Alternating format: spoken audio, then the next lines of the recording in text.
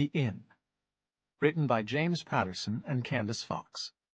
Read by Eduardo Ballerini. Chapter 1. Something very bad was about to go down. There are things you know as a cop in Boston. You know how the city feels, because its streets are your veins, and the voices of its people come through your lips when you talk. You know the smell of the salt in the harbor like the scent of the back of your wife's neck. And it's just as precious, reassuring. The hammering of footsteps at a Back Bay station for the morning rat race wakes you up, and the wail of sirens in the old combat zone at night puts you to sleep. Every Christmas you gather up some young wide-eyed uniforms to take poor kids from East Boston and Hyde Park into the toy stores. Try to show the new cops and the kids that they can get along. You know that in a few years, some of those cops and some of those kids will end up killing each other. But that's how the city works. It's like a living thing. It sheds, and it hurts, and it bleeds. I could feel what was about to happen in the air. It was an unexpected and dizzying heat, surreal against the snow on the ground outside the car. When my partner Malone and I got the call to go to the commissioner's office downtown, I knew we were in for it. A Boston cop knows that being called to the commissioner's office is a bad, bad thing. Malone always made fun of me for thinking I had Boston's pulse, a sense about approaching trouble in the city. On the morning of the marathon bombing, we'd been a mile up Boylston Street doing crowd control, and I told Malone I felt hot and weird, like I had a fever. We felt the thump of the first blast under our feet a second or two later. We were in the back of the cruiser, Malone looking out the window, joggling his knee and picking his teeth. "Wait, I know what this is," he said suddenly. "This is about that baby. We're getting a medal for the baby last week." The week before, Malone and I had been walking out at the end of a shift when a woman outside a cafe 2 doors from the station started screaming like she was on fire. She was standing in the street pointing at a balcony 5 floors above, where a toddler was sitting on the concrete ledge, having the time of his life. A crowd gathered, and it was quickly established that the mother was inside, but wasn't answering the door or her phone. While some guys went in to try to break down her apartment door, Malone and I watched, pulling out our own hair, while the toddler crawled along the ledge and then, wobbling, stood up. There was no time to decide who would catch the kid. Malone and I both went in and snared him in a tangle of arms about 2 feet off the ground, while the people around us hollered and screamed. Turned out the mother had been so damn tired from working 2 jobs that she fell asleep with the baby on the couch, the balcony doors open, and a pot of peas cooking dry in the stove. It was a good get. The kind of thing that wins you cheers when you walk into the station the next day. Ribbing about how tubby you look in the YouTube footage. Calls from the Globe. A medal, maybe. The toddler catch had got my wife Siobhan on the phone for a week, bragging to all her friends, telling them to watch the news, patting my head and saying she was proud of me like I was some kind of heroic dog. But today wasn't about the kid. I could feel it in my bones. "This is bad," I told Malone. "They only send a car for you when they know you'll be too fucked up to drive home afterward. We're in big trouble here. You better start thinking what we've done to piss off the top brass." Malone, still twitching and joggling his knees, settled back and watched our driver. I gripped the seatbelt and let Boston roll by, trying to guess what they were about to tell us. The car dropped us at the building on Tremont Street. We went in, and as the elevator doors closed on us, I noticed that all Malone's twitching had suddenly stopped. "I'm sorry," he said. His eyes were fixed on the floor. "I'm real sorry for this, Bill." "You're sorry for what?" He didn't answer. I had to hear it from the commissioner.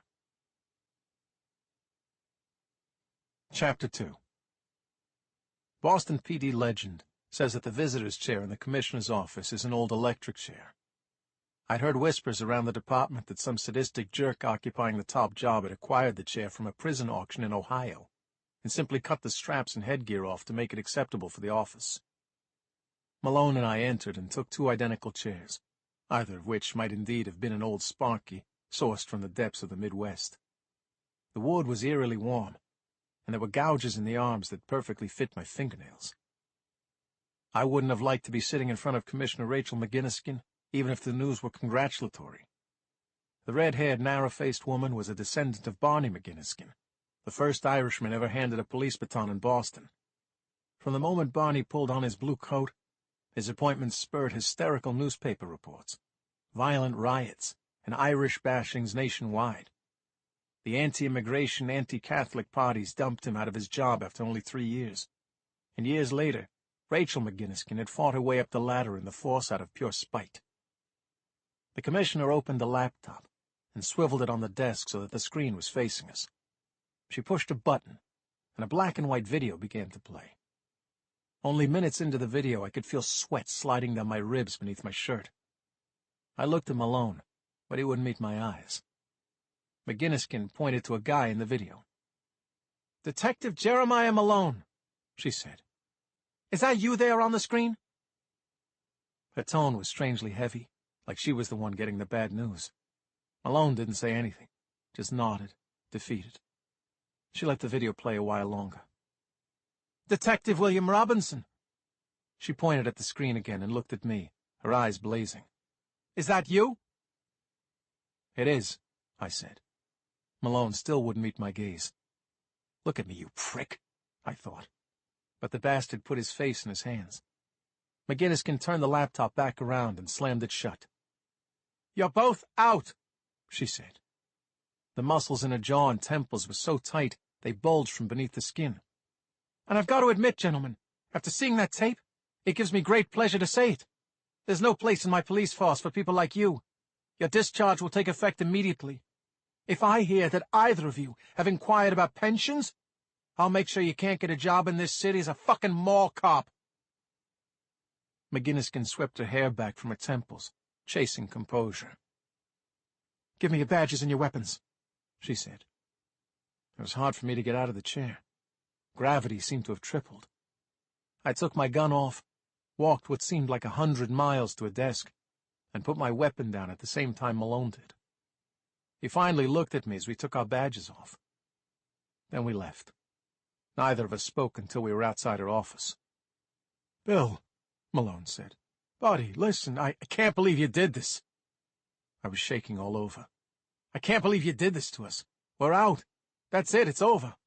You lying, backstabbing piece of shit." My job. My city. The walls of the old stone building were pulsing around me, closing in. Malone had killed us.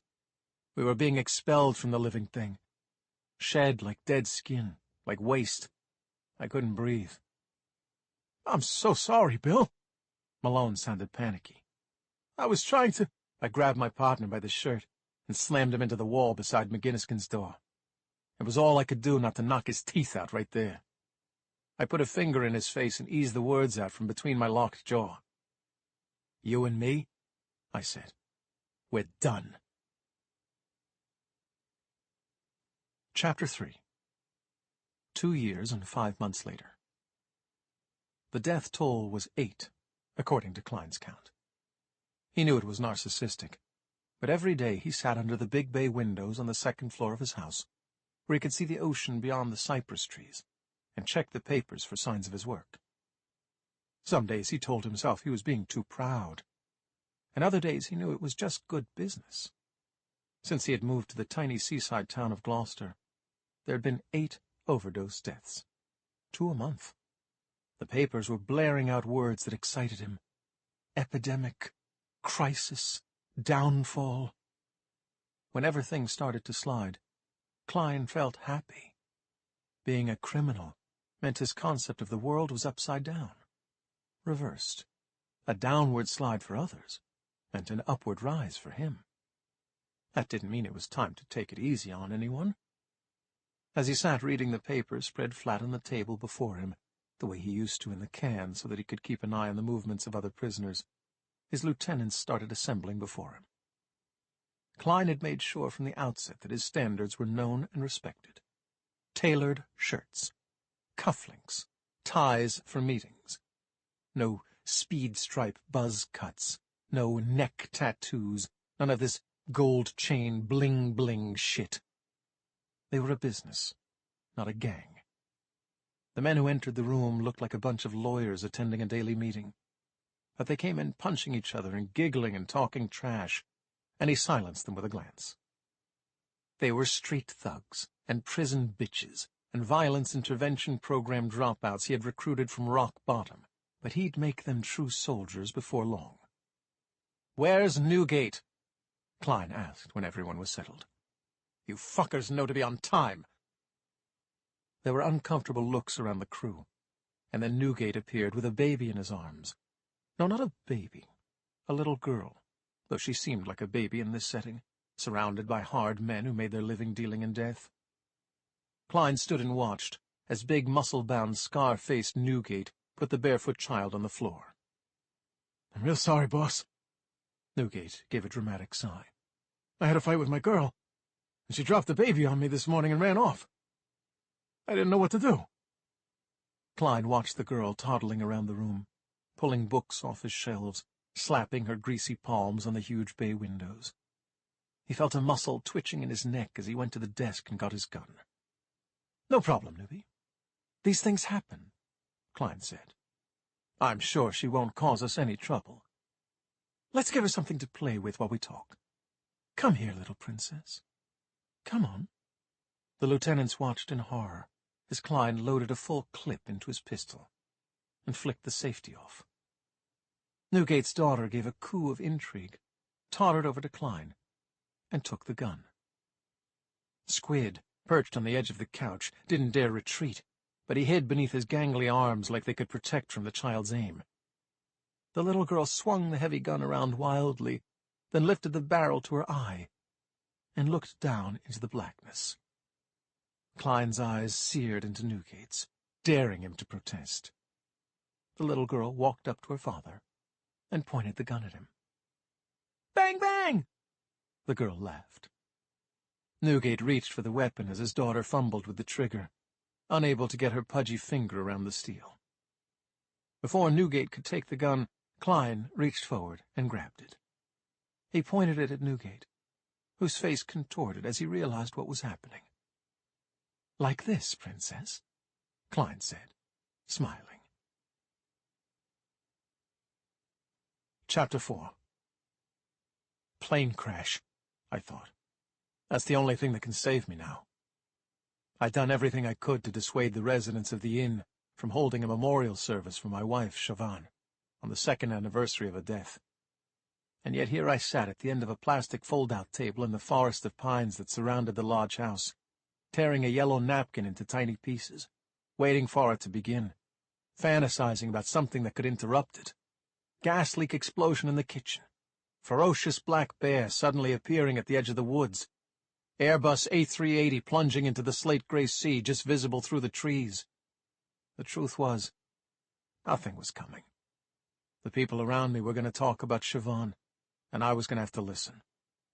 They'd made a good effort, which was unusual for them, because it was difficult to get the permanent residents of the inn to collaborate on anything. They had nothing in common with Siobhan's recruitment of them in the months after I was fired.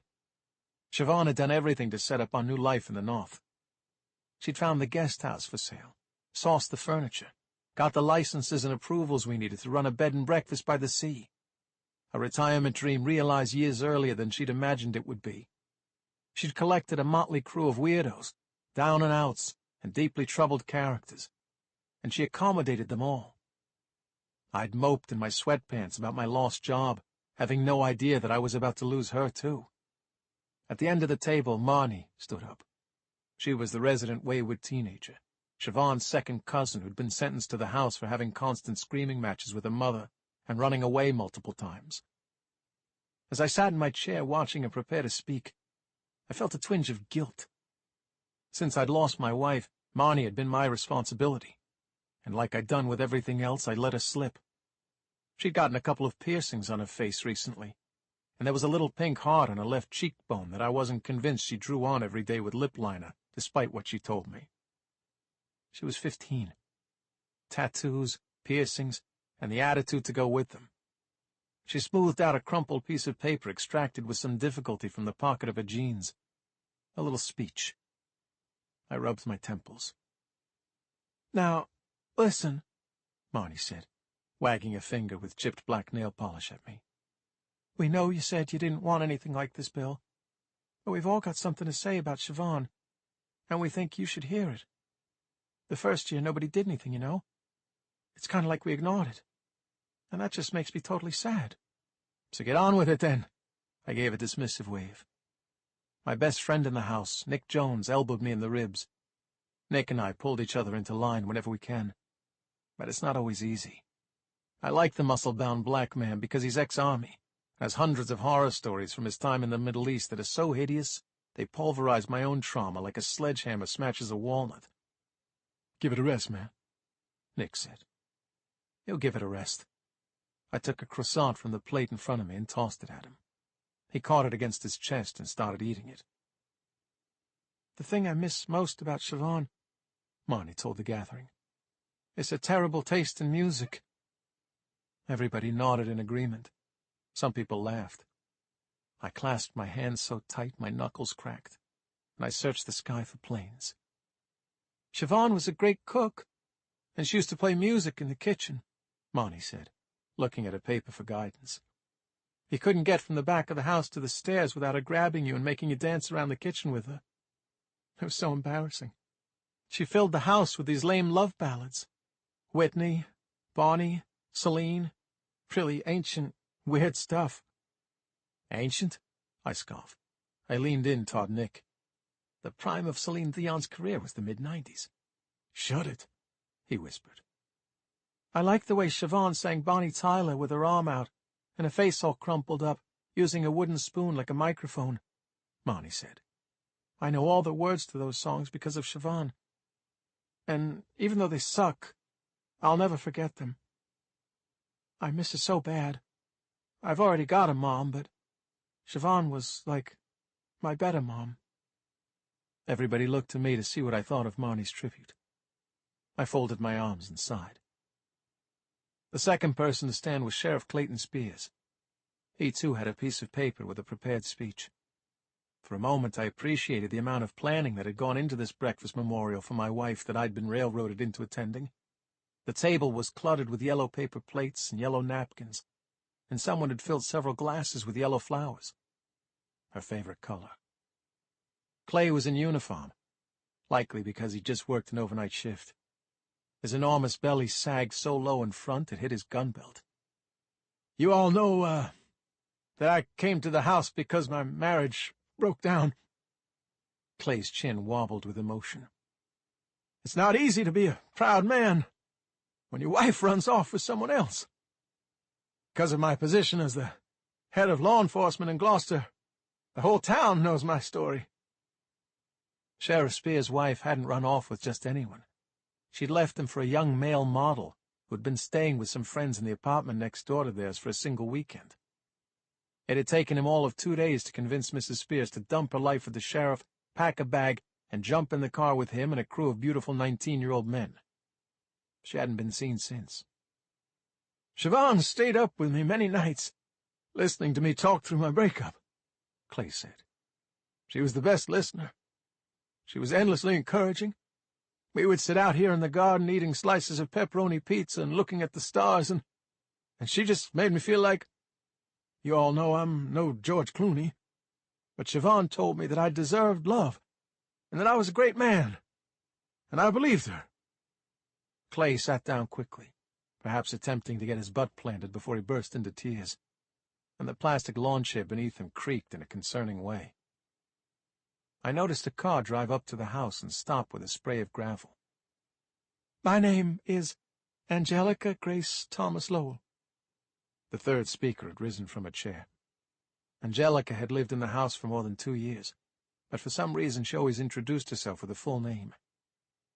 I'm a vegan, activist, provocateur, best-selling author. The car at the front of the house was a welcome distraction. I leaned to the side in my chair to see around Angelica, but her thin, veiny arms were in the way. The paper she held looked like a full page of typed notes. I'd like to announce firstly my sincere appreciation for Siobhan's constant willingness to act as a confidential sounding board for my ideas, Angelica read. The creative process isn't always straightforward. It's fluid, magnetic, sometimes chaotic. Though Siobhan's reading history was firmly located in trash novels, I found her somewhat naive critiques of my works in progress, those few I entrusted to her, Refreshing. Nick suddenly stood up beside me. I looked over and saw a woman running from the house toward the gathering. Not a plane crash, gas leak explosion, or ferocious bear, but something. I stood with him. I recognized the woman from town. Ellie Minnow. She grabbed Nick by his scar-covered arm. Nick, Bill, you've got to help me. It's Winley. What is it? Nick asked. What's happened? We'll help. I grabbed my phone from the table. Whatever it is, we'll help. Marnie was already pouting. I brushed her shoulder in consolation as I passed. Sorry, everyone, duty calls. Feel free to continue on without us. Chapter 5. I drove, Nick in the seat beside me, Ellie in the back. The gravel road to the inn became the forest-lined road into town, curving around the marina jam-packed with bright glossy cruisers and crab boats weeping rust. Nick was giving me the side-eye. What? The crew were trying to do a nice thing for you, Cap, he said. Nick calls me Cap, short for captain. It's not a habit from his army days, but a carefully chosen term that I take seriously. Everybody needs a captain in life, a guiding force, a confidant, a rock, an anchor when tumultuous winds blow in. Siobhan had been my captain. Nick had picked me as his when he first moved in, but I'd disappointed him ever since. The expression I saw on his face now hurt me. The way remembering how Siobhan danced and sang and listened and laughed hurt. Like a kick to the chest. What do you want me to say? I asked Nick. I told him I didn't want a memorial. Those people back there, they loved her too, you know, Nick said. You don't get to be the only person who misses Siobhan. Well, they can go miss her in their way, and I'll miss her in mine, I said. I don't like circle jerks. You prefer individual jerks? Something like that. You're a lone wolf who's lost his mate. Nick rolled his eyes. Your heart is broken and it can't be mended, and now you're cursed to wander the earth alone. I kind of wish I were alone right now, I said, nodding. I looked in the rearview mirror at Mrs. Minnow and changed the subject like a practiced master. What's Winley done this time, Mrs. Minnow? Gloucester is a small town. When Siobhan and I moved into the area, the story started circulating that I was ex-Boston PD, that I'd been sacked and was bitter about it. I hadn't done anything to quash that rumor, taking up residence at the back of the lobster shack on the waterfront most afternoons, downing J.D. shots and refusing to answer questions about it. A couple of months after Siobhan got the inn up and running, people began coming to me with issues they didn't trust Sheriff Spears to handle. They wanted me to talk to the angry neighbor about his aggressive dog, to hustle the scary homeless guy camped out near the pier a little farther down the road, find the punks with spray-painted graffiti on an old woman's fence and rattle their skulls a bit. In truth, being the unofficial town muscle was far more satisfying than running the inn. Riding around with Nick beside me, I could pretend I was back in the city before my terrible fall. I could imagine sometimes that Nick was Malone, the version of my old friend before he'd betrayed me, and morphed before my very eyes into a liar and a schemer.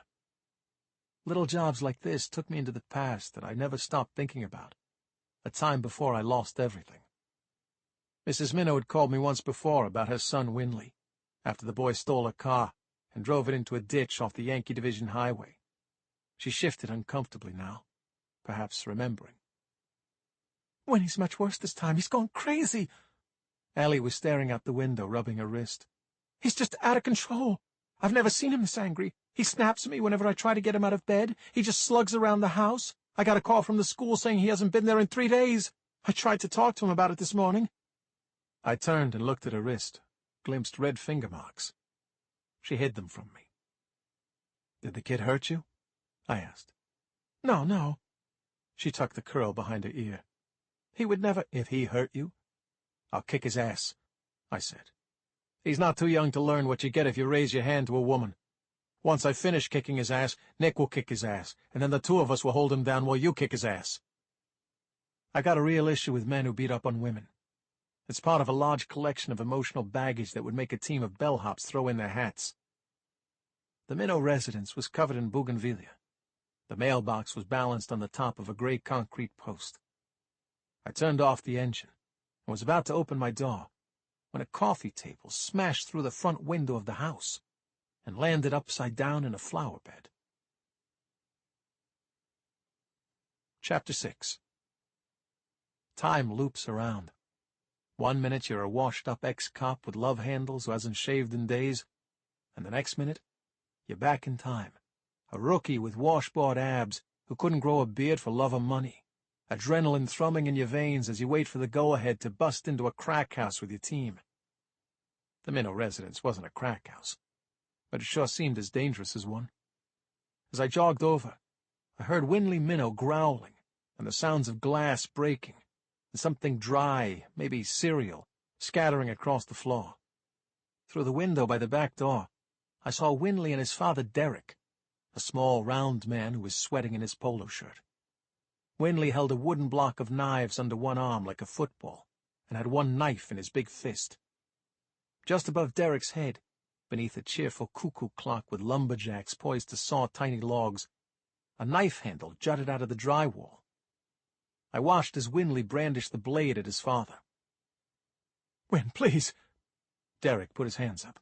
"Please, please, son, put the knife down! They're not taking me! They're not taking me! I'm not going! They're not taking me!" I could tell Winley was high as a kite even before I saw his face. He was pacing in a small area, 2 steps forward and 2 back. Between the shouts, he muttered something to himself in a sing-songy voice. "No one's coming to take you," Derek said. "You're out of your mind!" I kicked in the back door just as Nick came in the front. Nick grabbed Derek and yanked him out of the kitchen. Winley turned and hurled the knife at me. It went sailing past my ear and through the open door to the yard. Nick grabbed the boy's hand as he went for another, and I went for the knife block. We wrestled, and the knives scattered on the floor. Nick swept the kid into a headlock that didn't seem to slow him down at all. Winley had experienced a growth spurt since I'd handled him last, and he'd put on a few pounds, maybe 100 of them.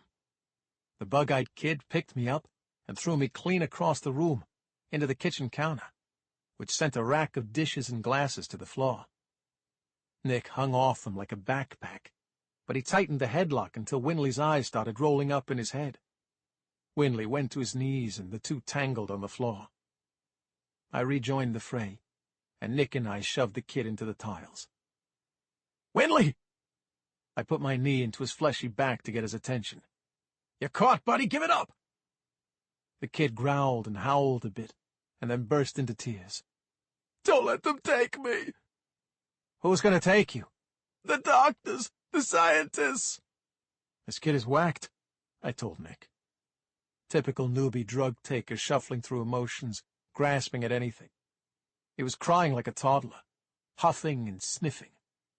I sat him up in the glass and cereal and mess on the floor, and Nick and I watched as he sobbed into his hands, the ferocious rampaging killer, suddenly reduced to a blubbering child. "Don't tell my mom!" he cried. He'd obviously completely forgotten that he'd manhandled her only minutes earlier. "Oh, God! I've got to clean this place up before she gets back!" He tried to get up. I shoved him down. "Winley, what did you take?" "Nothing, I didn't—" The sobs racked his big body. "They're coming for me!" "He's on something," I told Nick. "This doesn't look like the joy and exuberance of glorious youth." "The what?" "Never mind."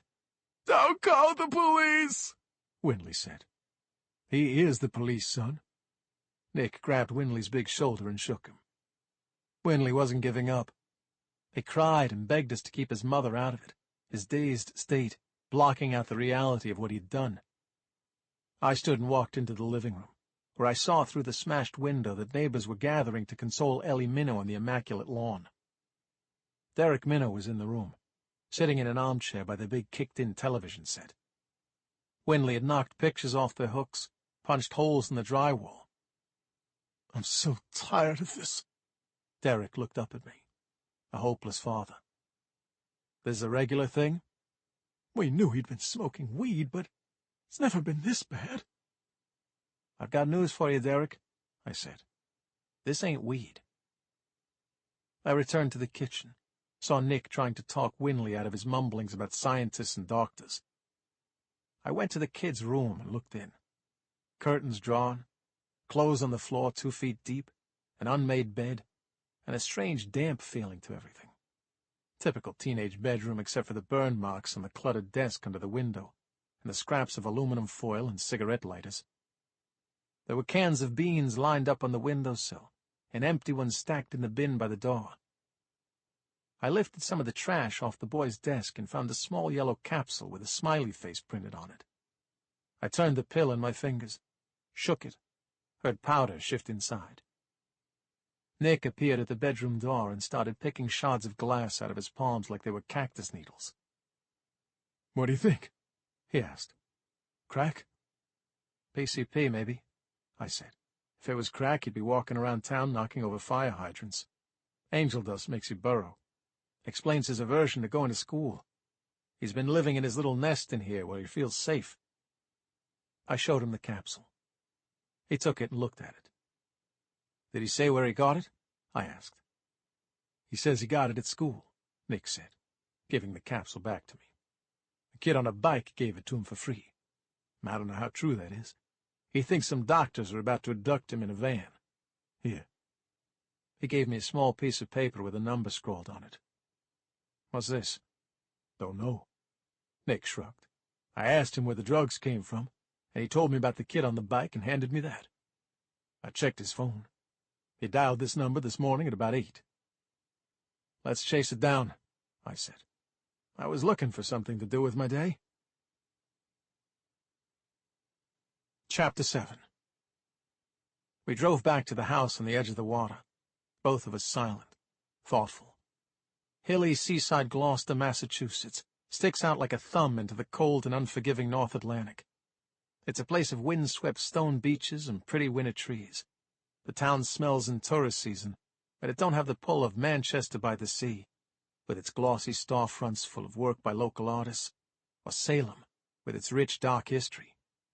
Roughness comes to Gloucester in hockey season, when Bruins fans, pressed too tight into bars built hundreds of years ago, get emotional and take the fight from the screen to the beer-soaked boards. It's not a drug dealer town. It's not a PCP and teenage violence town. Nick and I didn't say it, but we knew that what we'd just seen didn't belong here. As I pulled up to the house, I winced for the 1,000th time at its condition. The inn on the edge of the water was old and battered and needed work. Siobhan had been excited about redecorating it, constantly coming home with fabric samples and carpet swatches and those little color cards you get from the paint shop. Even though Siobhan lived here only a few months, she'd left a warm, gentle touch on the place. She'd painted the kitchen a sky blue and filled it with hanging ferns, and she'd replaced the backsplash herself, swearing like a sailor and cursing the world, apparently a requirement when she performed any manual labor. When she slipped into the shower with me in the evenings, I'd pick lumps of grout and paint out of her hair, and she'd tell me about her plans for the loft, her major project. That was going to be our place, our sanctuary.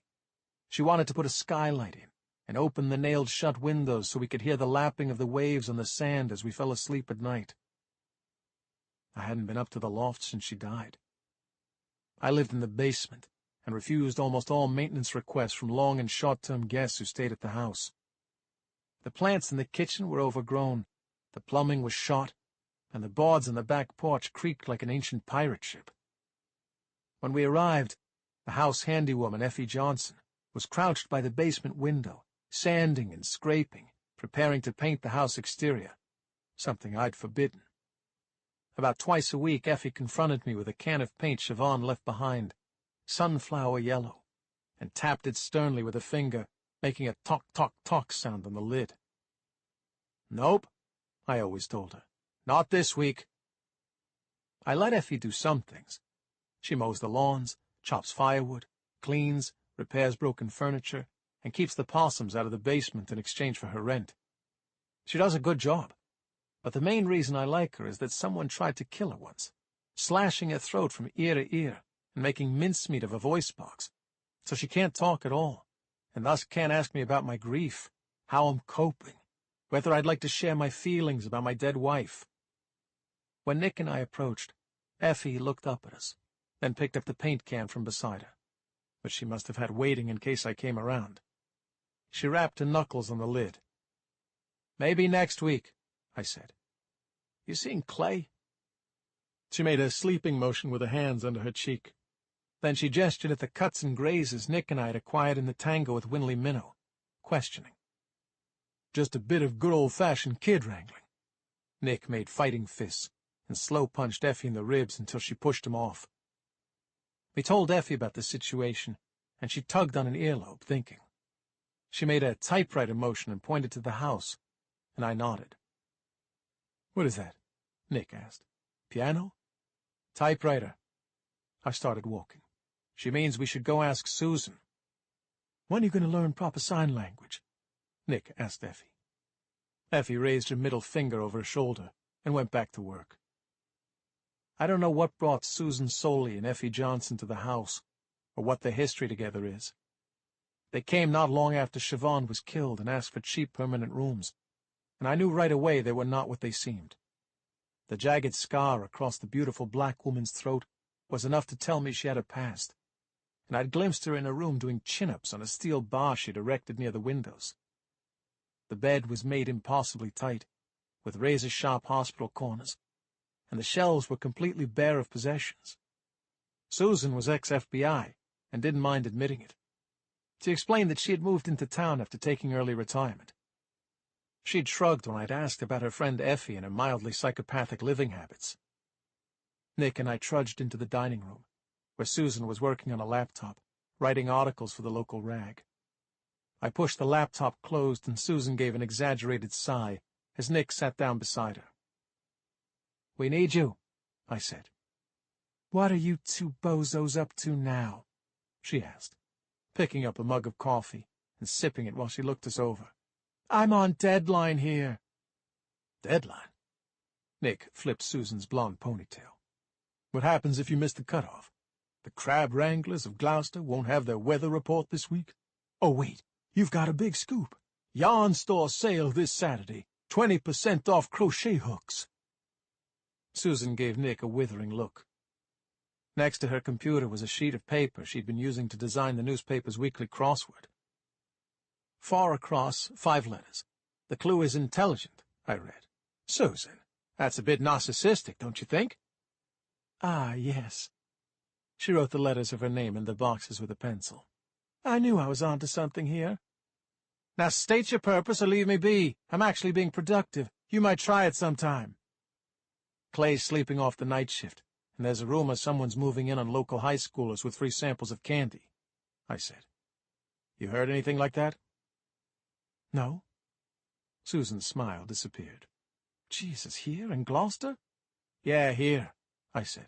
Yarn Store Central. We told her about Winley, and I put the capsule I'd found in the kid's bedroom on the dining room table between us. Susan examined the pill, then took the paper with the phone number from me, and turned the laptop away from Nick. As I'd hoped she would, she used whatever mysterious connection she still had with the Bureau to find the number. Burner phone, she said. It's untraceable. Registered to no one. Can we find out where it was purchased? I asked, taking a seat beside her. Bill, I'm not your federal connection, Susan said. I don't work for the Bureau anymore. If you want to go down a rabbit hole, you'll have to do it on your own. But you still seem in league with them somehow, Nick said, gesturing to the laptop. Just call up your old friends and get them to help us out, I said. I can't call up my old friends and ask them for favors any more than you can, she said, looking at me. I felt a chill run up the back of my neck. I wasn't sure if Susan knew what I had done in Boston, what had gotten me severed like a gangrenous limb from the job I loved. Her comment suggested she knew something. Look, she said, a drug dealer using burner phones and giving out free product is probably part of an outfit. Junkies don't have the cash to keep buying devices. They use public phones, and they sure don't give anything away for free. The guy on the end of this number? He's probably just a soldier delivering the goods. So what are you saying? I asked. This could be a gang or something? What I'm saying is you need to decide whether you want to get involved, Susan said. You might end up with a whole pack of them on your tail. If you target the wrong guy, you could be in a world of trouble. Chapter 8. The appointment was for one Mitchell Antoine Klein. But when Dr. Raymond Locke looked up from his desk, He saw 3 men entering his small office. From the information in his files, he figured that Klein was the smallest of them, a man with a well-toned body filling out his Hugo Boss shirt, and long, narrow feet in patent leather shoes. He sat in a chair while the 2 men with him, a thickly built Asian guy with an enormous silver watch and a much bigger black guy with a neat goatee, stood against the wall and looked bored. Locke noted that he hadn't clicked the alert button on the computer screen to tell the front desk to send the next patient in. "Mr. Klein, is it?" Locke leaned back in his chair. This is awkward, but I actually don't take group appointments. I thought you were here to talk about your—" He looked at the computer screen again. "Laryngitis. Could your friends perhaps wait outside?" "My health is fine." Klein smiled. "I'm not here for a medical consultation. I'm here with a business proposal, Dr. Locke. I'm told you're in charge of the pharmacy at this hospital." Excuse me? "You're a multi-talented guy, Doctor." Klein clasped his long hands on his knee. "You juggle many responsibilities. Mondays you're here at the hospital as an internist. Tuesdays to Thursdays you put in time in the ER. On Fridays you review the pharmacy inventory and order what's needed. And Saturdays you play squash with 2 other doctors. Sundays you drive your teenage son Adam to acting classes. He dreams of Broadway. Very refreshing in a TV-driven world, you ask me." The big black man in the corner of the room heard his cue, strode forward, and placed a Polaroid on the desk in front of Locke. There was a profile shot of Locke and Adam walking to the family car in the Fresh Stars parking lot. Locke eased air through his lips. "I think you're ripe for more responsibility," Klein said. "Our partnership could be very profitable for you." "This is—" Locke shook his head, tried to find the words. "This is—" The big guy unfolded a piece of paper and put it next to the photograph of Locke and his son. Locke took it and looked at the items on his list. A part of his brain knew exactly what was happening and what would come next. He had heard stories like this from friends he'd known in med school, although always second and third hand and always unbelievable.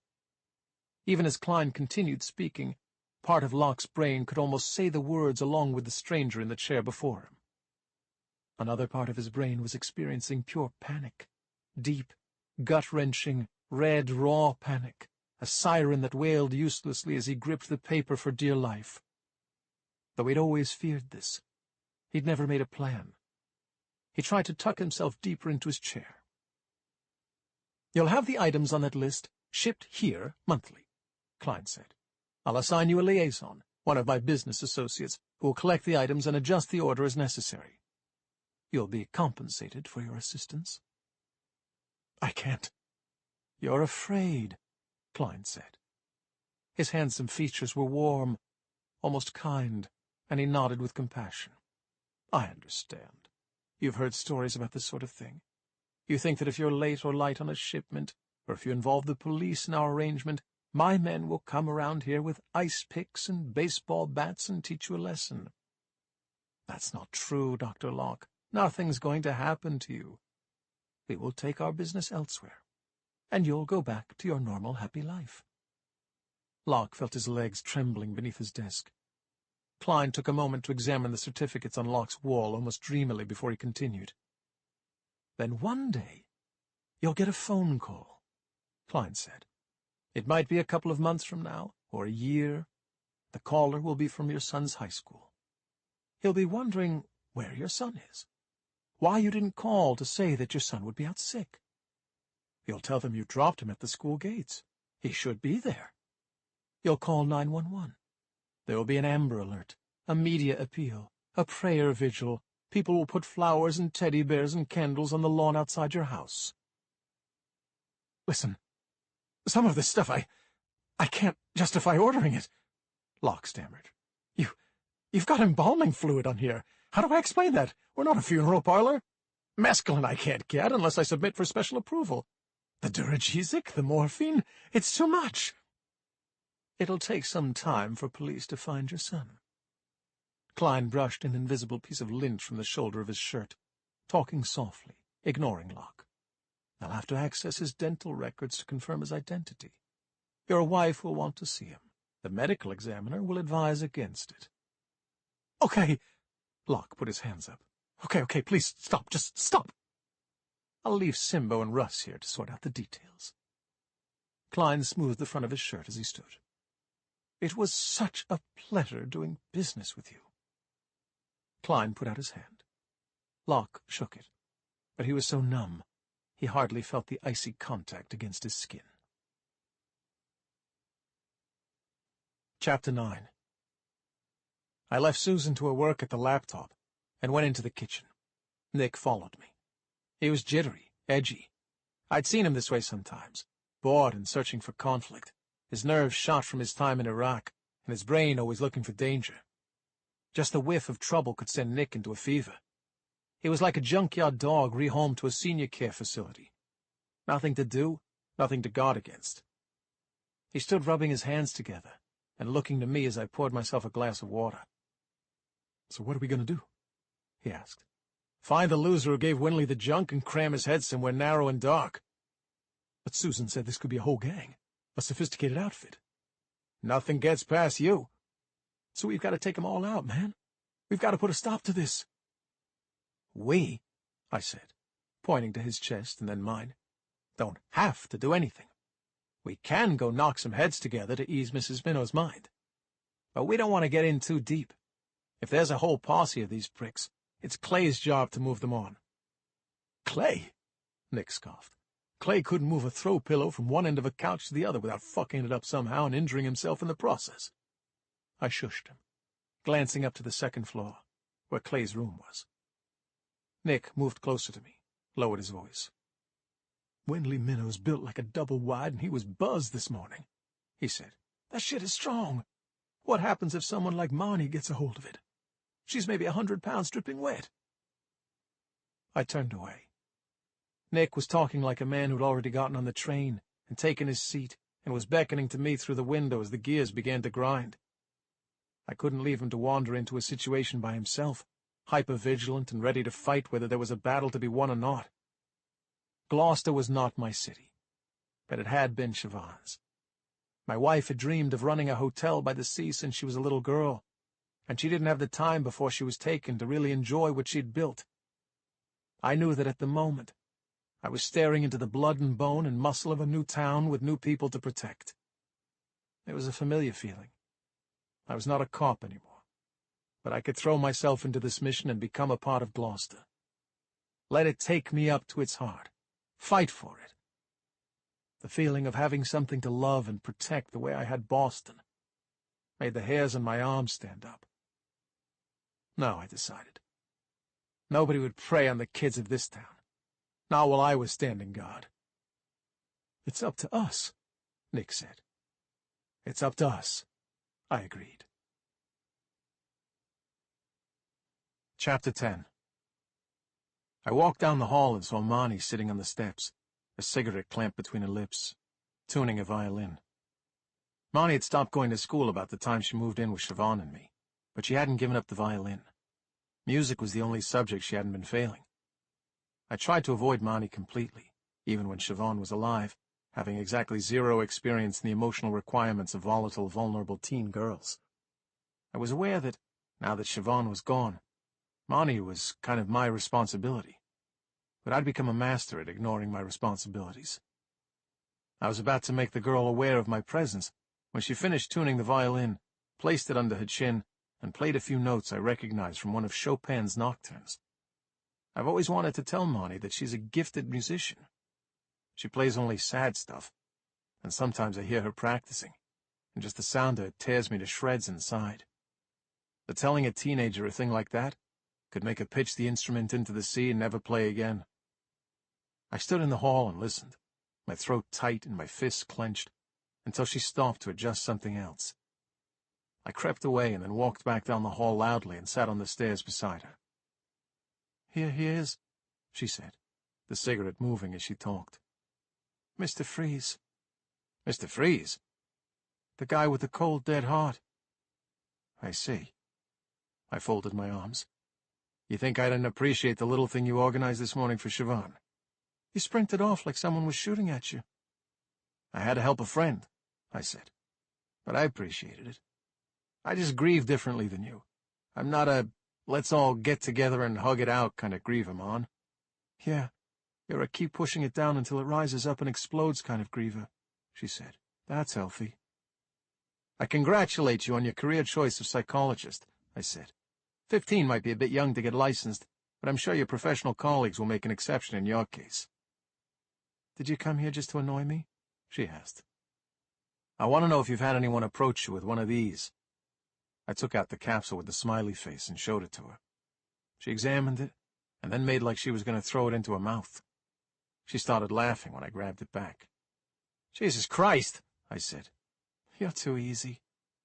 Have you seen one of these before or not? No, I have not. Why are you asking? Are you the new drug police in Gloucester? And here I was thinking you'd reach peak lameness. Just say no to the drugs, Marnie. She crossed her eyes and said in a stupid, lisping voice, Drugs are bad, MK. Now who's being annoying? Of course there are drugs around. She looked away. Gloucester's not the moon. There's weed. The boys in the kitchen at work huff nitrous oxide from the whipped cream cans we use on desserts sometimes. Whippets. You ever done a whippet? No. I like my brain cells too much. Well, the boss caught 'em, so they've mostly stopped now. But I don't blame them. There's nothing to do here. How the hell are we supposed to spend our free time? I knew exactly how Marnie spent her free time, and it was worrying enough without the drugs. She fit right in with a posse of similarly badly dressed mopey teens who had body parts dripping with piercings or crisscrossed with free tattoos they got from local apprentices practicing in their mother's garages. From what I could tell, they did the kind of things I did when I was their age. Smashed the windows of abandoned houses, sat around campfires on the beach talking trash, threw bottles off the break wall into the water. Kids who in a couple of years would either straighten right out or flush their futures gleefully down the toilet. I'm not talking weed and whippets, I told her. I'm talking about the hard stuff. This here? I showed her the capsule. This did about $10,000 worth of damage to a lady's house this morning, and almost got me a kitchen knife in my forehead. I don't know anything about it, man. Marnie waved me off. I work at a pizza shop. Everybody there is on something. How do you think they don't go nuts with the sheer mindlessness of it all? She stuck her chin out, made sleepy eyes. Thin crust, no anchovies, double cheese, thin crust, no anchovies, double... Not you, though, right? Oh, of course not. She rolled her eyes. I got an itchy, unsettled feeling in my chest. I wanted to come down hard on Marnie. Tell her all the things Siobhan would have told her if she were alive. That she was too smart to spend the rest of her life wearing a Doe Brothers uniform by day and wasting her time with losers and washouts at night. But I knew too much of that would only push her away. I decided I would keep a closer eye on her, even if I had to do it covertly. Marnie was on the edge, and the smallest breath of wind could blow her into a dark place. I had to keep a grip on Siobhan's little cousin. Well, then I suppose if you've never bought any drugs, you don't know how to call up for some, I said, pulling the piece of paper with the phone number out of my pocket. Marnie looked at the number with interest, then her big eyes flicked back to me, suspicious. I need someone with a young voice, I said. You ever take a drama class? Chapter 11.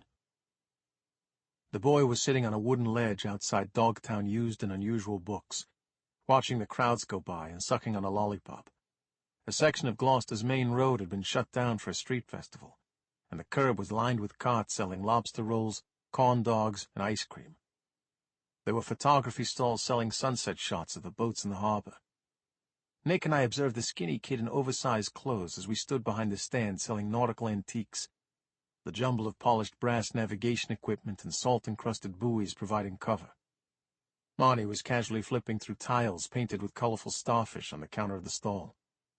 She glanced over at the boy when we pointed him out. "Oh, him?" she said. "Can't be him. That's Squid. I went to school with that guy." "Makes sense," Nick said. "Get a kid to deal to kids. He can walk among them without standing out." "Why do you say it can't be him?" I asked Marnie. "Because Squid's an idiot. He got expelled for putting a dead squid in the principal's Lexus. The guy left his sunroof open. It was a hot day, too, and he didn't get back out to his car until the afternoon. Marnie smirked. I wonder how much it cost him to get that reek out of his car. Where did he get the squid? Nick asked. Science class. It was Marine Life Week. Send him a message, I said, keeping my eyes on the boy. He's standing where the guy said he'd be. It's got to be him. Marnie took her phone out and texted, and we watched as the kid patted his jeans and then took a phone out of his pocket. It's him. All right. Get out of here, I told Marnie. I'll see you back at the house. No way, man, Marnie whispered. I want to watch. I said move it. I pointed to the end of the street. Marnie sulked off, and Nick and I approached the skinny kid sitting in front of the bookstore. I felt like a bully walking up to the weedy nerd in the schoolyard. The boy looked almost emaciated, he was so thin. Nick could have cracked him over his knee as easily as a broom handle. But I knew that what he had been spreading around was dangerous, lethal stuff. I had to put a stop to it now, before this young man spread his product farther through the neighborhood. As we got closer, I saw that there was a black backpack over his shoulder, wedged between the kid and the front window of the store. Hey, punk, Nick started. I braced myself to take off in case the kid ran, but he just looked at Nick lazily. Sup, bro? What's up is you're peddling toxic shit to school kids. I grabbed the boy's backpack and lifted him to his feet with it. You don't do that in our town. Your town? Squid grinned, then shifted the lollipop from one cheek to the other. I could see that most of his teeth were black. Who the fuck are you? You ain't the police. What, you think you got the local operation around here? No, we're not drug-dealing scum like you. Nick pushed the kid hard enough that he thumped into the glass of the bookstore window. It was an old trick. Never let the perp get his balance. We want you out of here. Oh, man! Squid laughed. You keep your hands off me, bro. You don't know who you're dealing with right now. Oh, really? I said. Squid lifted his white t-shirt and dragged an enormous gun halfway out the front of his jeans. Yeah, the boy said. Really, bitch. Chapter 12. The street was full of people. There were kids gathered around the ice cream stand, families looking in store windows, Marnie watching curiously from the other side of the street, only 2 stalls down from where I'd left her. I saw a trumpet player on the corner, his instrument case open in the sun, heard the clatter of quarters as someone threw change onto the pile. I was suddenly overwhelmed by the noise around me. The gun was comically big in the kid's hand, the tendons of his wrist strained as he flashed the butt at me. I made a grab for the gun. He shoved at me with his other hand and tried to drag the pistol up above his belt. Don't even think about it, I said. Fuck you, man! Squid snarled in my face.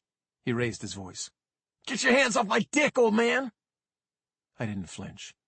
You get your hands off the gun, or I'll blast your dick all over the pavement.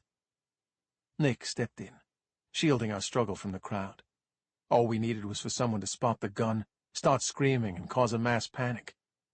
The kid released the gun, and I realized for the first time that every muscle in my body was frozen with terror. I pulled the weapon all the way out of his jeans and tucked it into my coat. Where the hell did you get a gun like that? I eased a breath from my tight lungs. What are you, 15 years old? Who are you working for? Doesn't matter where I got the gun. Squid sniffed, trying to act tough after I'd disarmed him.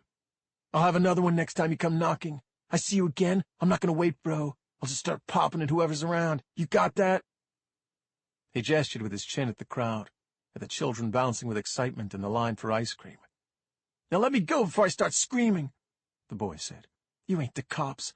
All I gotta do is tell all these nice people here you got a big-ass gun and you're sticking it in my face. People had stopped to stare. I backed off, and Squid walked away. Nick and I watched as Squid tried his best to swagger confidently through the crowd, sucking hard on his lollipop. I think Susan was right, Nick said. This is bigger than we thought. Chapter 13. I knew exactly who killed my wife. In order to get to the bar where Nick and I planned to think through our problem, I had to drive past the house of the woman who'd killed Siobhan. Since the accident, I felt a tightening in my stomach and a pressure on my brain every time I go by. But there was no way around it now. I gripped the steering wheel as we approached. Nick, his boots up on the dash, looked out the window on the passenger side. Siobhan had been walking along the strip of grass by the side of the road when she was hit. She was on her way back from the grocery store, a trip she'd made 100 times, something she enjoyed. She liked the chance to be alone, and the little mission of going into town, checking things off a list, talking to people in the supermarket aisles, making connections.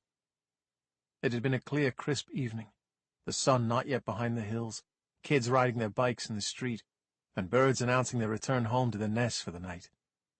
The contents of the bags in her hands ended up scattered all over the road. Red wine and roast beef for a dinner we would never have. Some things didn't add up about what had happened to Siobhan. The young woman who had hit her, Monica Rink, had been driving to a party. She tested negative for alcohol and drugs after the accident, but in the footwell of the passenger side of the car, there'd been a 6-pack of vodka coolers, with 2 missing and 1 open. The road was isolated but dead straight. Monica had swerved a long way off the asphalt, somehow not seeing Siobhan on the wide strip of grass. The paramedics told me that Monica had been playing with her radio, unable to get the Bluetooth to connect to a phone. She rammed the car into a road barrier after she hit Siobhan, and then got out and ran back to assist her. My wife died in a stranger's arms, while I was at home on the little porch, watching the purple light settle over the ocean and waiting for her. I'd never spoken to Nick about my nervous, angry avoidance of Monica Rink's house, but he seemed to get it. "So I have a confession to make," he said as we got closer to the house. "Oh, yeah?" "The memorial this morning." He leaned back in the seat. "Marnie said Siobhan used to grab her and make her dance with her in the kitchen to her crappy music." "Hmm? Well," he gave an exaggerated sigh, "Siobhan might have made me do that a few times." "Really?" I looked over. He was smiling to himself. "Maybe I didn't fight her off so much," Nick said. "Did you dance close?" I asked. "Yeah." "How close?" "Pretty close." He grinned at me. I found I was grinning too for some reason. "One time she made me sing the Kenny Rogers parts of Islands in the Stream," he said. I laughed hard. "You're just a man," I said. "What could you do?" Our smiles faded. When I looked over, Nick's face had darkened. I was steeling myself to pass Monica Rink's house when Nick suddenly put a hand out. "Pull over," he ordered. I drove the car onto the shoulder. In the woods, a man with a dark beard and long hair was walking his dog, his eyes on the fallen leaves at his feet. Nick got out of the car and went to the rear tire. I leaned over and watched him in the side mirror as he pretended to examine the tire, then took out his phone and snapped a picture of the man with the dog over his shoulder. He got back in. "Drive." "What the hell was that?" "That dude." Nick was ducking his head to watch the man disappear in mirrors as we drove away. "That's the 3rd time this month I've seen him near the house." "Yeah," I shrugged. "I've seen him around. That's living the dream." "Who?" "I've spoken to him a couple of times. I just say, 'Hello, how are you?' I said. He always says, 'Living the dream.'" "What does that mean?" Nick said, almost to himself. He was typing something into his phone. I glanced over and saw there was a list of times and dates, pictures of the bearded man. Living the dream. I waited for Nick to tell me he was joking. He didn't. "Nick, he's just a dude walking his dog." "Yeah," Nick said. "That's what it's supposed to look like. Just like that mother with a baby." One of Nick's grisly tales from his time in Iraq was what he referred to as the mother-baby story. His battalion had been traversing the desert from their base camp, outside Al-Kosh, to a small town called Jambur, moving supplies. Blistering sunlight, featureless sandy plains so wide you could see the curvature of the earth. The lead vehicle had stopped when a middle-aged woman in a niqab ran out of a house in the desert waving her arms and crying, calling for assistance. With the soldiers' guns trained on the woman, the unit's interpreter had determined that a baby had stopped breathing inside the little house. The captain gave permission for 2 armed guys, the interpreter, and a medic to go assess the situation, while the rest of the battalion remained where they were in the convoy. 4 members of the team, hadn't even shut the door behind them, and the house exploded, spraying the convoy with dust and debris. Thinking about Nick's mother-baby story had made me forget completely that I was approaching the house of the woman responsible for Siobhan's death. I realized with relief that the house was now behind us, but the relief was short-lived. Nick's surveillance of living the dream and his dog was leading to an episode. I had seen Nick fall victim to this before, when the mind that was so ravaged by his time in the service inched too far across the sanity line into dark territory, and he was suddenly back there on the tour, where people were not who they seemed to be, and any moment could be shattered by violent deaths. The bomb of Nick's terrifying hidden memories had been ticking for a while now, and there was no telling when it was going to blow. Chapter 14. Violence was about to break out at the Greenfish Bar. Nick and I took the short end of the counter, and I saw him right away, an old man tearing a cardboard coaster to shreds over a quarter glass of whiskey. His shoulders were up round his ears, and his jaw was flexing, and I could see what remained of the muscles in his neck twitching. He was looking away from me and Nick, at a group of men celebrating what seemed to be someone's return. A skinny, pock-marked shrimp of a guy at the center of the group kept getting pats on the back and comments on his body, the men busting his balls about his lean arms. While Nick was in the bathroom, the shrimpy guy walked down the bar and ordered a drink, leaning in a little too close to the elderly whiskey drinker. "I'm catching those death stares you're throwing my way, old man," the shrimp said. The old man flinched. "Keep it up, it doesn't bother me. I'm going to have a few drinks here with my buddies, and then I'm going home to my wife. We're trying to have another baby." The shrimp pushed the old guy's drink over. It spilled and ran off the edge of the bar. The bartender rolled her eyes and poured the old man another, while the shrimp walked away. I don't make it my business to get involved in bar fights, but I recognized the old guy. He had stood over Siobhan's body in the medical examiner's office the night I lost her. I'd been called in to identify her, and he'd put a hand on my back, warm and heavy. It had felt like the only thing keeping me from floating off and becoming nothing, that hand on my shoulder. The mere sight of Dr. Eric Mayburn now stole my breath away. Siobhan was everywhere, inescapable. Nick came back and ordered drinks for us, then slid an elbow out on the bar and surveyed the Greenfish's sticky laminated menu. Lobster rolls and Jack Daniels flavored hot wings. "So here's the plan," Nick said. "We take the gun to Susan, get her to run the serial number. I'm guessing whoever the jerk is, if he isn't just some poor sap who's had his gun stolen, he's the kingpin, and he gave the gun to Squid. We get the address and go around there, threaten him with what we know. He supplied a deadly weapon to a miner. He won't want his house raided. He'll move on." "I have a few problems with what you're saying," I said. "First, Susan doesn't want to help us. She avoids anything that has to do with the Bureau." "I can't work that woman out," Nick said. "What's she doing at the house? Why tell her she used to be Bureau if she's not willing to tell us everything? What she did there, why she left? She's too young to have retired. Maybe she got herself kicked out and she's blacklisted." I shifted in my seat. Nick was wandering into territory that was dangerously familiar to me. "Maybe she's undercover, working on something," Nick mused.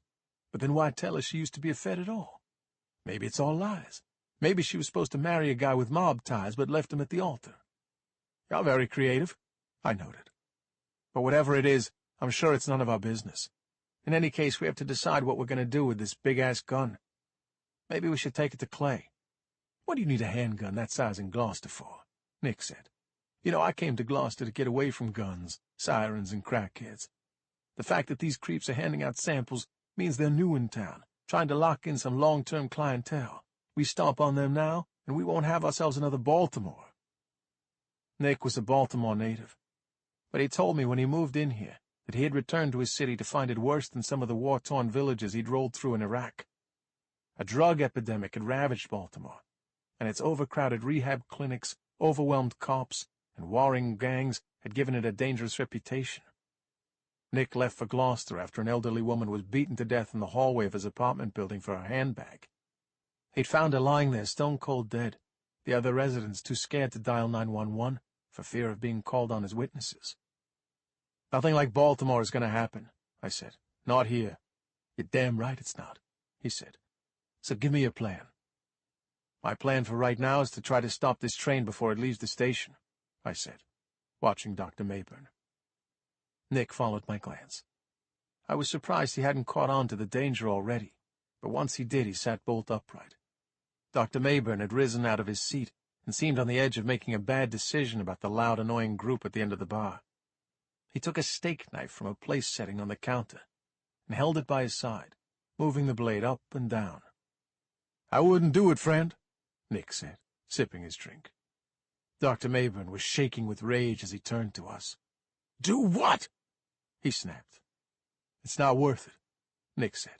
"They're just loud losers. Ignore them." Mayburn was walking toward them even before Nick finished speaking. Nick and I rounded the bar to intervene just as Dr. Mayburn thrust himself into the group, brandishing the knife at the small, lean man, whose expression was a mixture of surprise and delight. "I've had enough," Mayburn said, sneering. "I've had enough of you and your filth, you remorseless, cowardly—" His rage was making it impossible for him to find the right words.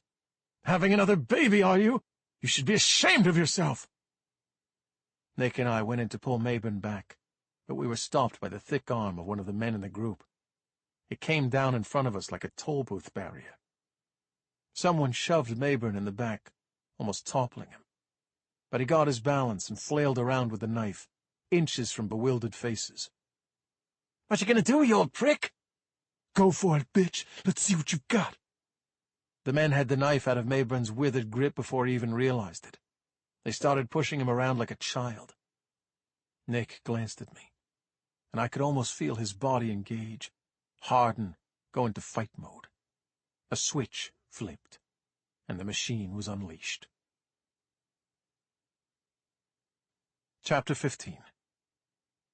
Nick grabbed the arm blocking him and yanked it down, then used the momentum to drag the big guy to the floor and sink a knee into his ribs as he went. I heard bones crunch. I thought about the gun in my pocket, but grabbed the wrist of the guy with a knife instead and palmed him in the face with my other hand. The shock of the blow caused him to drop the knife. I slid it to the side with my foot, pushed Mayburn out of harm's way, grabbed one of the losers by his flannel shirt, and threw him into the bar, knocking stools over. Nick and I backed the remaining trio into the corner by the men's room. "He came at us, the asshole!" The shrimpy guy gestured at Mayburn, while keeping an eye on Nick, who stepped over the big guy he'd winded like he was a deer shot down in the woods. "We were just trying to have a party here." "The party's moving on." I pointed to the doors to the parking lot. "Better catch the bus before it leaves." The little guy had a chest full of swirly tattoos peeking through his sweat-stained shirt. There were rosy red sores around his throat from a cheap razor. His friends seemed happy to leave, edging toward the door. But it was the shrimp's party, and he wasn't giving up without a tantrum. He grabbed a glass from the table behind him and threw it at me. I wasn't ready for that, and I flinched, but Nick caught the glass an inch from my nose and then smashed it on the countertop, leaving a jagged edge to fight with. I imagined myself doing the same thing, but ended up with a fistful of useless shards. Nick didn't even have to brandish the weapon. The big guy dragged himself up, and the party of losers walked out. There was a promise in the shrimp's eyes as he glanced back over his shoulder at Mayburn. The doctor was clutching his chest and gasping as he went to the bar. I helped him onto a stool while Nick went to smooth things over with the bartender before she called the cops. Mayburn was not a fighting man. His face and neck were flushed, and his hands were shaking. I felt them examining my face. "Don't I know you?" Mayburn asked. "Nope," I said. "You sure?" "I think I'd remember a crazy old-timer who goes around waving knives at punks in bars," I said.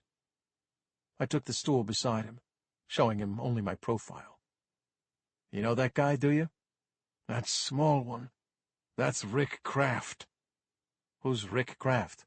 "Google it," he said, too tired to explain. I took out my phone as Mayburn recovered. The story I read from the Gloucester Chronicle, the newspaper Susan worked for, made the hairs on my neck stand up. 2 girls, ages 3 and 5, were taken to Lawrence General Hospital in North Andover for suspected poisoning, I read. They were pronounced dead on arrival. They weren't poisoned, Mayburn said. They were Kraft's kids. He's a long-term addict. Rick and his wife got high and passed out, left a bunch of pills on the table. The girls took one each, thinking they were candy. Nick returned to my side as Mayburn collected himself. I'm the medical examiner at Lawrence, Mayburn said, something I knew, but Nick didn't. I was there when the girls were brought in. The pills they took were loaded with fentanyl. It's 50 times more potent than heroin. They never had a chance. Jesus, I said. That bastard. Mayburn jerked a thumb at the door, through which Kraft and his cronies had left. Did just 90 days in prison. Pleaded to child endangerment. 90 days! Can you believe that? I saw the pictures from his house. There were needles all over the floor. He gets child endangerment? It should have been murder. Mayburn wiped his face with his hand. I now understood his distress at Kraft's claims that he and his wife were trying for another child. I felt the rage rising fiery and hard, like a heated steel ball stuck in my throat. The drugs even looked like candy, Mayburn said, almost to himself, staring into his glass, defeated. The capsules were bright and colorful, with faces printed on them. Chapter 16. Klein couldn't understand it. Gloucester was crawling with seafood. Every morning he suited up head to toe in Nike and ran along the empty gray beach, and everywhere there were crab, lobster, and tuna boats returning from pre-dawn runs. He saw the slippery black heads and flippers in the boat's wake, seals that trailed the vessels for scraps and throwbacks.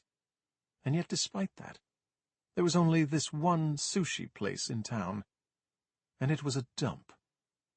He sat at the windows of the restaurant with his men, gazing at the fading light on the water, his nose wrinkling at the smell from the kitchen. Unchanged industrial fryers, the tang of tartar sauce and lemon. The wine, at least, was passable. He'd certainly been less comfortable than this for much longer in his life. Attempting to spread the business in the north, Klein had done all he could to make himself comfortable in seaside Shittsville, until he could get boys on every corner, a morgue full of bodies, a police force under his thumb, and a steady population of clients buying his product. As soon as Klein was satisfied, he would be out of here, taking the virus north to cities that better suited his tastes. He had his eye on Portland next. There was great sushi in Portland. Town by town, higher and higher, Klein planned to spread his business. He was building a franchise. He established control of a town, trained his managers, handed over the reins, and then moved on. Gloucester was a prize Klein had wanted for quite a while. It was untouched territory, terra nullius. A couple of times in Boston, Klein had to squash local competition and deal with the problems they'd left behind. Resentful cops who were impossible to bend, burned politicians and judges, old junkies with high tolerances who couldn't be fed economical, low-percentage product. But Gloucester would be Klein's jewel, his chance to establish things just the way he liked. He'd thought about opening a sushi place here, just to make it tolerable. Someone shouted something, interrupting a brief by his man Turner that he'd hardly been listening to, and when Klein looked up, he saw a furious, late middle-aged white woman leaving her table and coming over to their booth. One of the locals, he assumed, judging by the stretched neck of her Walmart T-shirt, the bottle dye job, the 80s ice-blue eyeshadow. Klein sipped his wine, steeling himself. "You!" The woman pointed across the table at him, ignoring Russ, Turner, and Bones. "I know who you are!" The woman was spitting as she talked. Klein glanced at the table from whence she'd come and saw the remains of battered shrimp cocktails, wilted salads, a beer-bellied man cowering in embarrassment, and a toddler in a filthy high chair, smearing itself and everything within reach with ketchup. "My daughter goes to your people for Oxy," the woman said. "She's 21, Kaylin Drewley. Do you know her? I bet you don't know any of their names. Her wrists are like this, like this." Klein watched the woman make a circle with her fingers about the circumference of a golf ball. "I haven't seen or heard from my daughter in 2 weeks. I'm raising her son because of you. Did you know that? I'm 63 years old." Russ and Bones were out of the booth, pushing the woman and swearing, but she struggled with them, knocked Klein's glass of Sauvignon Blanc into his lap. Cold rushed over his shirt, his thighs. The chilled wine reached into his jock and sent icy fingers around his balls. Klein stood, dabbing at the fabric. He had a huge stain, like he had pissed his pants. A couple of waiters entered the fray. People were leaning out of their booths, pointing, whispering. "They brought their poison into this town," the woman howled. It was a good performance. The crowded restaurant fell silent. Klein knew the story. The girl had probably started with oxycodone prescribed by her doctor for some mild injury, whiplash from a fender bender, muscle spasms from lifting the kid wrong. The girl would be one of the skeletons Klein never saw, the ones who met his boys in beat-up houses on the outskirts of town or in cars in the Dunkin' Donuts parking lot. The oxy would have led to heroin. The heroin would have led to fentanyl, the Grey Death. Klein smiled. Maybe he'd be on to Portland sooner than he'd thought. The men returned to their seats as the waiters pushed, prodded, and cajoled the angry woman and her family out. Klein didn't need to say it, but he looked his boys in the eyes anyway, as he refilled his glass from the bottle on the table. "Drooly," he said. "Write it down." Chapter 17. There are duties at the inn that are mine alone, no matter how desperately I'd like to delegate them, so I headed back to take care of them. I wanted to follow Kraft to his house and give him a parenting lesson with my fists, but I knew I needed time to think, to cool down, or I'd get myself arrested and lose whatever leads I had on the smiley face pills. On my way back, I dropped Nick in town and stopped to watch the waves crashing off Norman's Woe, a rock reef visible from the shore. I'm not the world's most imaginative guy, but now and again, back when I was mourning my lost job and trying to connect with Gloucester, I would go and look at the reef at low tide and think about the ships scuttled there in the night, the sickening grind of the hull, the panic and sorrow of the crew. Gloucester is proud of its shipping history, and for me, looking out at the rocks and imagining the brutal, tenuous lives of the fishermen was a sort of memorial. Sometimes the tourist boat, Adventurous, would come sailing by to add weight to my fantasies, the gaff-rigged schooner slicing through waves toward the harbor as travelers aboard took pictures with their phones. I got back to the inn and checked on a few overnight guests, a guy in a suit who seemed to have driven a long way from somewhere, and a couple of young lovebirds, all the time thinking about voices calling for help in the stormy night and the reassuring light of shore. One of my permanent residents, Nettie Ives, lives in a room on the 3rd floor. He actually lives there on a permanent basis, seemingly never leaving the room, which is the only one that has an attached ensuite bathroom with a shower and toilet. None of the residents, including me, have ever seen Nettie.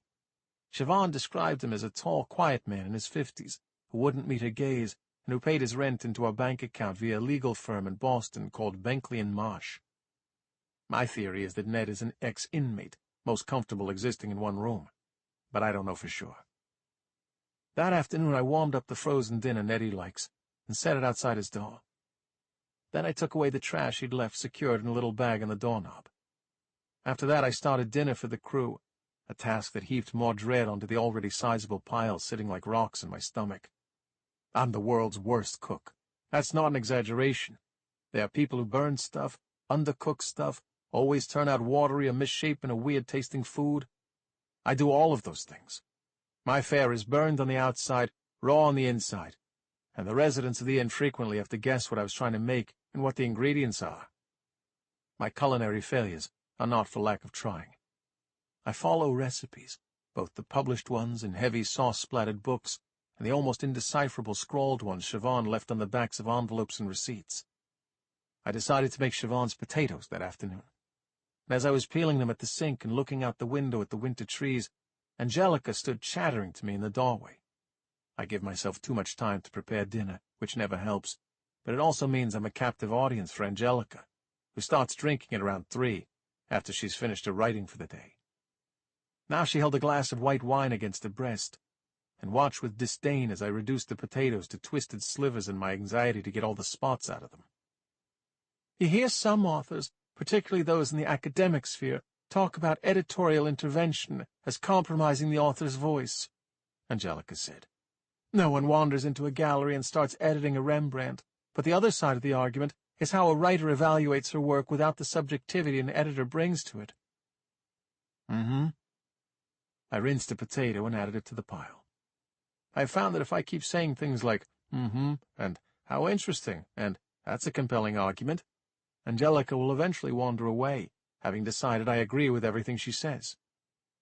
For me, there's a dichotomy between the editor as censor and the editor as co-contributor. Dr. Richard Simeon, who lives on the 3rd floor, wandered into the kitchen and set a brass doorknob in the corner beside the sink. "Geez," I said. "Yes, came off right in my hand." "I'll give it to Nick." I put the doorknob in my pocket. "He's good with locks and handles and things. Are you able to get in and out of the room?" "The knob is from the inside of the door, so I'll not shut it unless I want to be trapped inside." He hung his walking stick on his arm. "Not that it would make much difference to anyone if I was, I suppose." The doctor wandered away again. I thought about his words. How sad they sounded. The old man spent much of his time in his room, which was crowded with books and papers spilling from shelves in the desktop. Angelica kept talking, as though the doctor had never come into the room. "Because ownership of the creative product is such a tenuous thing, you see. It's a highly politicized territory." "Uh-huh, how so?" I asked, not interested in the answer. A hand reached into the basket of potatoes beside me and plucked one out. Susan Soley gave me a friendly smile. "Sorry to interrupt." She glanced at Angelica. "Bill, could I speak to you for a moment? I'm having an issue with my room." Angelica gave the sigh of the unheard and unappreciated artiste and walked off. Susan took a small knife from the drawer and started peeling beside me. "That creaky shutter still giving you trouble?" I asked. "No," she laughed. "I just didn't want your ears to fall off." "All right, thanks. I only have 3 pairs left after these." "Speaking of body parts, is that a doorknob in your pocket, or are you just glad to see me?" I blushed and put the doorknob on the windowsill. I like Susan, but she makes me nervous. I'm well aware that she could use her bureau contacts to find out what Malone and I did in Boston that got us fired.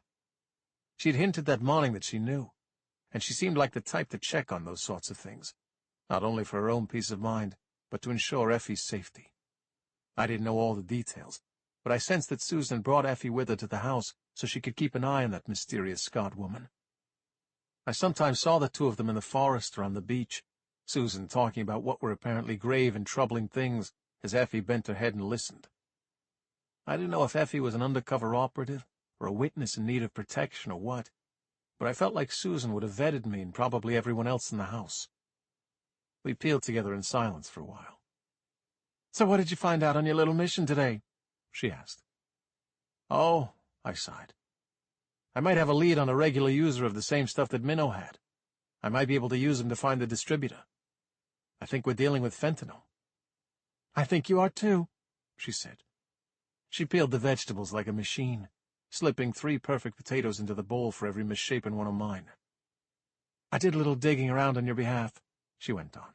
"The Bureau tried to intercept a big shipment of fentanyl headed for Boston 6 months ago, and got a decoy instead of the real batch. From what the informant says, there might have been up to 100 pounds of the stuff, and the Bureau thinks it's all heading north.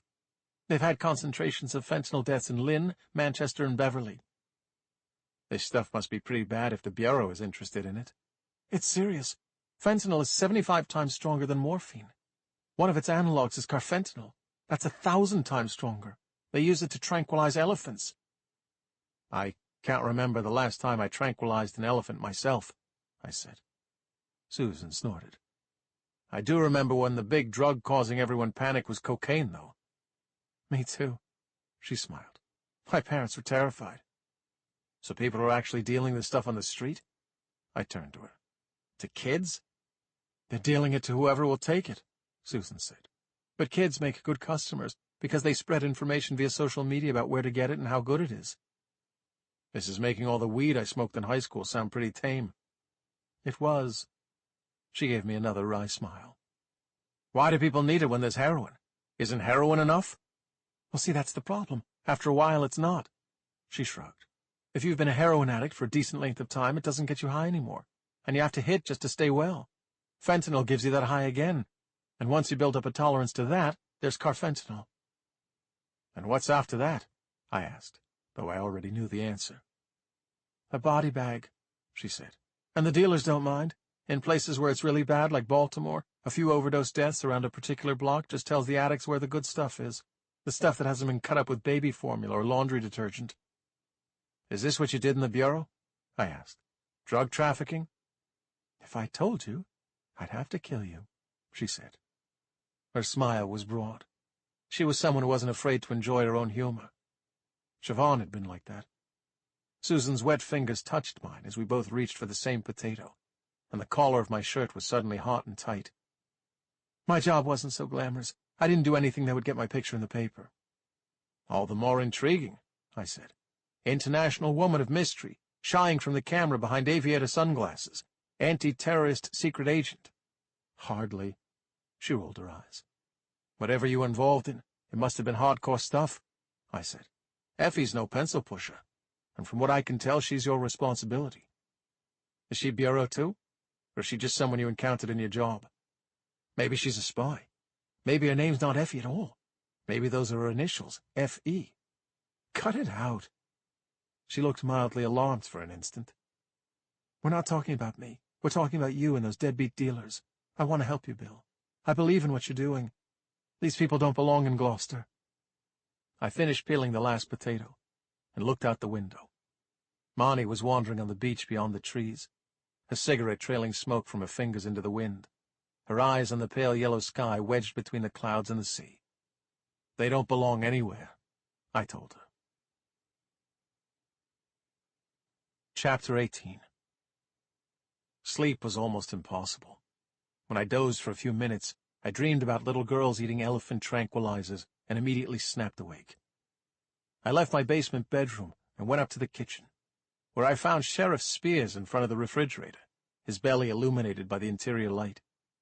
He turned and smiled at me, a jar of pickles, a package of ham, a loaf of bread, and a bottle of mayonnaise hugged to his chest. I try not to look into the fridge too often. There's a bottle of champagne in there that Siobhan and I had been saving for our anniversary, now a permanent fixture on the bottom shelf. Heading out for the night shift? I asked the big man.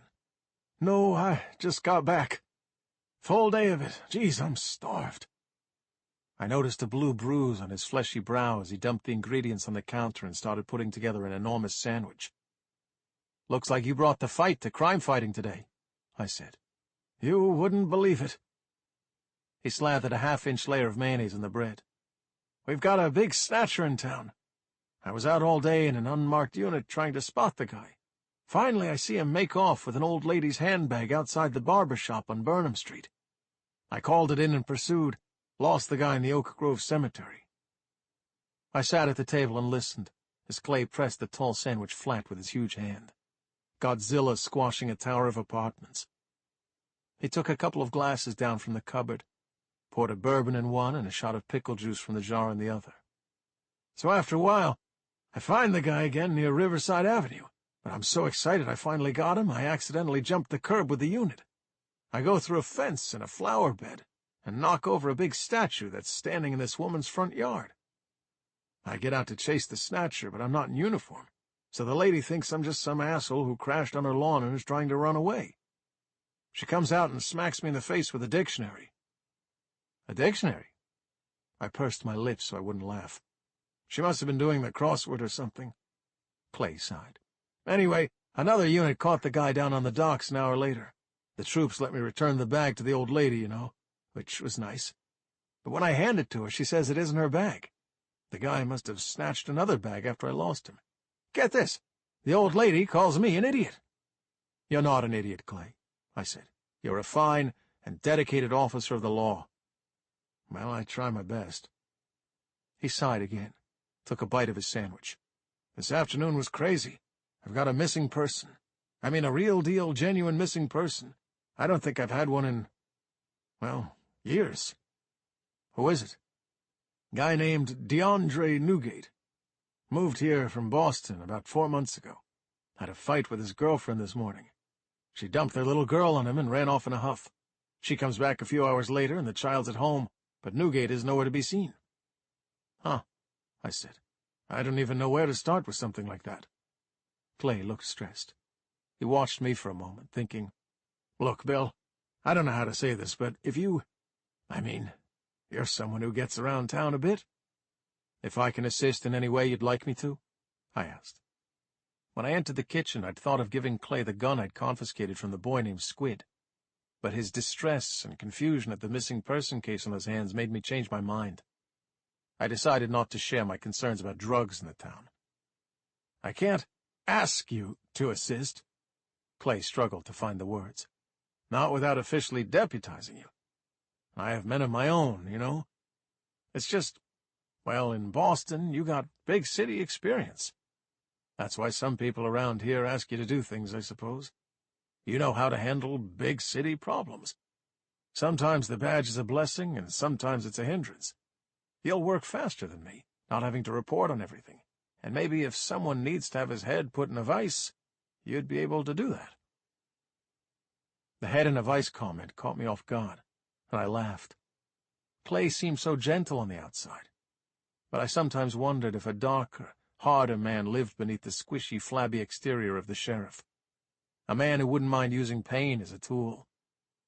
I'd watched Clay snarling at the television during a Red Sox game once, and I'd been shocked at the malice in his voice and on his face. "I'll be your eyes and ears, Clay," I said. "Don't worry." Clay smiled, satisfied. He washed a bite of the sandwich down with the bourbon and pickle juice chaser, noticing as I grimaced. "You want me to make you a pickleback?" "Thanks, no." "You sure? They're good." I never liked to be the Debbie Downer in a room, so I relented. Clay poured me a pickleback, and I gulped down the salty-sour combination. "Gish!" I swallowed hard. "Good? I don't know if that's the word. It's 90% amazing," he said proudly. 10% terrible. Like most things in life, I guess. I squinted. "Well, congratulations," he said. "You're a true local now. I've been here 2.5 years. I was already a local. A few more of those picklebacks, and you could run for mayor," Clay said. He fished something out of his jacket pocket. "While you're here, can I give you this? It fell off this morning. I guess I don't know my own strength." He put a brass doorknob on the table between us. "Just what I need," I said. "Thank you." The boards beneath us shuddered as someone hopped up the back stairs of the house and then burst through the door. Effie. She stopped at the sight of us, pointed at my face, and made a sign I recognized, her hand above her head, indicating a tall person. Nick. She put her index finger out, thumb extended, her eyes wide with alarm. I recognized that sign, too. Gun. Chapter 19. I left Clay to guard the house and followed Effie into the night.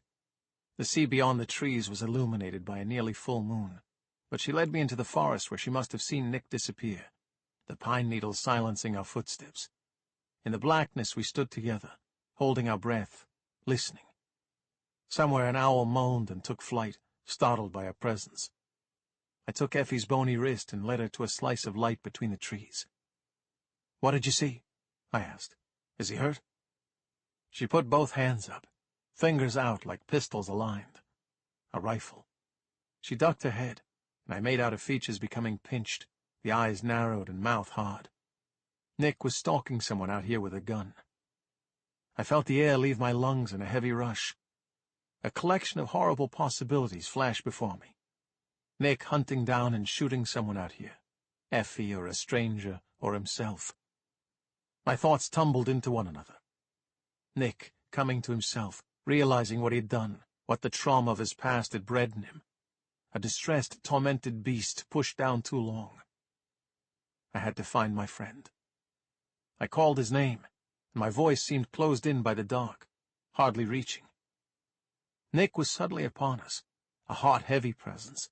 I could feel he had been running. His sweat-slick hand brushed mine. I grabbed him, tried to draw him to me, but his body was hard, tensed with energy. "Nick," I said, "what the hell is going on? You okay?" "I'm glad you're here, Cap." He dragged me into a crouch, seeming to miss Effie's presence altogether. I tracked the target from the northeast. We got him pinned in a dead end between the cliffs. He pointed. There was, of course, no dead end to speak of, no cliffs anywhere near where Nick was pointing. Beyond where his finger stabbed into the dark, there was more pine forest, the distant road, the curve of uninhabited beach. The rifle was slung over his shoulder, the barrel pointing up toward the sky. My heart ached as I realized he was not with me. His eyes were blind to the trees around us, to the night. "Nick," I said. "It's me. It's Bill. We're home. There's no one out here." Effie's approach to Nick's fantasy wasn't as calm and collected as mine. She grabbed the rifle, underestimating his whip-fast reflexes in his heightened state of fear. Nick reached out and shoved Effie away like she was a child, sending her sprawling on her back. "Nick, buddy," I said, grabbing at his sweat-soaked shirt. "Look at me. Listen." He held up the gun, aimed into the distance. I braced for a shot, my hands against my ears, my stomach dropping as I imagined who he might be targeting out there in the wild. Instead of firing, though, he shouldered the gun and ran off. Effie, who'd struck her head on the back of a rock, touched her scalp and checked her hand for blood in the light. We ran after Nick, now only a shadow among thousands of shadows, dissolving in the dark ahead of us. Branches whipped at my arms and face. All my senses were waiting for that terrible sound, the gunshot in the night. "Please, please, please," I prayed to whoever might be listening. "Bring my friend back safely." In my search for Nick, I lost Effie briefly. I saw her silhouette against the sea and followed. We stopped short on the smooth gray stones before the sand. Nick was waist-deep in the water, standing rigid, his hands on the gun and his back to us. I approached, not completely certain it was him, his unnatural stillness making him seem like a man-shaped tree standing sentinel in the glassy water. "Nick?" I called. He didn't move. I sighed, exasperated, and walked into the water. Cold needles pierced my calves, thighs, buttocks, crotch. The icy water crawled into my boots and around my feet. I could feel the edges of my bones grinding together in the painful cold as I waded out. I huffed and tried to steel myself against the freezing water, but my upper arm was shaking furiously by the time I reached him. Nick wasn't shivering. His eyes were fixed on the black hump of Milk Island on the horizon. I could see what fueled his delusion that he was in the desert. The featureless surface of the ocean, interrupted only by the island, could easily have been a desert cast in eerie blue light. "I lost him," he whispered. "Nick, please." I stuffed my hands helplessly into my armpits. "We're going to get hypothermia if we stand here too long. Look at me. It's me. It's Bill. You're home in Gloucester." "Living the dream." He looked at me. "Devil Nightmare." "What?" "Devil Nightmare. That's the name of their unit, the 6. Living the dream was a code, an anagram, a warning. They're at the back of the convoy. They positioned themselves back there so they could block us in. We pursued and cornered one of them. Now he's out there." Nick gestured to the horizon. "In the desert." "Nick." "He'll come back," he said.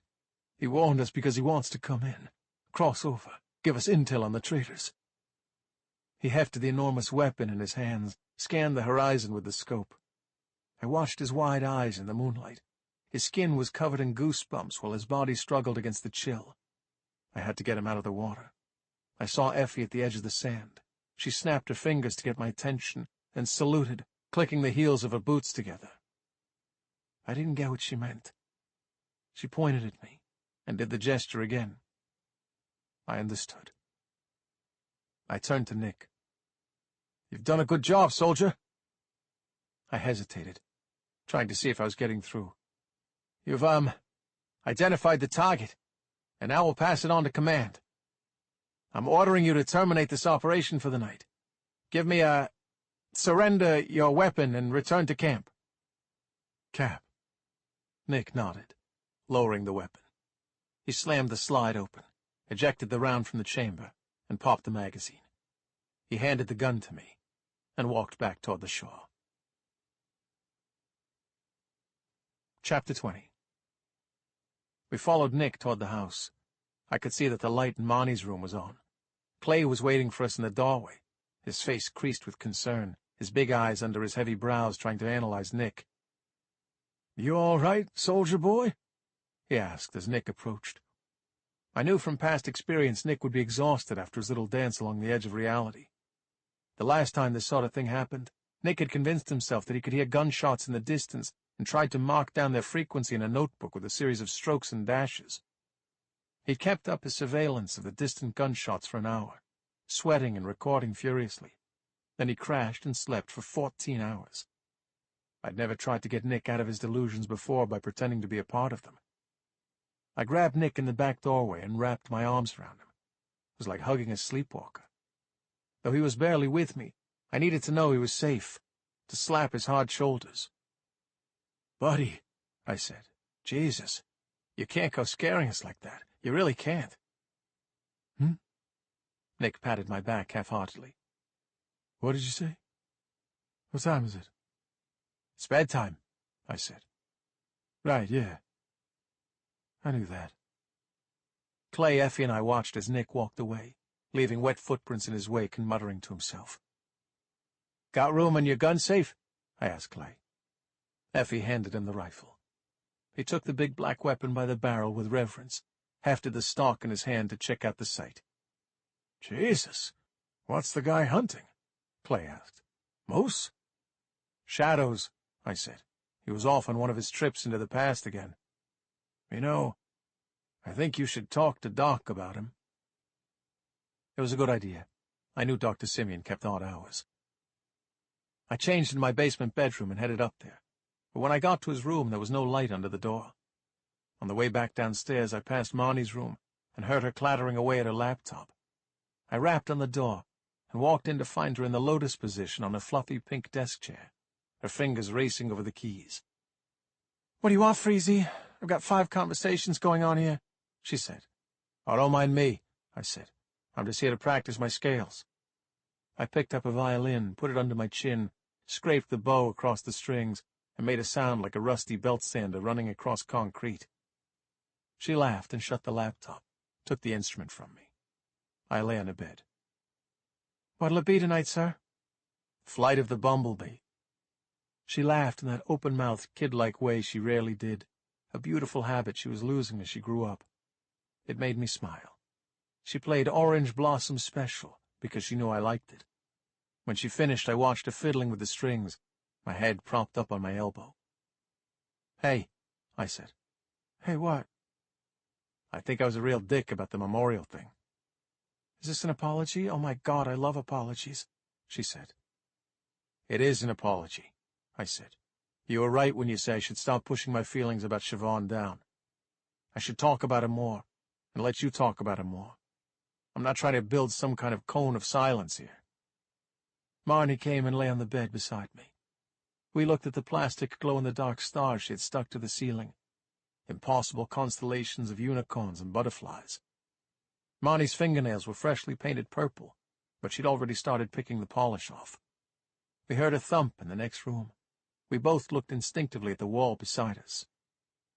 "We gotta talk about a room change," she said.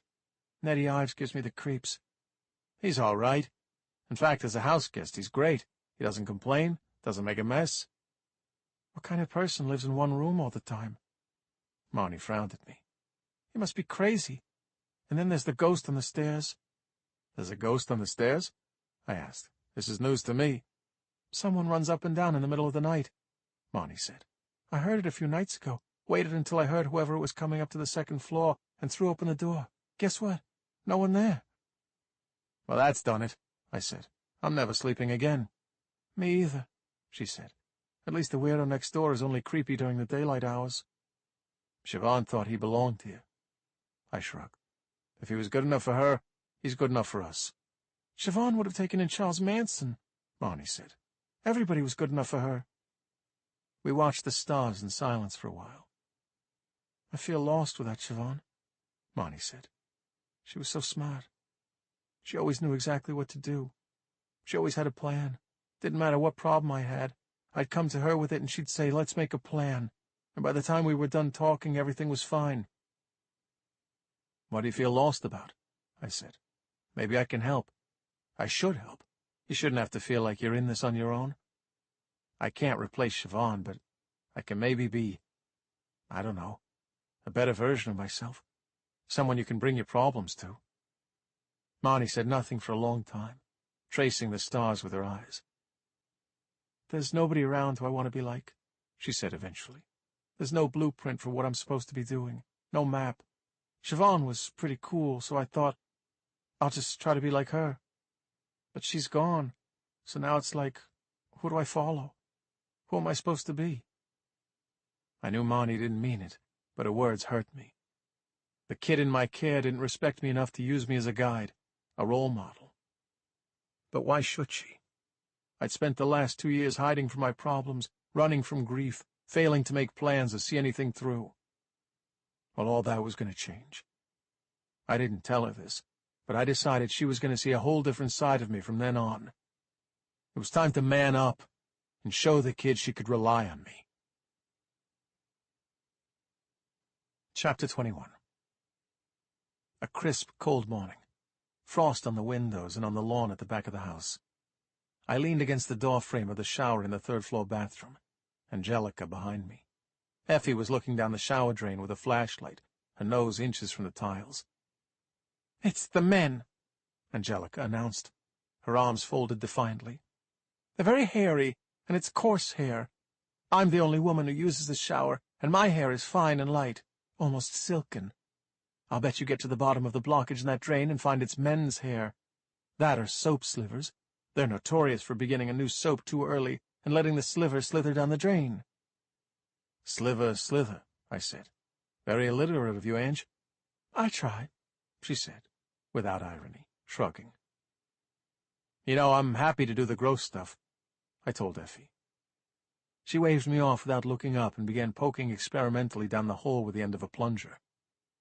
The women in the inn didn't mind attacking the less-than-desirable jobs, but it made me feel bad to let them do it. Maybe that was sexist. When Siobhan arrived at the house, she tackled the stained and rust-marked toilets first, not allowing me to take the job from her. I'd suggested we replace the toilets on every floor, but it was her mission to get them stark white with what she had. She'd gone at the second-floor toilet with every available cleanser, scrubbing with wire brushes and industrial sponges. Finally, she decided that she needed to block the toilet and make a chemical soak. She sloshed all the ingredients into the bowl and walked away, but she had accidentally created some kind of spectacular reaction that caused the chemicals to expand, bubble, and flow out of the bowl and across the room. The toilet tiles on the second floor were white as snow, and there was a large white patch on the red carpet. The toilet itself still had rust stains. Effie started plunging the shower drain, her whole body jerking up and down, 2 hands on the stick. "There's something metaphorically wonderful about a blocked drain," Angelica said. "Oh?" I said, trying to prepare my mind for what was to come. Angelica, her finger on her chin, mused, "We cleanse our physical selves, and the waste goes into a hole at our feet, a portal to a destination we don't know or care about.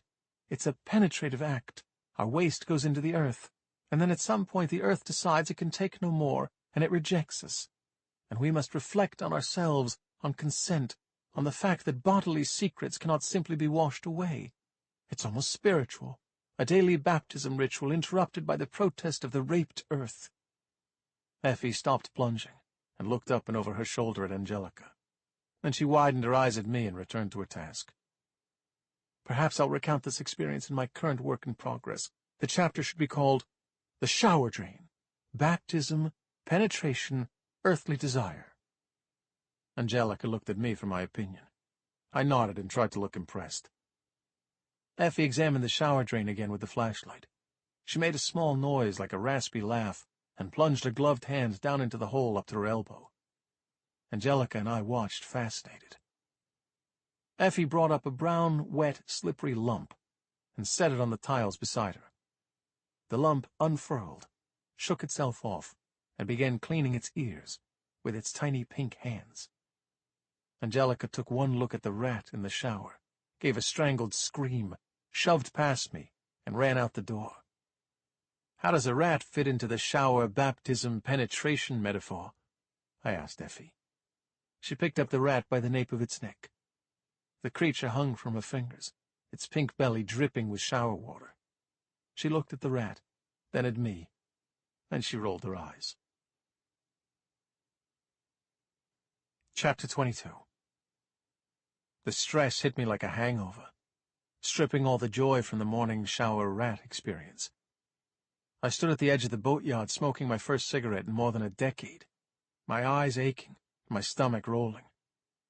Nick, as usual after an episode, had little recollection of his adventures the previous evening. He'd been cheerful and upbeat when he dragged me out of bed before dawn and shown me an address for Rick Kraft that Susan had reluctantly tracked down. I knew that Susan was regularly up before sunrise. On my way to the bathroom one morning, I'd seen her setting out for a run along the beach, wearing some black skin-tight ensemble with gloves to guard against the biting wind. I'd imagined her back when she was a routine crazy FBI recruit getting sweaty on the tracks around Quantico before class. Nick did a quick lap of the graveyard of vessels beyond the wire, and then appeared from between a disemboweled crab boat lying on its side and a stack of rotting wooden dinghies marked with the wet footprints of enormous gray gulls. "I've got them," Nick pointed. "They're toward the back." "Why is Kraft's mail coming here? Don't tell me he owns this boatyard," I said. "No, but whoever does seems like a gifted entrepreneur. You'll see what I mean. Come on." I followed. I made the dead and dying repossessed boats lying in the gravel and mud or propped up on wooden frames. Signs of life were present. A bag of garbage lay outside the carcass of a partially burned houseboat. A T-shirt hung from the porthole of a tugboat to dry in the morning sunshine.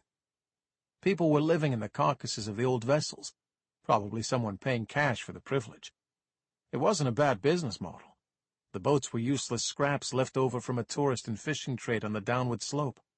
The residents here were most likely junkies and criminals who cut the landlord in on whatever mischief they cooked up to survive.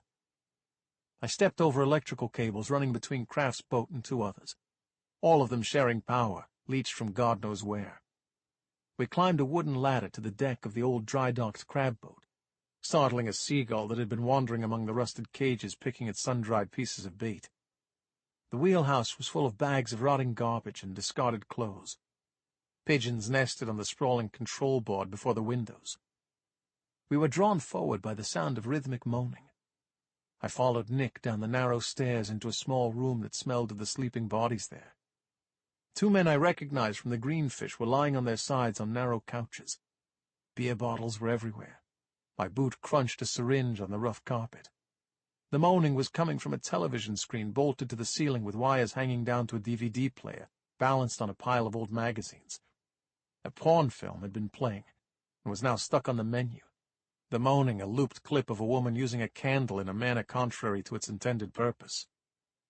A woman was lying on her side under a small table.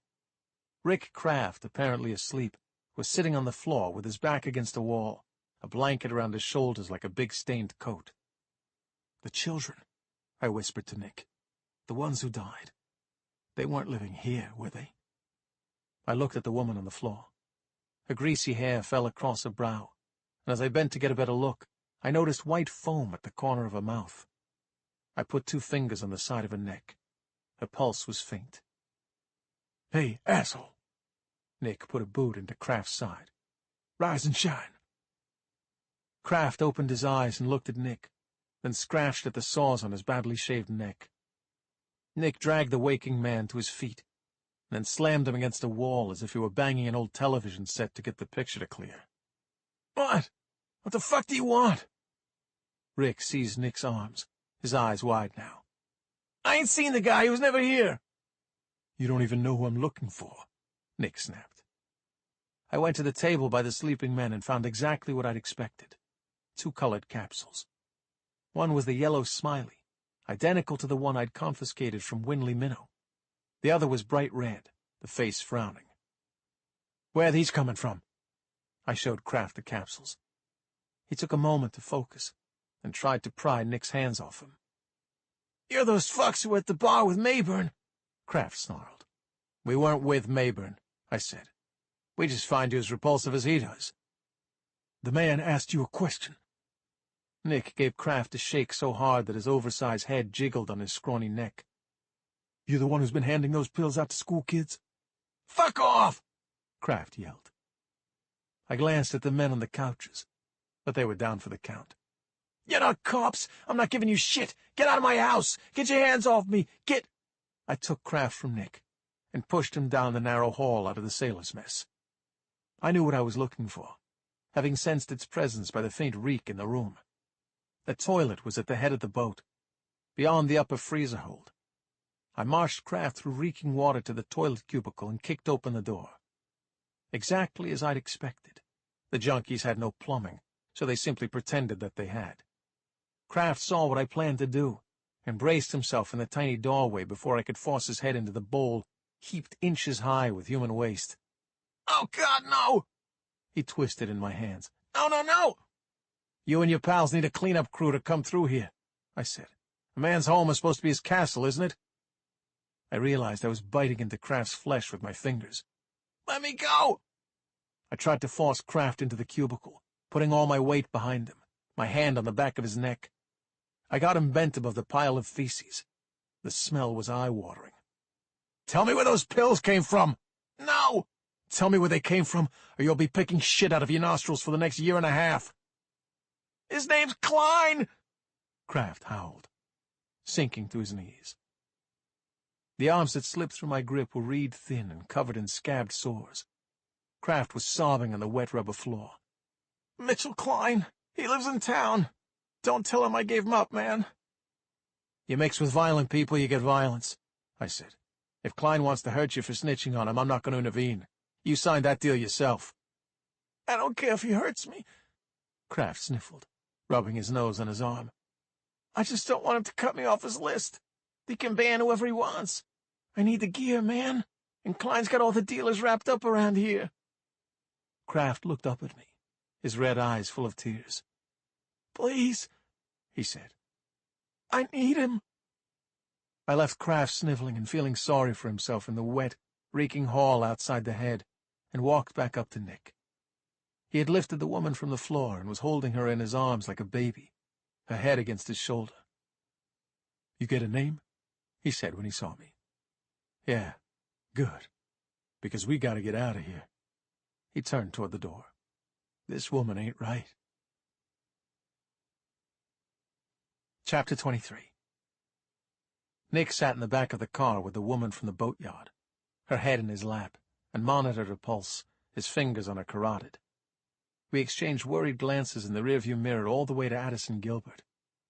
The nurse behind the ER triage desk, an African-American woman whose name tag said Bess, took one look at Nick and the woman in his arms and pulled a microphone sticking up from the counter toward her mouth. Her fingers sported bright yellow nails that were 2 inches long and pointed like claws. "Code Orange in the ER, please, Code Orange," Bess announced. She spotted me and ran her eyes up and down my form. "Can I have the patient's name, please?" Bess said. "We don't know," I said. "We found her like this. I believe she's probably had—" "Fentanyl," Bess said. "It's the flavor of the month." She dragged the microphone to her lips again. "I said Code Orange in the ER, please, Code Orange." Whatever the term Code Orange was supposed to initiate, it didn't seem to work.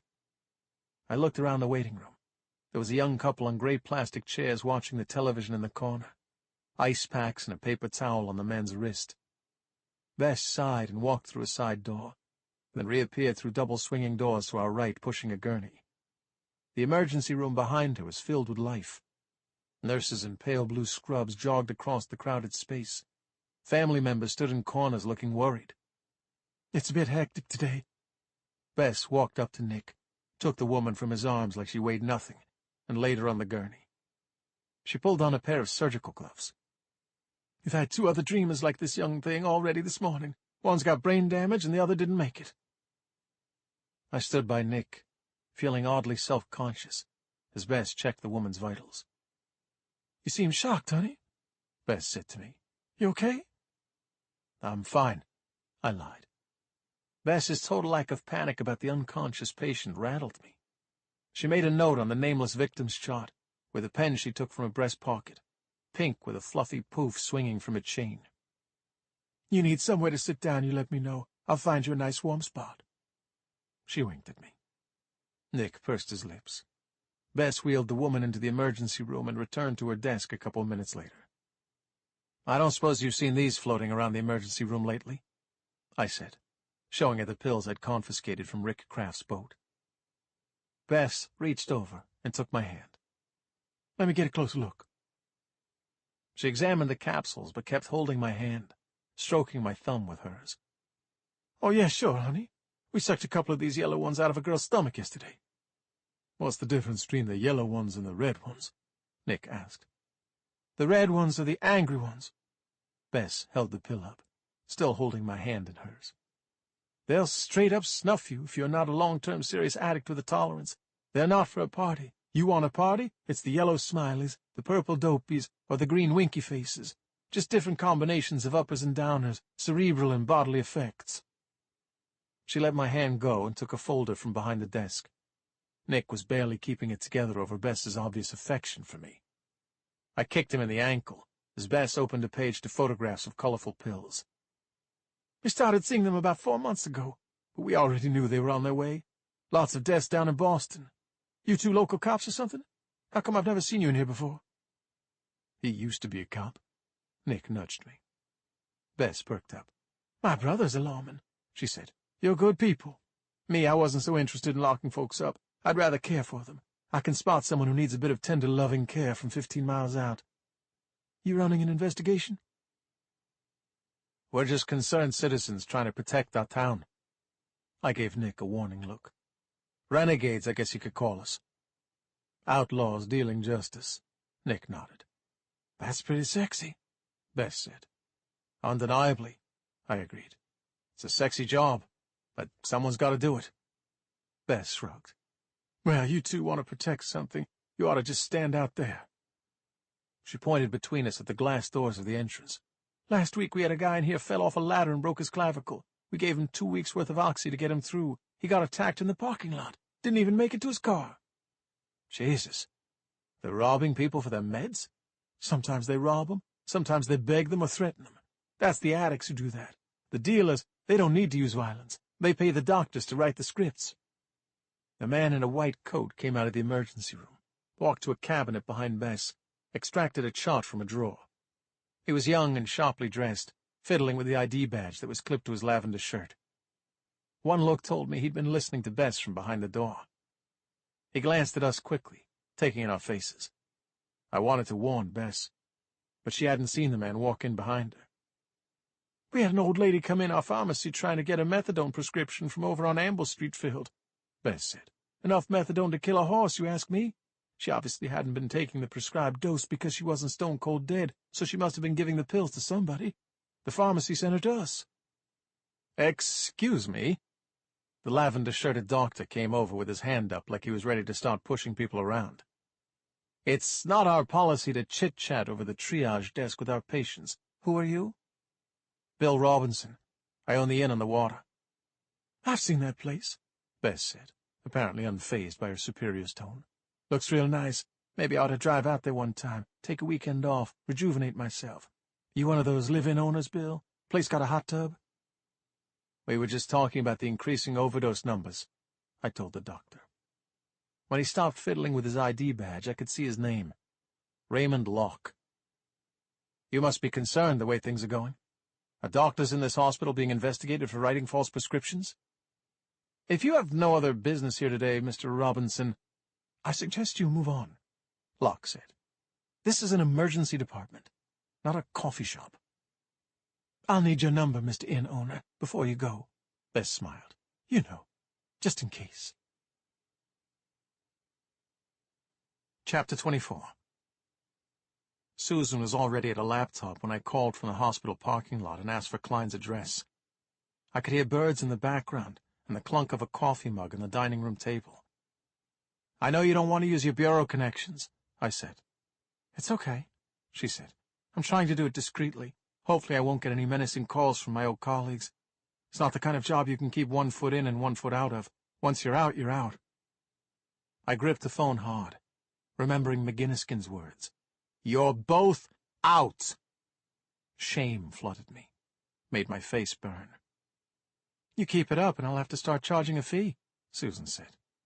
I heard her tapping the keys. They say if you're good at something, you should never do it for free, I said. Can I pay my debt in terrible dinners? What about questionable life advice? You could let Effie paint the house. Local kids are going to start thinking a witch lives here. Don't talk about Angelica like that. She's just eccentric. Oh, Jesus. She sighed, then read me an address. I've also got the rap sheet here. This is not a nice guy we're dealing with, Bill. Assault, public nuisance, possession with intent to sell, assault, quite a bit of arson in his younger years. You know what arsonists are like? Not really. There have been a few studies on the link between pyromania and psychopathy, she said. Think about it. You carry a lighter around in your hand. You hold the key to big, glorious, spectacular destruction. Fires consume, dominate, kill indiscriminately. Klein set a lot of fires as a kid. He wasn't charged in any of them, though. This is all from a psych report I've dug up. It's a bit like pills, I mused. How so? The key to indiscriminate destruction in your very own pocket, I said. You dole out drugs, you spread addiction like a disease. People like Klein go from town to town distributing a product that consumes, ravages, destroys. We were both quiet, silenced by the weight of our thoughts. Hey, she said suddenly. Doe Brothers called here looking for Marnie. Said she didn't turn up for her shift. Have you seen her? She's not answering her cell and she's not in her room. I haven't seen her. I'll keep an eye out. Thanks, Susan. I hung up and started the car. Nick had his boots on the dash again. As we rolled toward town, we passed Living the Dream, getting into his car on Washington Street. Nick's eyes flickered over him, but his expression didn't change. Can we talk about last night? I asked. What do you want to know? Nick stretched and yawned. I want to know where you got that big-ass rifle, for one thing, I said. I've got a couple of guns left over from the service. I keep them under the bed. But I'll keep them in Clay's safe if you're worried. I am worried. I looked at him. Well, don't be. Sometimes I get a bit turned around, that's all. Nick, you were standing in freezing water talking about secret agents and anagrams, I said. I had to spend the rest of the night chiseling my balls out of solid blocks of ice. I like anagrams, he said. Did you know William Robinson is an anagram for Rainbow Millions? You're doing that thing you always do, trying to combat criticism by pretending it's no big deal. I'm serious, Nick. I think you have an unhealthy obsession with living the dream. Living the dream? The dog-walking guy, I said. Oh, him. I don't even know him. That's the point, I said. It's him this time. What'll it be next time? Cryptic messages coming through the floorboards? A midnight raid? Nick let his seat back, put his hands behind his head. I ever tell you about the time we found an arm? I sighed. There was just this arm in the middle of the desert, Nick said. A bunch of little kids from this village were all gathered together looking at something, and we thought we'd go investigate. What do you know? A dude's arm. No sign of the dude, not in the whole village, not in the surrounding area. The arm had a watch on it and everything. Every time I put my watch on in the morning, I think about that guy's arm and wonder what the hell happened. I think you need to see someone, I said. I'll see someone when you see someone. Nick laughed. Maybe we could see each other, save the money. I don't need to see anyone. Really? Nick shifted in his seat. Is there some reason you prefer living in the basement with the rats and the paint cans and the boxes of Siobhan's stuff, rather than in the loft as she intended? See, don't go poking around in my brain, and I won't go poking around in yours. The Veterans Hospital will help you find a guy, I said. And if there's an upfront fee, you can take it out of your rent. No thanks, Nick said. Nick, no thanks, he snapped. I drove us toward town in silence. Chapter 25. I don't know what I was expecting of Mitchell Klein's house. I suppose I thought that anyone who dealt the life-destroying products Klein did would have some stain on his home. But his house was not the filthy, smelly, half-burned bedroom of Winley Minnow, or the reeking of excrement forgotten seaside hole of Rick Kraft. Klein's Queen Anne-style mansion dominated the end of Stewart Street, a curved cul-de-sac on the water. I could see why he'd chosen the spot. There was one way in and one way out by road, and an acre of forest had been cleared behind the house, making a surprise raid by the police difficult. The other houses on the block seemed almost to shy away from Klein's. His property was bordered by towering cypresses and hedges that two gardeners, a man and a squat, sweating woman, were trimming as we pulled up. I parked at the bottom of the driveway. Two black Escalades loomed at the top of it, watched over by men who I assumed were their drivers along with some others. I counted 5 people near the cars, and 3 on the porch just hanging out, texting or moving to music coming from inside the house. Noise. It hit us as soon as we popped the doors of my car. The whir of the gardener's trimmer, and the thumping music, a pair of girls sitting on a wicker couch, laughing. It was clear who belonged to the house and who didn't.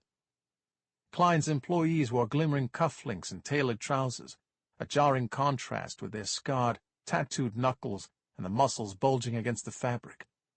The crowd stopped and watched us approach. "Klein here?"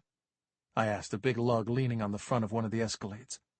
He was missing the top of his left ear, and he sniffed the air like a hound as he looked us over. "Who?" he said. "We want to talk about these." Nick, looking impossibly small next to the brute in his suit, held up the red pill we'd taken from Kraft. "You chumps are on private property." The goon pointed to our car. "Move the shitbox before it leaks oil on the driveway, and someone has to clean it up with your face." "Yeah, fuck off, Po-Po," one of the girls yelled, barely getting the insult out before she and her friend descended into giggles. It was clear to me that Klein and his people would require a convincing display rather than an eloquent proposal. I calmly plucked up a bucket-sized potted plant from a collection by the mailbox. "Special delivery," I announced. Nick watched, his arms folded, as I hurled the pot into the windshield of the Escalade. The crunch of glass shattering, then the blaring alarm. 3 of Klein's guys rushed forward like dogs who'd been let off their leashes. 2 went for Nick, while the biggest one grabbed me by the shirt, put his face inches from mine. I barely maintained my calm, but as I'd expected, the noise of the crash summoned their leader. "Boys!" was all he had to say. I was let go. The 2 goons who had backed Nick against the car stepped away. Klein, at the top of the stairs, cut the music with a tap on his mobile phone, which he then slipped into the back pocket of his gray slacks. He waved a hand at one of the goons on the porch, and he took out the keys and silenced the car alarm. The gardeners ran off around the side of the house, aware, it seemed, when they needed to make themselves scarce. Klein did not act like a drug lord being harangued by a pair of local desperados. He seemed more like a mildly curious homeowner, inspecting the work of gophers on his lawn. Klein walked down the steps, a slight frown on his otherwise perfect brow, taking in the sight of us as he tucked a hardcover book under his arm. "I hope that's a guide to New Hampshire," Nick said, pointing at the book. "You're gonna need it." The silence Klein had seemingly willed into existence was eerie. He gave a gentle sigh, looking at the pot in the car windshield. "Anyone get a name for these punks?" he asked. "Bill Robinson," I said. "Nick Jones." I nodded at Nick. "We're returning something you lost." I took the pill from Nick and tossed it at Klein's chest. He didn't try to catch it, didn't flinch. It bounced off his chest and landed on the pavement. "I have witnesses who can connect you to the distribution of at least 2 of those pills," I said. "One of which caused an overdose, and another that destroyed a family home. After I ride around for a couple more days surveying the shitstorm you've brought down on this town, I'll be able to connect you to some fatalities." "Listen to this guy." Klein smiled. Perfect teeth. He still hadn't addressed me directly yet, like he was a rock star, and I was a hopeless fan yelling up at him from the crowd at a concert. He would choose who he wanted to shine his light on. "There are plenty of prosecutors in Boston who will run a murder charge on a dealer who supplies a fatal dose of an illegal narcotic," Nick said, "especially if someone connects the dots for them." "Gentlemen," Klein said, "you've made a very interesting choice of how to spend your afternoon. Coming all the way out here to give me a legal lecture. It's very kind of you. I haven't actually had anyone volunteer to give me a talk on the local laws in the 4 months I've been here. Not one police officer has darkened my doorstep with such outrageous accusations." I looked at Nick, knowing he was thinking of Sheriff Spears. If he hadn't been here already, That meant that his employees could be on Klein's payroll. Clay was advised of the region's serious crime leads by his sergeants, and their failure to even come sniffing around Klein was worrying. "We're telling you to pack this shit up," I said. "Crawl back under whatever rock you came out from. We're not threatening legal action here, Klein. We're promising it." "You own the inn on the north side, don't you?" he asked me, as though he hadn't heard a word I'd just said. I felt prickles of pain spread out from the center of my chest. "I do. Lovely property. I haven't been out, but I looked at it online just now." Dr. Raymond Locke. He'd heard me talking to Bess at Addison Gilbert and called ahead. And then there was Kraft. He'd probably called to let Klein know someone was roughing up his clients and wanted an appointment with the top brass. Before them there was Squid, who I spied now sitting on the arm of the wicker couch with the two young girls on it. He watched me closely from behind his leader. "I've been keeping an eye on properties near the woods there," Klein said.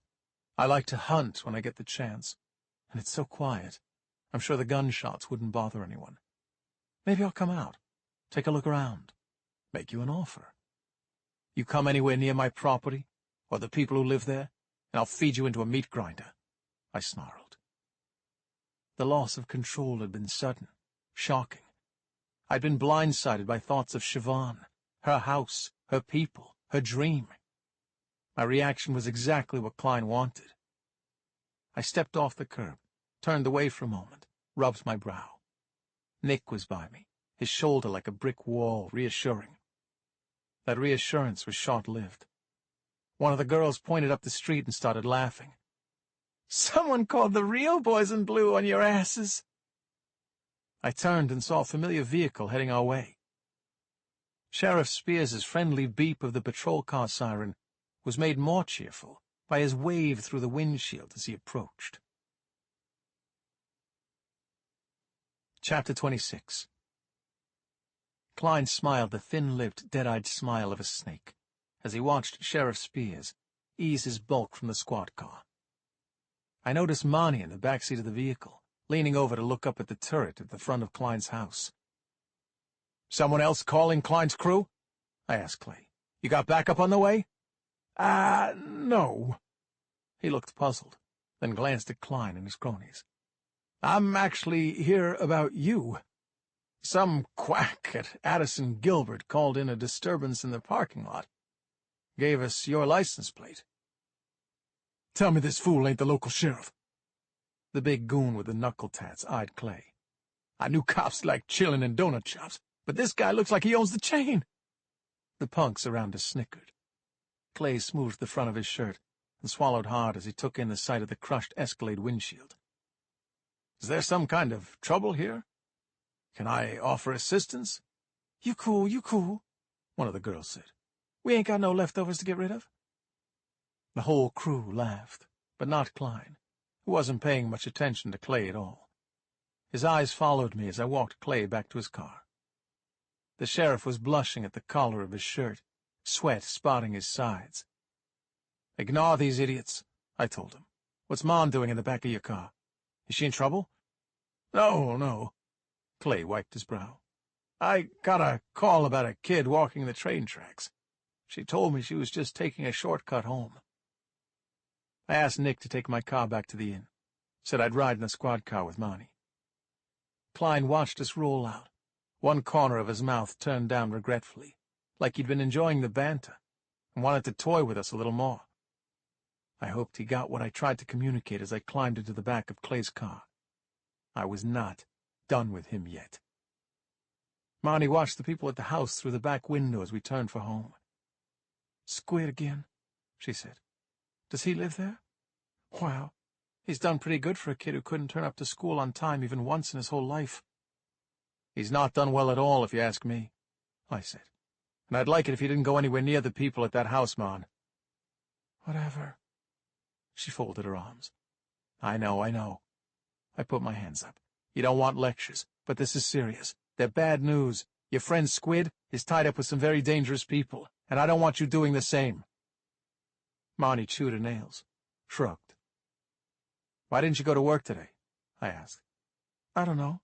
she said. I'm just bored with that place. I'm not surprised. I imitated her lazy face from the day before. Thin crust, no anchovies, double cheese. She grinned. You're better than that and you know it, I said. But if you're going to quit, you should quit right. Line something better up first. Give them notice. I guess. She looked out the window, watched the world go by. I'm supposed to have a shift tonight, too. Call them when you get home and tell them you're sick, I said. Take the night off. We'll have a nice dinner, and then you and me will sit and make a plan for what you're going to do. I wouldn't know what else to do, Marnie sighed. Wherever I go, it'll be the same sort of thing. Make pizzas at Dough Brothers, sell stamps at the post office, gut fish on the docks. What's the difference? Marnie, that is not your future, I said. I'm telling you, you're smart, funny, and tough. Better things are waiting for you. You can't see them, but I can. Things like what? Like music, I said. You've got talent, Mon. Go ahead, roll your eyes. But you've got something there, something special. You tell great stories, and you kick ass on the violin. You know what that sounds like to me? That sounds like a born musician. Someone who plays and writes music for adoring crowds, who tells interviewers that she dropped out of high school and worked in a crappy pizza joint before she made it big. She looked at me, and I knew she was wondering if I could be right. I tried to look as confident as I could. But she knew, and I knew, that I hadn't done well predicting my own future over the past couple of years. Siobhan was the plan-maker, not me. But even as I sat doubting myself, a smile grew on Marnie's face, and I felt for a moment that I had done my job. Chapter 27. When we arrived home, Clay followed me to the front of the house, his head down and his shoulders high, as if he expected to be hit. "I've got a problem," he said. We stopped by the corner of the porch. "I actually know those guys back there." "Klein and his crew?" I said. "Yeah." Clay kept smoothing his shirt over his belly like he might be able to flatten his gut with his hands. "The missing guy? Newgate? He was one of them. I've got a witness says she saw two of Klein's guys, Russell Hamdy and Christopher Simbo Jackson, dropping Newgate's kid at his house on the morning he went missing. Newgate leaves with the kid, then later the kid's dropped home. No one sees Newgate again. A cleaner found his phone and wallet in a garbage can near the beach." "He's dead," I said. "Must have pissed off the boss somehow. These guys go through soldiers like tissues. It gets worse." "How?" Clay took a deep breath. "They found a head." "A what? A head? Newgate's head?" "Nope." Clay massaged his brow. "Local woman named Marianne Drewley. Her daughter's an addict. Couch hopping around Boston, so I heard. Marianne Drewley confronted Klein in a restaurant last night, made a big scene. I get a call at 5 this morning at the station from a couple of hysterical tourists down from Maine. They found a head in front of the memorial." The memorial to fishermen lost at sea was a bronze statue of a man at the helm of a ship, positioned right on the waterfront in town. It was a symbol of all that was Gloucester, its pride and its history as America's oldest fishing port, its tenacity in times of crisis. I've never seen a head before. Just a head on its own like that. Clay looked queasy. The crime scene tech picked it up by both ears like it was a soup pot. Did they find the rest of her? Marianne's husband followed her cell phone signal out to Dogtown and located the body in the woods. Got there before we could. Clay looked helplessly at the sky. "I'm out of my depth here, Bill." "You're not out of your depth," I said. "You just need to take this one step at a time. Bring in the witnesses from the restaurant, the ones from outside Newgate's house. Get the security camera footage from the waterfront." "That's the thing," Clay said. "The witnesses. The ones in the Newgate case and the Drewley case. They talked to me on the phone and told me everything they saw. Then I sent my guys out to get it on the record, and suddenly no one knows anything. All the witnesses have clammed up. The cameras on the waterfront seem to have been working last night, but no one can find the tape. It almost makes me think But no, it's not possible. I waited. Clay lowered his voice to a whisper. It makes me think they might be on Klein's books. My guys. That's ridiculous, right? Clay, I put my hand on his shoulder. Just do what you can. Keep working on it from your end. Don't accuse anyone of anything. I gotta stay calm. He took a deep breath. But if you get anything, bring it straight to me, okay? I don't know who I can trust right now. Chapter 28. Vinny Ribetti was just where I expected him to be, on the corner of the porch, soaking up the last remnants of fading sun. Siobhan's first resident. He'd spent 3 days alone in the house with my wife before I arrived from Boston, where I'd been packing up the last of our belongings. We were both startled by the sight of each other. I knew Vinny Ribetti by his birth name, Leonardo Riberi. In his prime, he'd been one of the deadliest gangsters in Boston history. I'd conducted raids on Riberi's properties a bunch of times as a patrolman, and I'd guarded him on his trips in and out of court for murder charges and RICO violations, none of which ever stuck. I'd responded to the scene when some stupid-ass Cugine tried to make his bones with a rival family by shooting Riberi. He'd hit him in the back, paralyzing him from the waist down. I might have objected to the old wise guy's presence in my house if Siobhan hadn't loved him so much. The two had been like spaghetti and meatballs by the time I arrived. Vinny and I silently decided to leave our prior affiliation unmentioned. As I neared the old man on the porch, I saw a bucket by his feet and a glimmering knife in his fingers. "What's all this?" Vinny gave that classic mob guy shrug. "I'm doing arts and crafts. So what?" In his big knobby hands, he held a small piece of wood on its way to becoming some kind of four-legged thing, a pig or a bear on all fours. I took the wicker chair next to Vinny, and he handed me the item for examination. "Look at this. This is great," I said. I do all right." He took the animal back and started carving it again, catching the little blonde shavings in the bucket. "I went to see the doc about my hands. This one's been broken 5 times since I was a kid. This one's 6. He held up his right hand. "Last guy that got me was Bobby Russo. You know that guy? Smashed both my hands with a club hammer. This thumb nearly came off completely. Guy heard I was stepping out with his guma." I opened my mouth to respond, but Vinny kept on. The man liked to talk. "Maybe I was. Who knows? Long time ago. I can't remember. Anyway, the doc says I need to do something to strengthen my hands. Suggested I start knitting. What does he think? I'm going to sit here making little doilies and frilly fucking tablecloths?" "I think that's crocheting. Whatever the fuck." "You're pretty good at this," I noted. "I know my way around the blade." He tossed the knife up. It spun 3 times in the air and landed with a chunk in the arm of his wheelchair. He pulled the knife out and kept whittling like it was no big deal. "The kid's supposed to be at work." He nodded toward the side of the house, where Clay and Monty had just disappeared. It was probably Vinny who told Susan that Doe brothers had called looking for Monty. When I wasn't around, Vinny was in charge of answering the phone, because he never strayed far from the house. "Yeah, she didn't go. I'm worried about her." "You and me both," Vinny said. "Kid told me some fucked up story yesterday." "What was it?" "Get this." He scratched at the white streak at his temple with the knife. "There's a story about this farm. Barnyard. Man and his wife, they sell these animals, have them taken away in trucks. Only sometimes one of the animals doesn't go because it's fucked up or whatever. Like a chicken with only one wing, or a cow with a broken leg, or a pig with some weird skin disease. So it's like a reject. The farmer guy plans to whack the animal, but the wife always sneaks up and lets it go, and it runs into the forest behind the farm." Vinny shook his head. I waited for more, but he was concentrating on his work. "So what happens?" I asked. "Nothing." He shrugged again. "The fucked up animals all live in the forest and they have adventures and shit. They're all sad about how they never got to go on the trucks, but they're kinda happy that they're together." "I assume the trucks were taking them off to be slaughtered?" I asked.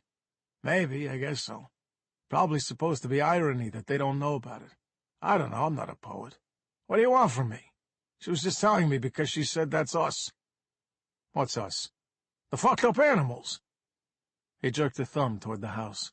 You, me, Ma, and the sheriff, everybody who lives here. We're them. The reject animals who don't know how lucky they are. I thought for a moment, watching the trees. Kid's cuckoo, you ask me. He tapped his forehead with the tip of the knife. While you're doling out advice, I said, can I get some on a different subject? Shoot. What do you do when you've got a dangerous new guy on your turf, and you're not willing to stand by and let him destroy your neighborhood? I asked. You probably had stuff like that happen when you were in the waste management business? Sure. Well, way I always saw it, you got 3 options, he said, and those options get steadily less friendly. First, you can divide up the turf. Make sure he stays on his patch, and you stay on yours. Charge him something for the privilege. Right. That doesn't work. You convince him to go somewhere else. Send the guy in talking about how sweet the pussy down in Florida is or something. Grab his guma and give her a squeeze and tell her if she don't get a guy to go down there, they're gonna have problems. What's the last option? The last option? He pointed the knife at me. I watched his lips form the very same snake-like grin I'd seen on Klein. You blast him and his crew full of holes. Chapter 29. It was fast work, but if you had the funds, Klein knew, you could get the job done. The previous night's fun and games with the drooly woman had filled him with a violent energy, and he'd used that energy all afternoon making phone calls, reading out credit card numbers, watching Squid, Turner, and Bones making their own calls. As the sun set, they started arriving. The caterer came first and took over the bottom floor with 6 waitstaff. Then there was the DJ, the sound guy, the lighting guy, a team of college kids setting up portable heaters on the patio and cabanas around the heated pool, the fire pits.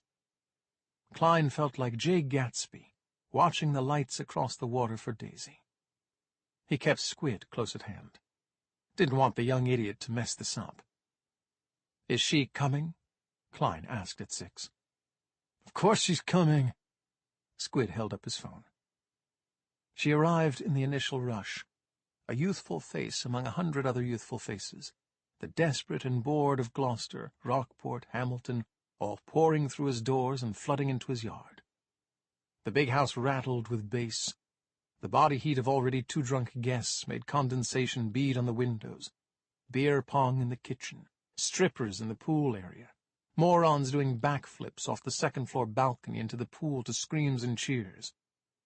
Klein watched her picking her way through the crowd, narrow shoulders slicing between big bodies, her tongue nervously worrying that piercing in her lip.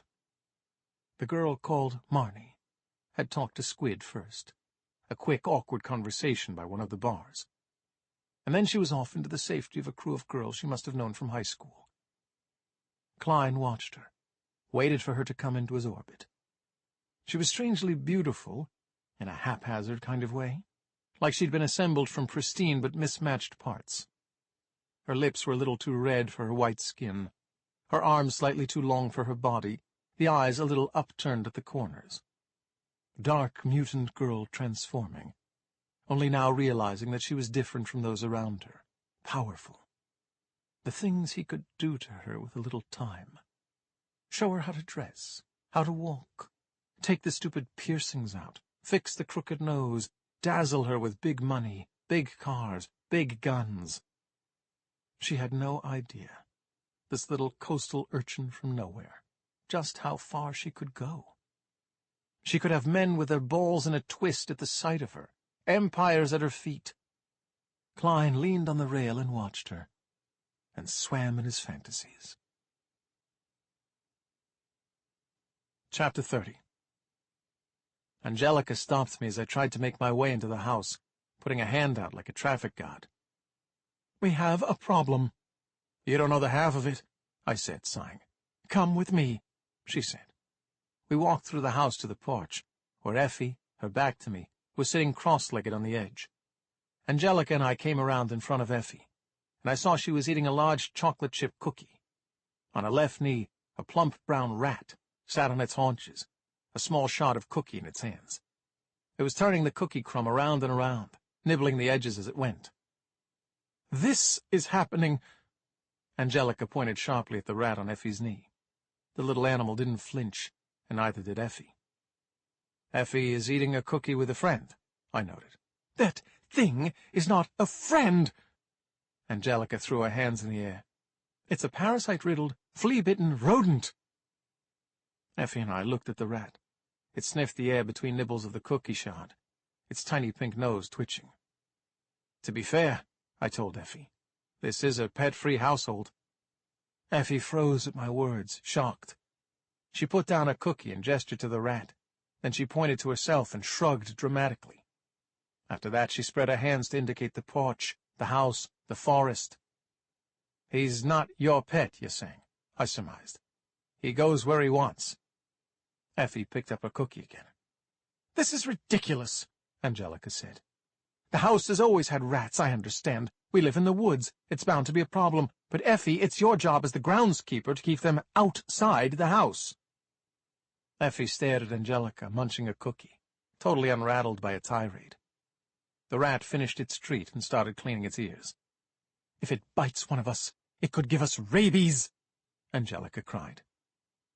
"Perhaps we could have the rat seen by a veterinarian," I suggested. "Given a little flea bath, maybe?" "You can't be serious. This is beyond belief," Angelica cried.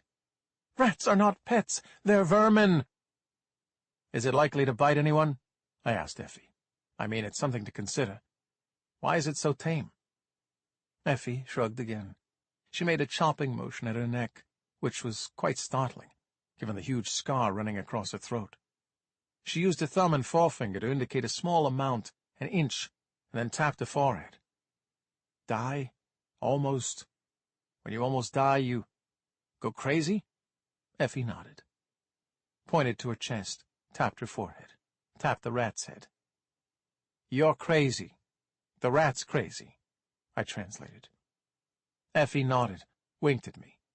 Angelica gave a growl of frustration and stormed away. I sat beside Effie and looked at the rat. I reached slowly toward it with my index finger, and the creature took my finger in its small pink hands, gave my fingernail a gentle experimental nibble, then turned back to cleaning its ears, apparently having decided that I was inedible. I gave the little rat a stroke on the head. Effie was watching me, smiling. "I guess we can make one exception to the no pets rule," I said. Chapter 31. Susan found me in the kitchen, picking dried sauce off one of Siobhan's old recipe cards. She must have sensed my desperation, because she came and put a hand on my shoulder, then took the card from my hand. "You look stressed," she said. "Siobhan used to make this lasagna," I said. "It was Mom's favorite. I'm going to make it tonight, try to cheer the kid up a bit."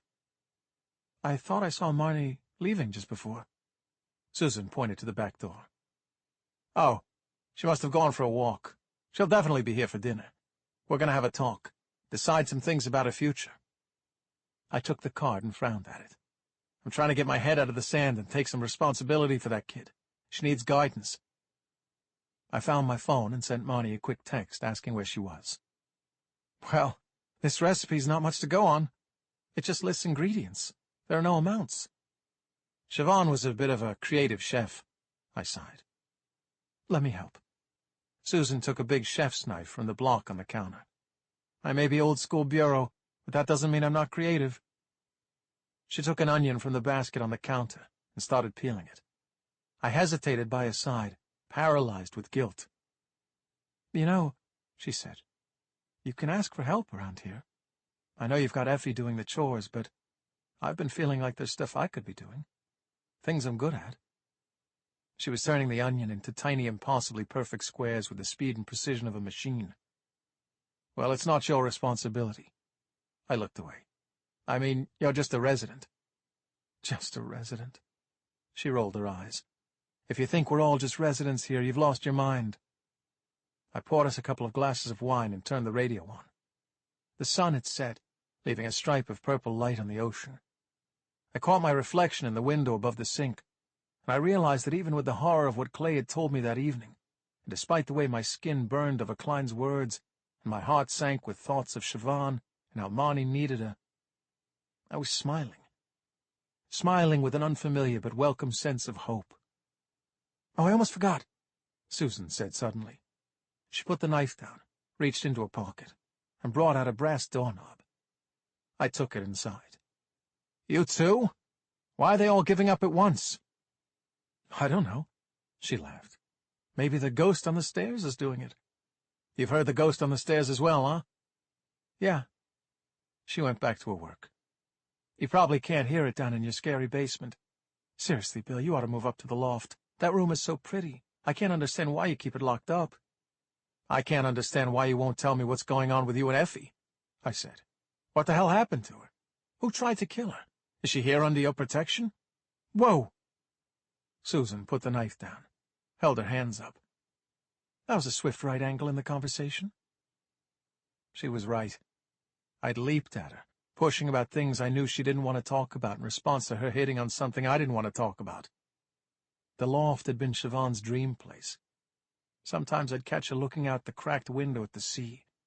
A shadow stretched on the floor. Our bedroom. Our safe place. "I was just thinking about Effie." I cleared my throat. "She's got a little pet now." "The rat I saw." Susan nodded. "Look, Effie and I met through the bureau, yes. Something terrible happened to her, yes. We're both here, and we'd like to keep that discreet, yes. But that's as far as I'll go on that, Bill." I took up my knife. "Siobhan wanted us to take the loft," I said. "And I'm not ready to be up there without her. That's as far as I'll go on that." There was tension in the kitchen. We both worked on our separate chopping blocks, waiting for it to melt away. Chapter 32. He waited until she was in that golden haze, tipsy but not taken, swaying to the music and smiling at boys who wouldn't know what to do with her even if they got her in their grasp. And yes, it was only boys who surrounded her. Some of them frat douchebags, who couldn't carry on a conversation with her without looking down her top, or letting their eyes rove over other girls. Others local dropouts hunting for easy prey they could take through the woods behind the house. Klein, resting his arms on the second-floor banister, watched her come up the stairs, a confident smile on his face. Self-assurance. She'd probably never seen it before. She was drawn to his stylish clothes, his superior gaze, the expensive wine in his hand.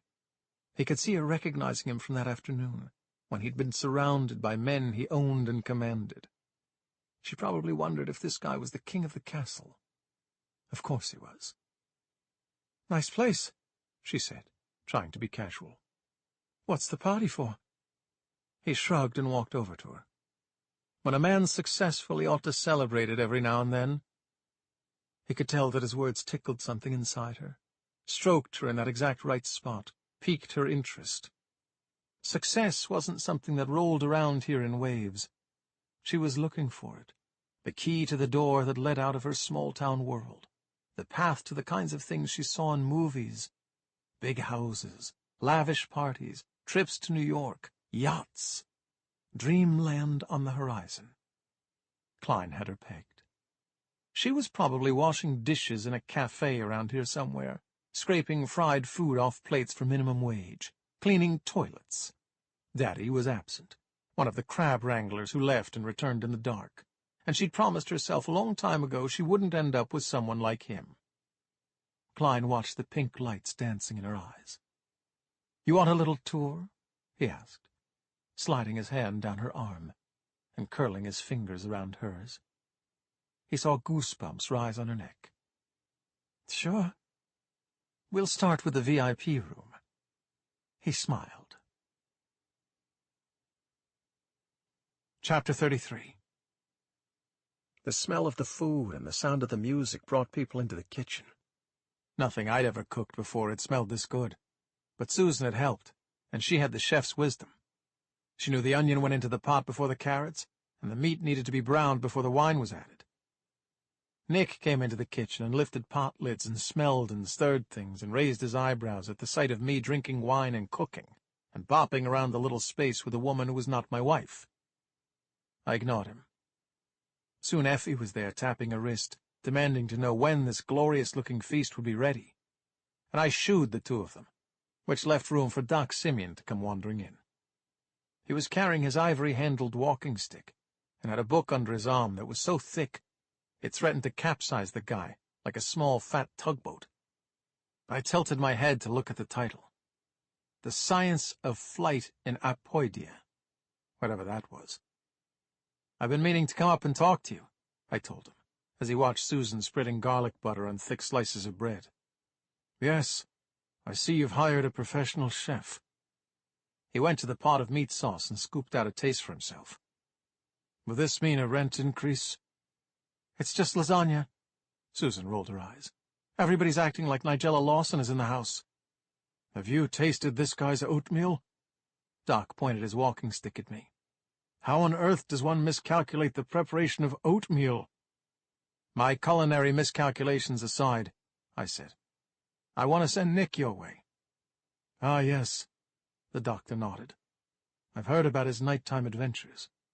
Bill, I spent 50 years as a general practitioner. That's half a century, you know.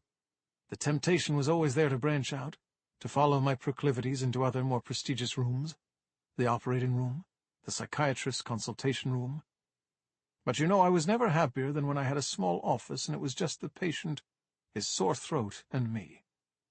"I think you might be underselling yourself, Doc," I said. The doctor turned to go and then turned back. He beckoned me to the small alcove off the kitchen and stood there, apparently debating with himself about something. In the closeness of the space I realized, not for the first time, how small he was. "Look." He hung his walking cane over his arm and fiddled with the book. "I know what's going on with you and this local drug lord character. I think you should consider backing off." "Backing off?" I stood straighter. "I've dealt with addicts in my time," he said. "I remember when heroin hit. People walked around looking like skeletons, like zombies, their teeth and hair falling out. You'd think that when a person woke up in the morning and saw a living corpse reflected in the bathroom mirror, that would be enough to make him stop. But these people can't stop. There's no rationality to it. The body starts to need it to function." "I've seen that sort of thing, too." I shrugged. "I was a street cop for nearly 20 years. I've seen my fair share of junkies. What I'm trying to tell you is that if you get rid of Klein, you'll leave maybe hundreds of people lost in very dark, turbulent seas," he said. "We're lucky. We have a rehabilitation center in Gloucester, which is more than I can say for much of New England. But they'll get overloaded. People will be turned away. They'll get desperate. They'll rob the local pharmacies, try to cook the stuff themselves, start hunting one another for what little supply is left." "It sounds like you're trying to tell me not to go after this guy at all," I said. The doctor sighed, took the heavy book from under his arm, and held it in his hands. "This is not like you," I told him. "I've been in your room, Doc. I've seen all those certificates on your wall. Last Christmas, every second letter through the slot was a card for you from some old patient. You're not the guy who says, 'Live and let live' for scumbags like Klein. I just want you to consider the fact that there are thousands of guys like Klein out there," Doc said. "It won't make any difference if you bring this guy down." "It'll make a difference to me," I said. The doc shrugged and wandered off, still holding the enormous book in his hands. I checked my watch, wondering where Marnie was. She hadn't answered my last text, so I sent another. Susan had taken the sauce off the heat and was laying sheets of lasagna on a baking tray. I went to her and dared, in the warmth of the wine and the strange new calm the doctor's words had brought down on me, to reach out and touch her arm. "Thanks for this," I said. "Marnie's going to love it, wherever the hell she is." "I'm sure she's on her way." Susan put her hand on mine. "She'll be back before you set the table. You'll see." I picked up a handful of cutlery and a stack of napkins. The gunshots started just as I opened the dining room door. Chapter 34. The bullets tore through the room, punching holes in the weatherboard exterior, ripping and splintering the walls and shattering the windows. I dropped to the floor with no idea where the shots were coming from. A cabinet beside me seemed to explode, peppering the table with shards of glass. In the chaos, I saw Angelica at the end of the dining room table holding a thick pile of papers that disappeared in a cloud of white from under her hands. The drive-by shooting took only seconds. The house was blasted with noise and destruction for less than a minute, before the car outside skidded on the gravel and sped away. But it felt like much longer as I cowered on the floor, my face in the carpet, listening to the screams of my friends. Their voices rose at once, a confused wailing. "Oh my God! Oh my God! Help! What happened? Is everyone all right?" Susan burst through the door beside me and ran through the room to the front of the house. I followed. The car was gone. We grabbed at each other, and nails bit into my arms and shoulders. Are you okay? I'm okay. I'm okay." Susan ran her hands over herself, gripped her hair. "Jesus!" Nick and Effie were bent over Angelica on the floor. The author was clutching her upper arm as blood ran between her fingers. Pieces of her exploded manuscript marked with slashes of a red pen were in her hair. Susan dashed to the medicine cabinet. Doc Simeon hadn't decided the coast was clear yet and remained under the table, his eyes huge and his mouth downturned. "How bad is it?" I went to Angelica. "I've been shot," she said, her voice more wonder than surprise. "Can anyone believe it? Someone shot me. Someone shot me in my own home." I heard her groaning on the porch and ran out there to find Vinny, slumped sideways in his wheelchair. A bullet had shattered the hub of the left wheel, collapsing the wheelchair to one side. I grabbed the ancient gangster under the arms and lifted him onto the bench on the porch. "Motherfuckers!" he howled, shoving me off as I set him on the bench. "You know, I came here hoping I'd been shot at from a moving vehicle for the last fucking time, Robinson." "I'm sorry," I said for some reason. "Are those guys inside okay?" Angelica got hit in the arm. I couldn't catch my breath. I saw the blood on him, fell to my knees, and lifted his thin, useless leg. "Looks like you got one, too." Vinny pulled his tattered trouser leg tight, revealing 2 bullet holes. "Fuck!" The fury was descending on me fast, falling on me like a red-hot cloak, tightening around my neck. I found myself grinding my teeth and staring helplessly at the road between the trees, daring them to return. "You see anything, Vinny? You see the car?" "Black Escalade," Vinny and I said at the same time. Chapter 35.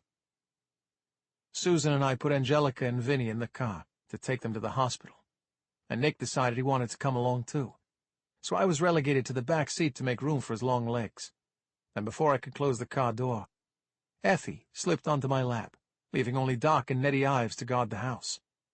I tried to protest over the sound of Angelica's wailing, but it seemed the journey would be a family affair. Dark thoughts swirled as I watched the trees roll by. Effie turned and looked at me, seemed to sense my trepidation, and hugged my head to her chest briefly. It was an unusual gesture for her, and I should have felt comforted, but I took it to mean she knew that I blamed myself for all this. As we pulled into the hospital, I worked my phone out of my pocket and texted Monty. "Call me immediately." We waited in the emergency room for 2 hours, no one speaking, the television playing a documentary about sharks. I watched the big, beautiful animals gliding through the depthless blue, and felt a hunger for Klein's blood shimmering through me. By midnight, I'd resorted to reading pamphlets about Zika virus to distract myself from violent thoughts. I turned when Sheriff Spears walked through the automatic doors. He was stunned by the sight of us all. I hardly noticed the gurney behind him, the bundle of white sheets that 3 paramedics took straight into the emergency room. "Clay!" I went to him, Nick at my side. "You heard about the house? Did Doc Simeon call you?" A strange stiffness had come into Clay's face. It was an expression I'd seen plenty of times in my career. Emotion barely held in check, a jaw locked, trapping fury or sadness inside. He glanced at the others, then took my arm, and led Nick and me outside into the freezing night. We huddled under the blazing red emergency sign. He didn't beat around the bush. Cops never do. "I'm sorry, Bill." Clay eased the words out carefully. "Marnie's dead." Chapter 36. I couldn't look at Clay, at the truth of it burning in his eyes. I turned and put my hands on the wall, pressed my forehead against the cold bricks. Some deep, dark corner of my mind knew that this was exactly where I'd been standing when they told me Siobhan hadn't made it. I'd been drenched in sweat, having driven like a madman to the hospital after receiving the call. My legs were shaking now, as I tried to focus on the mist of my breath and the light of the illuminated sign. It was Nick who asked the questions I couldn't bear to. "Mitchell Klein had a big party at his place tonight," Clay said quietly. "Hundreds of people there. Marnie was last seen alive hanging around the pool area. The party spilled out into the street and the beach and the woods behind the house. They found Marnie in the woods about a half an hour ago, unresponsive. The paramedics are calling it an overdose." "Where's Klein? Have you arrested him?" Nick asked. "We have no—" "Tell me you've arrested him!" Nick barked. "There's no reason to," Clay sighed. "We have no cause. There were hundreds of people at that party, and anyone could have given Marnie whatever it is she took. It could have happened on or off Klein's property. We can't confirm anything at this stage. If we—" Nick punched the neon sign beside my head, shattering the fiberglass and splintering the light inside, darkening the first E in emergency. I didn't intervene when he grabbed the steel casing of the letter and ripped it off the wall, taking the M with it, and smashed the letters into the pavement. I could barely breathe, but I managed to get out some words as Nick stormed off toward the end of the lot, pushing over anything that wasn't bolted down. "Didn't they try?" I asked. "They tried," Clay said. "But she was cold when the partygoers found her. Someone started CPR then, and the medics carried it on." Clay put a hand on my shoulder. It was like he wasn't touching me at all. The weight and warmth of it had no effect. I stood in the cold and tried not to scream. "Bill," Clay said, "we're going to find out what happened. I'll chase down everyone at that party and get all their photos. My team and I will talk to witnesses. I'm going to do everything I can to make this right." "Yeah," I said, frightened by the sudden evil intent in my own voice. "So am I." Chapter 37. The mind shuts down in these situations, and the body does what it can to maintain calm. I followed impulses that came from nowhere. Getting a cab home from the hospital, walking into the house without talking to anyone, climbing the stairs to Marnie's room. The cluttered space smelled like her, the way everything seemed to smell of Siobhan after she'd been lost to me. I lay down on the floor on the fluffy pink rug and let the hateful thoughts rage. I had done this. The circle had closed. I had stood in the very same spot at the very same hospital where a man had told me that another woman in my care had died in the woods. Between the internal blows I threw at myself, I had visions of Klein, his throat in my hands. I listened to the house filled with people, all talking and crying. The air was full of questions that had no answers. How had this happened? Why had she gone to the party when she'd said she'd be home? When had she been invited? Who invited her? As the pale light of approaching morning lit the window above the bed, the house fell into sudden silence, everyone exhausted and numb with grief. I realized I was succumbing to sleep when the sound of a door opening nearby snapped me awake. As I sat up on the floor, the door to Marnie's room opened. A man I didn't recognize stood there looking at me. Nettie Ives was as Siobhan had described him, tall and long-faced, a kind of grayness to his skin from his days inside that gave him the air of a figure in a faded photograph. He glanced down the hall as though to make sure we were alone, and then took Marnie's violin from the stand and weighed it in his big hands. "Did she suffer?" he asked. I climbed onto the bed and sat on the edge, my body like lead. I suppose Ned had learned of Marnie's end from the house itself, the voices downstairs climbing through the walls, the vents. I wiped my face, which was hot and damp with tears. "I don't know," I said. "I don't know what happened. Clay's told me some stuff, but I don't think I can believe it right now." Nettie put the violin down and patted the top, as though to tell the instrument to stay in place. He nodded and turned to leave.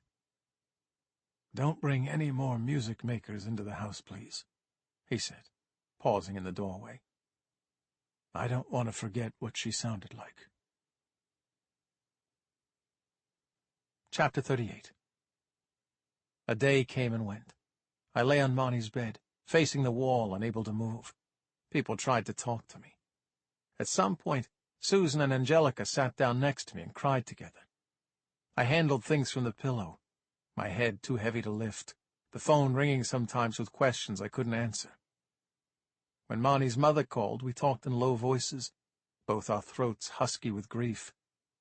It seemed a friend of Monty's from her high school days had invited her to the party, Frances Whitman, known about town as Squid. There were no signs of sexual assault on Monty's body, but her lipstick was smeared, and she'd been found without the tights she'd been wearing under her skirt in photographs sourced from the party. The cause of death was thought to be respiratory failure consistent with an overdose, but there would need to be a toxicology screen, an autopsy. Monty's mother didn't want me to go and see her. She had, and she said Monty looked small and cold and tired. At midnight, hearing Clay's lumbering footsteps on the porch, I got up and walked downstairs. Everyone was gathered in the living room. I sat on the arm of a couch near Nick, whose face was ashen with anger. As I settled in, I heard floorboards creaking outside the door of the living room. Nettie Ives must have been listening in. Clay eased himself down into an armchair, put his hat on his lap, and ran his hands through his greasy hair. I wondered how long it had been since he'd sat down. "It's as you'd expect," he said. "No one admitted to giving Marnie anything, or seeing her take anything. She was seen in the company of Mitchell Klein, the owner of the house, but she conversed and associated with a great number of people. I'm going to do another round of interviews in the morning, but so far I haven't dug up anything we can use to press charges." "Was she high? Do we know for sure she took something?" Susan asked. "There will be a full autopsy, but according to the tox screen, she had narcotics in her system. A lot of them." Nick got up and left the room. Everyone watched him go. "Marnie wouldn't have done this." Angelica wiped her eyes with a handkerchief. "She was a good kid. Our little baby of the house. We all looked out for her, and nobody's seen her do anything really bad, right?" She looked around. No one met her gaze. "Yes, she got up to some mischief, but nothing like this." "My mother thought I was only getting up to mischief when I was a kid," Vinny said. He seemed to fall into his memories, his eyes darkening. He turned away. His words seemed to break something in Angelica. "What are we going to do for Christmas?" Angelica cried. "Marnie loves Christmas." She hid her face and sobbed. It seemed to me that she felt silly for making the comment. But she shouldn't have. We were all going to have to face the things that Marnie loved, but without Marnie around, in the coming months and years. Effie, in the darkest corner of the room, rubbed her nose on the back of her hand and shielded her eyes. "Surely you can bring Klein in for questioning," Susan said. "He owns 2 Escalades. One was spotted at the house during the drive-by." "He had an alibi," Clay sighed. "All I can do is ask him to come sit for an interview and submit his vehicles for forensic testing voluntarily. Until I have more, my hands are tied." Silence passed over us. I cleared my throat. "New house rules," I said. Everyone turned to me. "No one stays here alone. I want the curtains drawn morning and night and all the cars parked at the back. We don't want to make it obvious who's here and who isn't. Until this is over, we've got to take care of each other." I stood, trying to think of something to tell my people about the loss of Marnie that would help them in their hour of pain and confusion. But all I could see around me were the memories that tied them to our lost girl. I remembered Vinny sitting in the morning sun telling Marnie about champion boxers from New York in the 50s.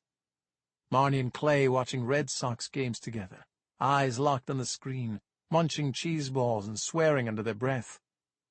Marnie shaking the ladder jokingly as Effie climbed up to clear leaves from the roof gutters. "I can't bring her back," I told them all. "All we can do right now is try to weather the storm. This is our house. We need to be ready if he comes at us again. There was a ripple of something in the room. Fear or sadness, maybe. I heard the truth in my own voice, and I think they did too. I beckoned Effie from the dark corner, planning to take her to Nick so we could strategize. In the hallway, Clay stopped me. "I need to talk to you," he said. Effie left us together, and the big man turned his hat in his hands. "I know what you're going to do." Chapter 39. I pushed the door to the living room closed behind me. Clay looked exhausted in the light from the stairwell.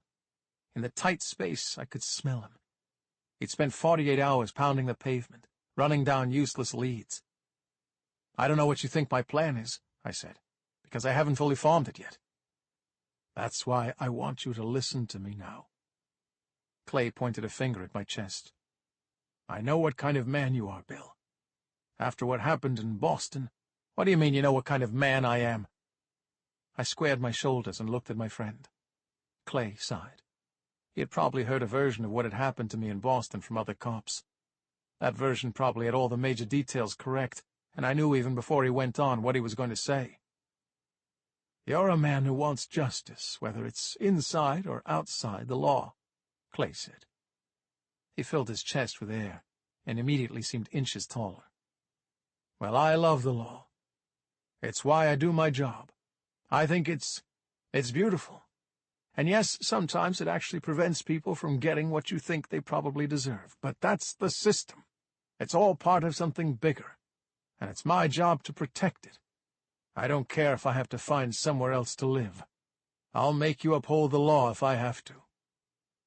"You said you wanted me to put people's heads in vices if I felt the need. Those were your words."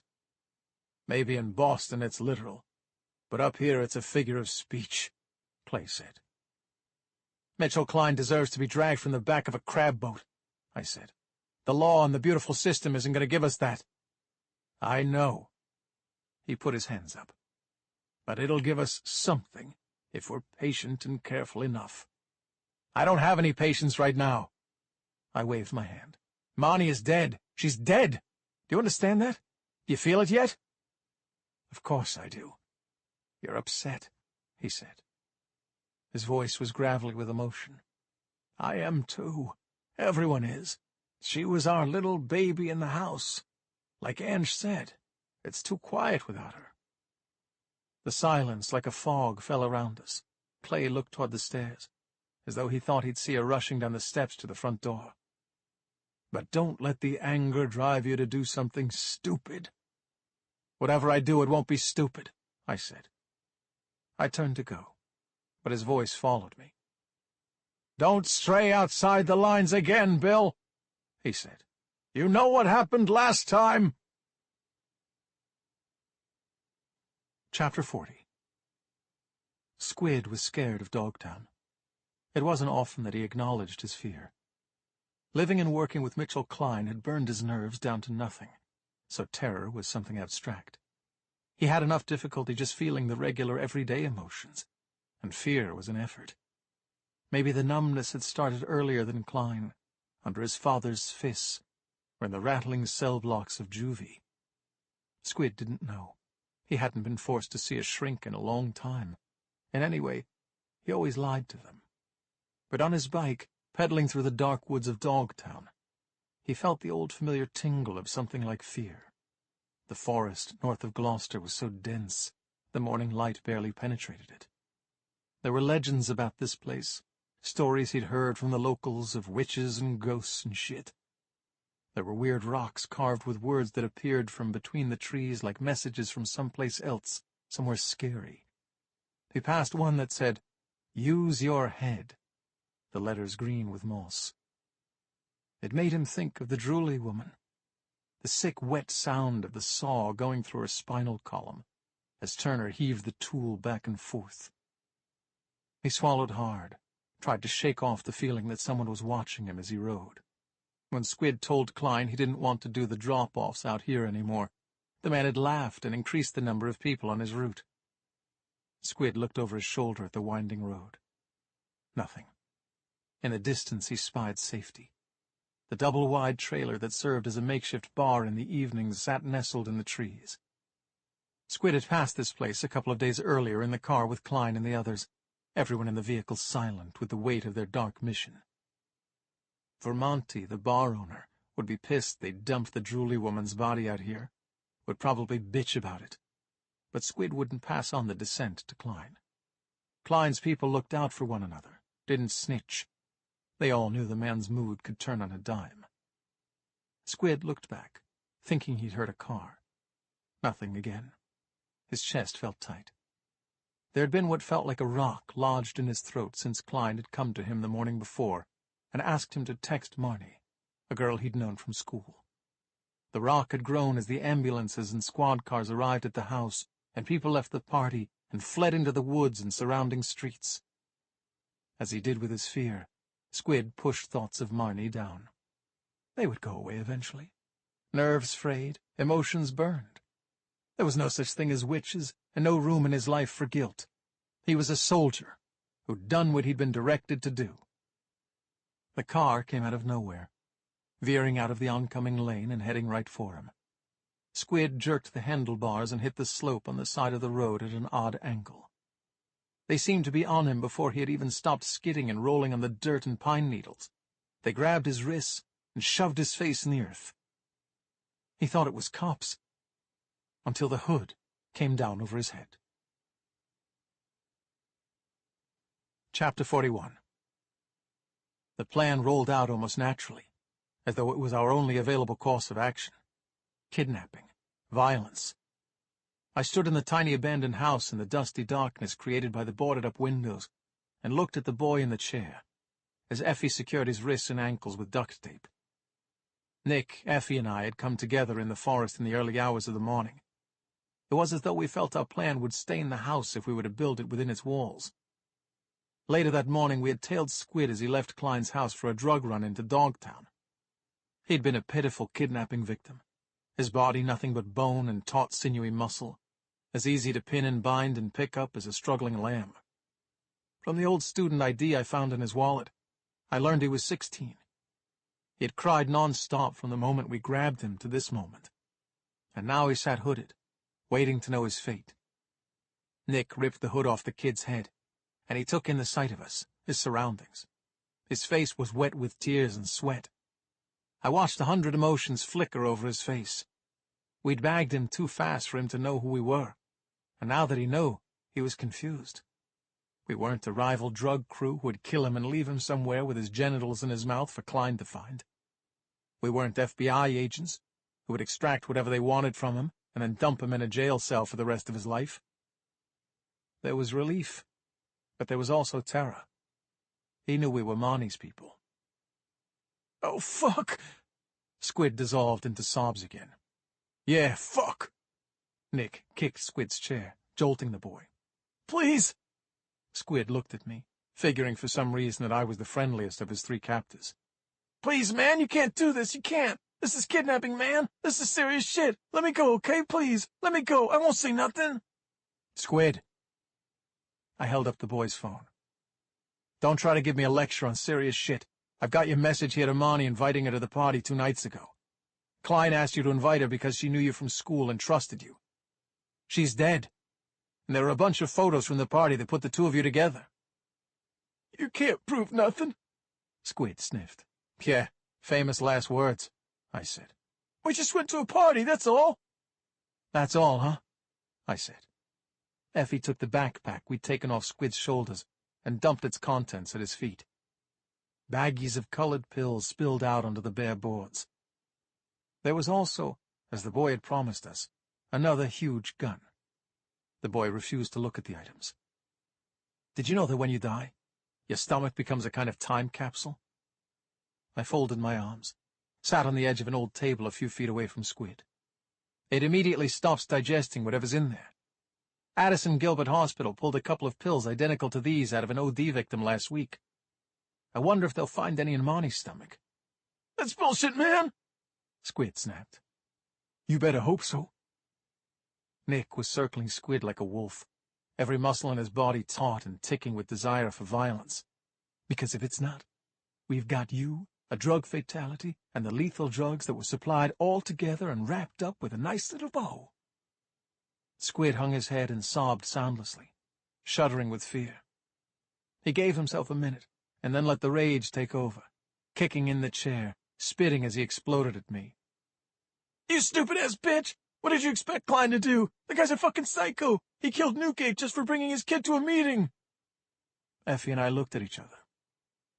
"He killed Mary Ann Drewley, too, didn't he?" I asked.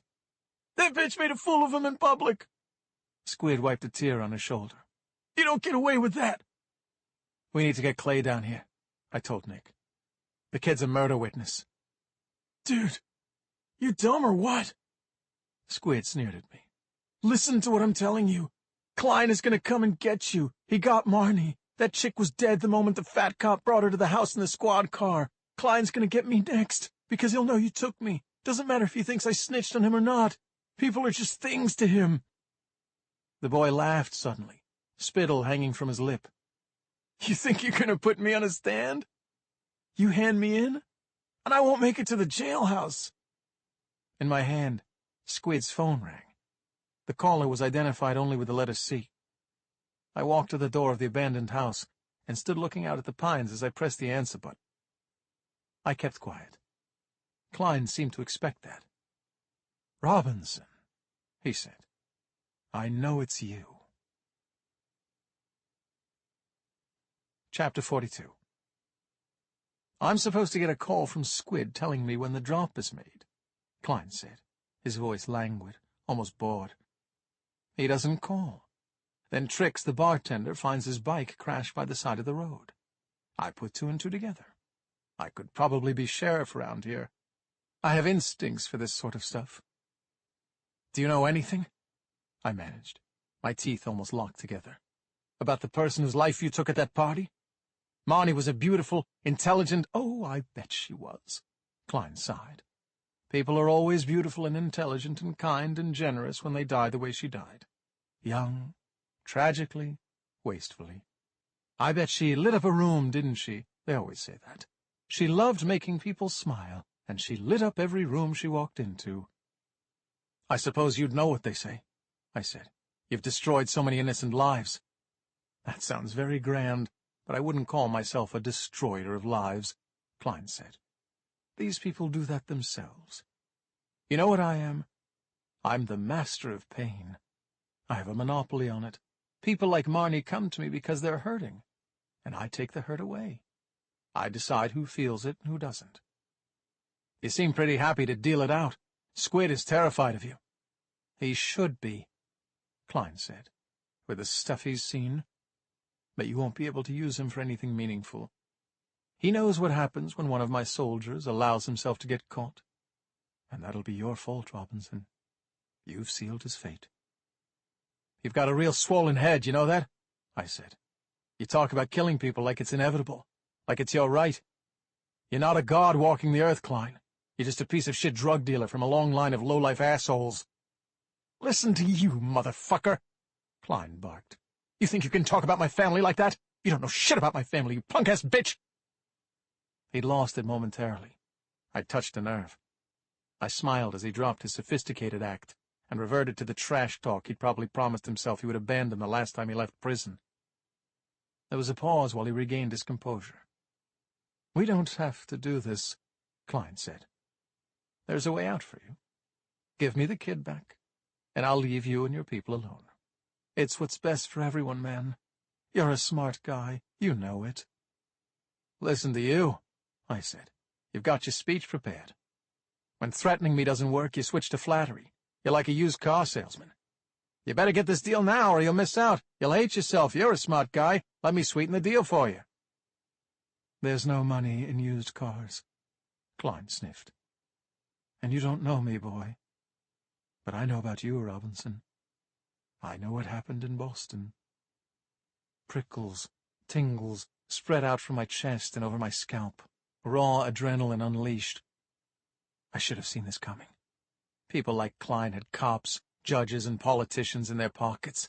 He had drugs, and that brought him money, and money brought him influence, connections, friends in high places. I gripped the phone tight. Yeah, what about it? I've got contacts. I can make that shit go away, Klein said. You can't tell me you were happy to give up the beat to clean toilets in a shitbox guest house full of losers?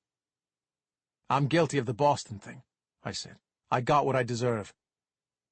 What about your roadkill wife? It took everything I had not to shatter the phone on the concrete steps to the house. I heard him shifting pieces of paper. Probably Siobhan's accident report. More evidence that Klein had the local cops on his payroll.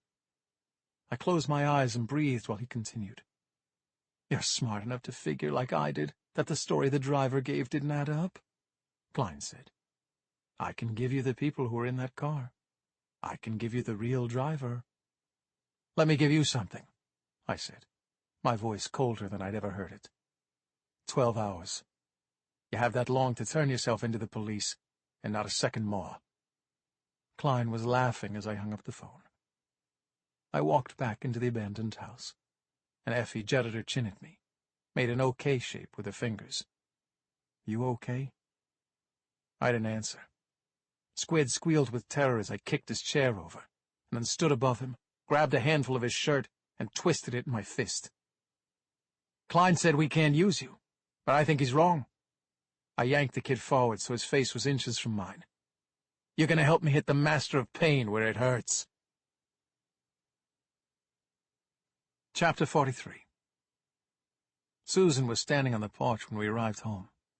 She watched Nick turn the car round after he'd dropped off me and Effie, her eyes impossible to read. Effie went around the side of the house, and I stood with Susan, surveying the holes in the siding. Though she kept her expression neutral, I could see a temple ticking with a pulse. There was a kidnapped kid in that car just now, wasn't there? She said finally. He's a contact of ours. Nick's driving him north to Augusta, I said. He's got a cousin there. Klein's more likely to look for him at his mother's house in Boston. You've gone rogue. Susan shook her head. I haven't gone rogue, I said. I'm not a cop anymore. I don't need to play by anyone's rules. Just because you're not a cop doesn't mean you get to snatch kids off the street. She threw her hands up. I don't know what you're talking about. Yes, you do. She rolled her eyes. Don't treat me like an idiot, Bill.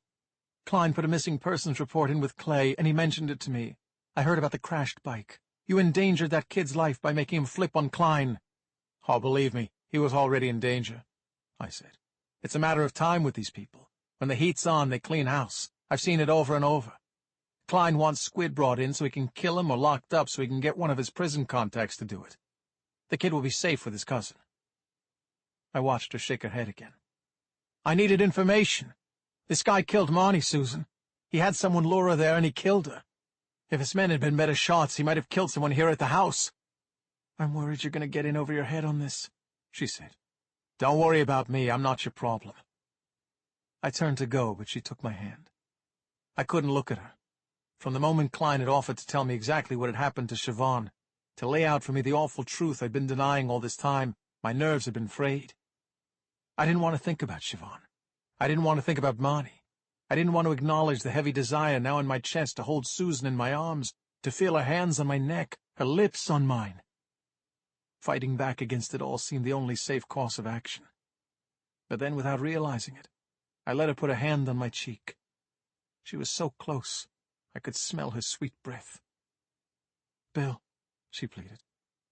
Just don't, I can't do this, I said. I pulled away and went inside. Angelica was on the couch in the living room under the windows, one arm in a sling and the other lying across her forehead like she'd fainted. Her left index finger was splintered. I went into the kitchen and stood at the window, felt Susan's presence without turning to look at her. What are you going to do? She asked. I gripped the edge of the sink.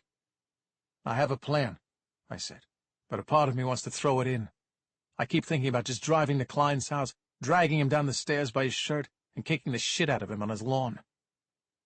She was silent. The malice in my voice was frightening, even to me. Another being was speaking from a dark place in my mind. It was loss that did this to me, forced me down into my own deepest, most evil recesses. You're not that dumb. Oh, I can be pretty dumb, I smirked. I heard a thunk from upstairs, which I ignored. I turned to her. I wanted to tell Susan that I'd done this before, that I'd let the badness take me, stupid and filled with rage, and I both did and didn't regret what I'd done. But the phone rang in my pocket, drawing us both out of ourselves. I answered without looking at the caller ID. "Bill," someone said, a voice I hadn't heard in over 2 years. "It's Malone." I barely managed to respond. "What do you— This is not a good time." "Maybe it isn't," he said, "but I don't think we have a choice. I'm 100 yards from your house, and a black woman on the second floor has got me pinned with a big fuck-off rifle. She just blew a hole the size of a dinner plate in the tree right next to me." Chapter 44. Effie was sitting on a wooden stool at the window, her eye on the scope and a finger on the trigger of a rifle even bigger than the one I'd pulled off Nick the other night. The silencer on it was as thick as my arm, which accounted for the thunk I'd heard when she'd fired a warning shot at my former partner. Effie turned and looked at me as I entered the bare room, then made a couple of signs I recognized from raid training I'd done as a young patrolman. One target, 100 yards. "Does everybody in this goddamn house have an enormous rifle under the bed except me?" I asked. Effie looked like she was mentally reviewing the number of guests with large guns under their beds. I moved toward her, stopped when I noticed a tiny brown lump on the bedspread. The rat was sleeping, curled up in a ball like a cat, its pink tail tucked around its body. I knelt beside Effie and looked through the scope. Jerry Malone was indeed standing frozen in the forest, his hands out from his sides like he was prepared to either raise them or jump for cover if another shot came. He dropped the phone, probably not wanting to push his luck any further. There was a hole in the tree right next to him, large enough for a man to put his head through. The scope of the rifle was so big, I could see the individual splinters of wood from the shot that had fallen on his shoulder. "He's an old buddy," I told Effie. She rolled her eyes and threw her hands up. "Now you tell me." Chapter 45. The Malone I approached in the forest in front of my house was much thinner and paler than the one I'd seen outside the commissioner's office in Boston. He'd grown a beard, but the dark hair only accentuated the rings under his eyes. I stopped 10 feet away, saving us both the awkward silent negotiation about whether to shake hands. "Great place." Malone nodded at the house. "Security system is a bit extreme, maybe?"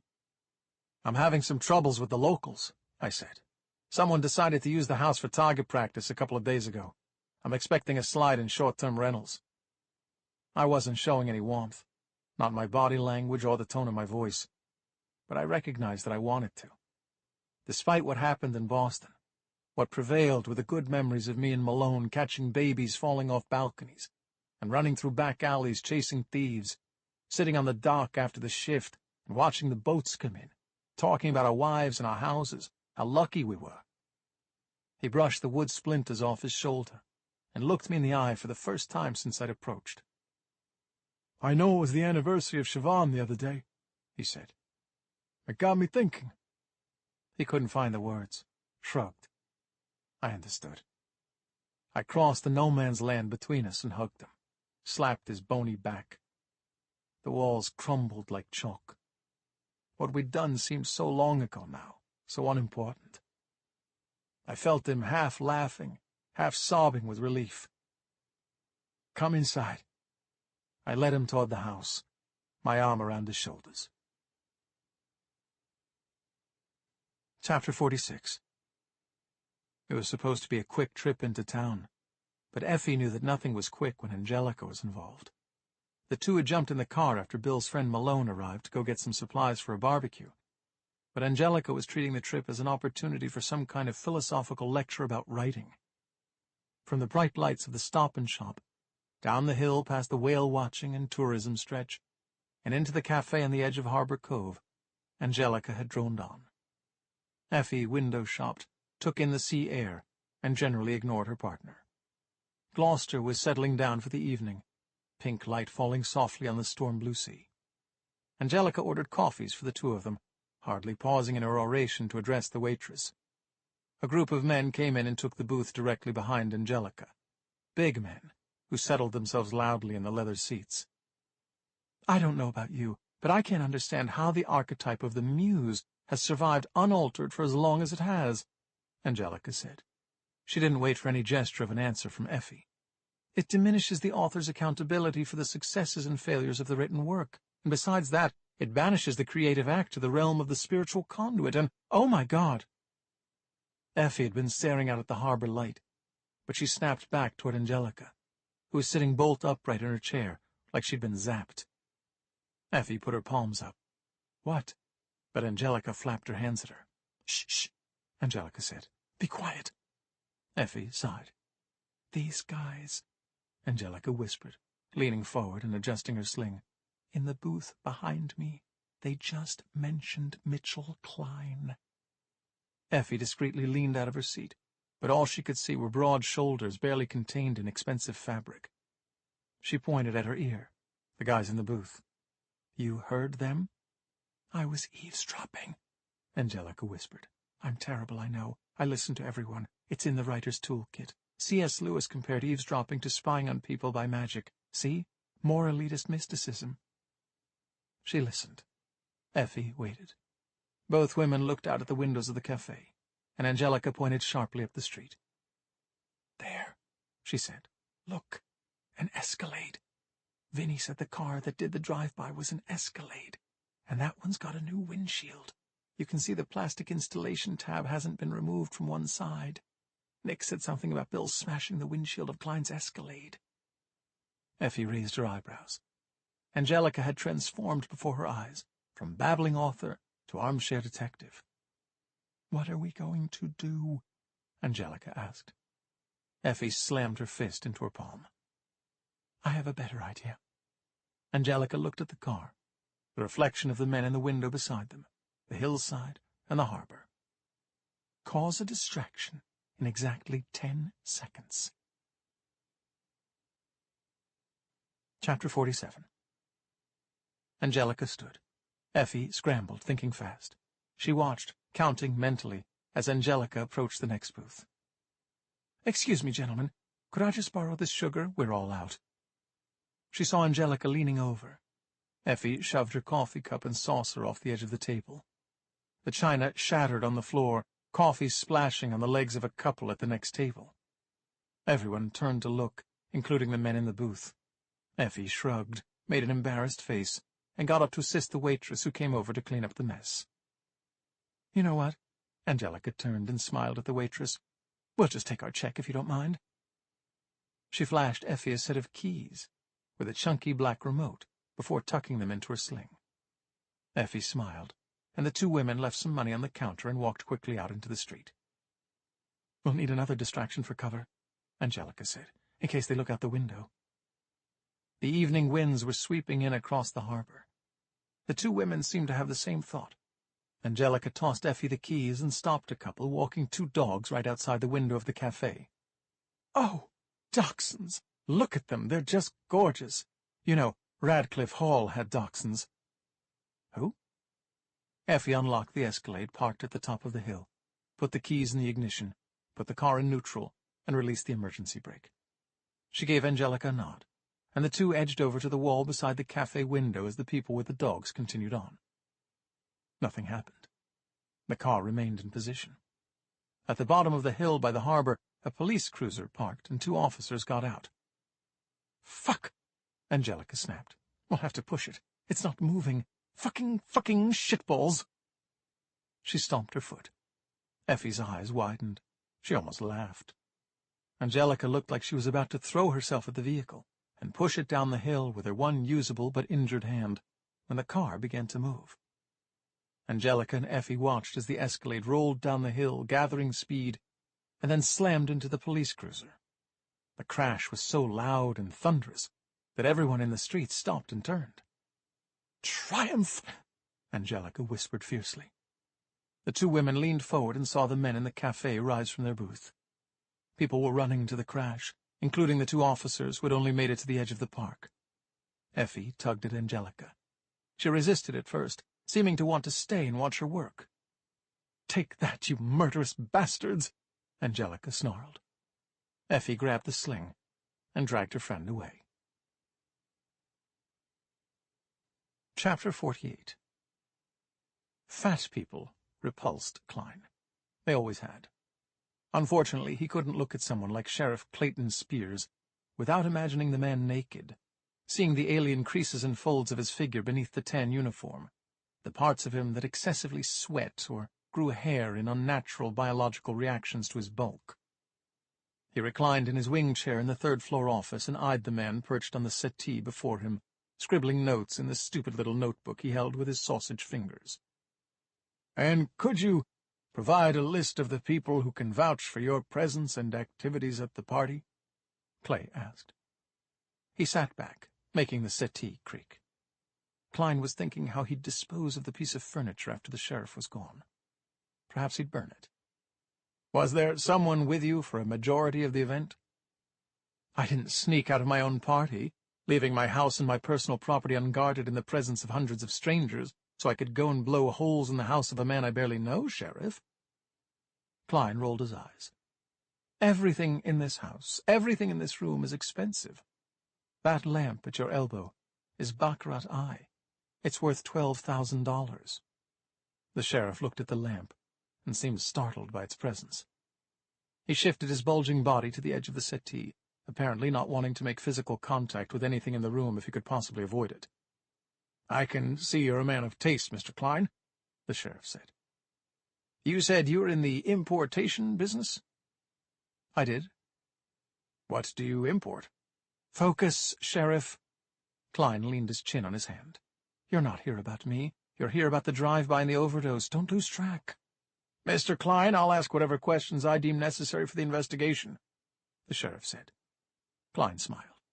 He enjoyed a little pushback, flickers of power and protest in the fat man's eyes, but the sheriff's tone of voice hadn't sold what he was saying. He was the mongrel in the room, and Klein was the purebred Doberman. "What do you make, Sheriff?" Klein asked. "Excuse me?" "Your salary, what is it?" "I make $118,137. Clay straightened on the settee. "That's the base." "And that keeps you comfortable?" Klein let his eyes wander over the creature before him. "I suppose your living costs are meager. Your room at the inn can't cost much. And you don't look like you blow wads of it indulging in the single man's footloose lifestyle. That watch. Where did you even get a watch like that? Walmart? Dollar General?" Clay turned the plastic watch on his wrist self-consciously. "Maybe you lost everything in the divorce." Klein yawned. Turner was on the phone in the hallway. Klein heard him murmuring, "What do you mean, how badly, a police car?"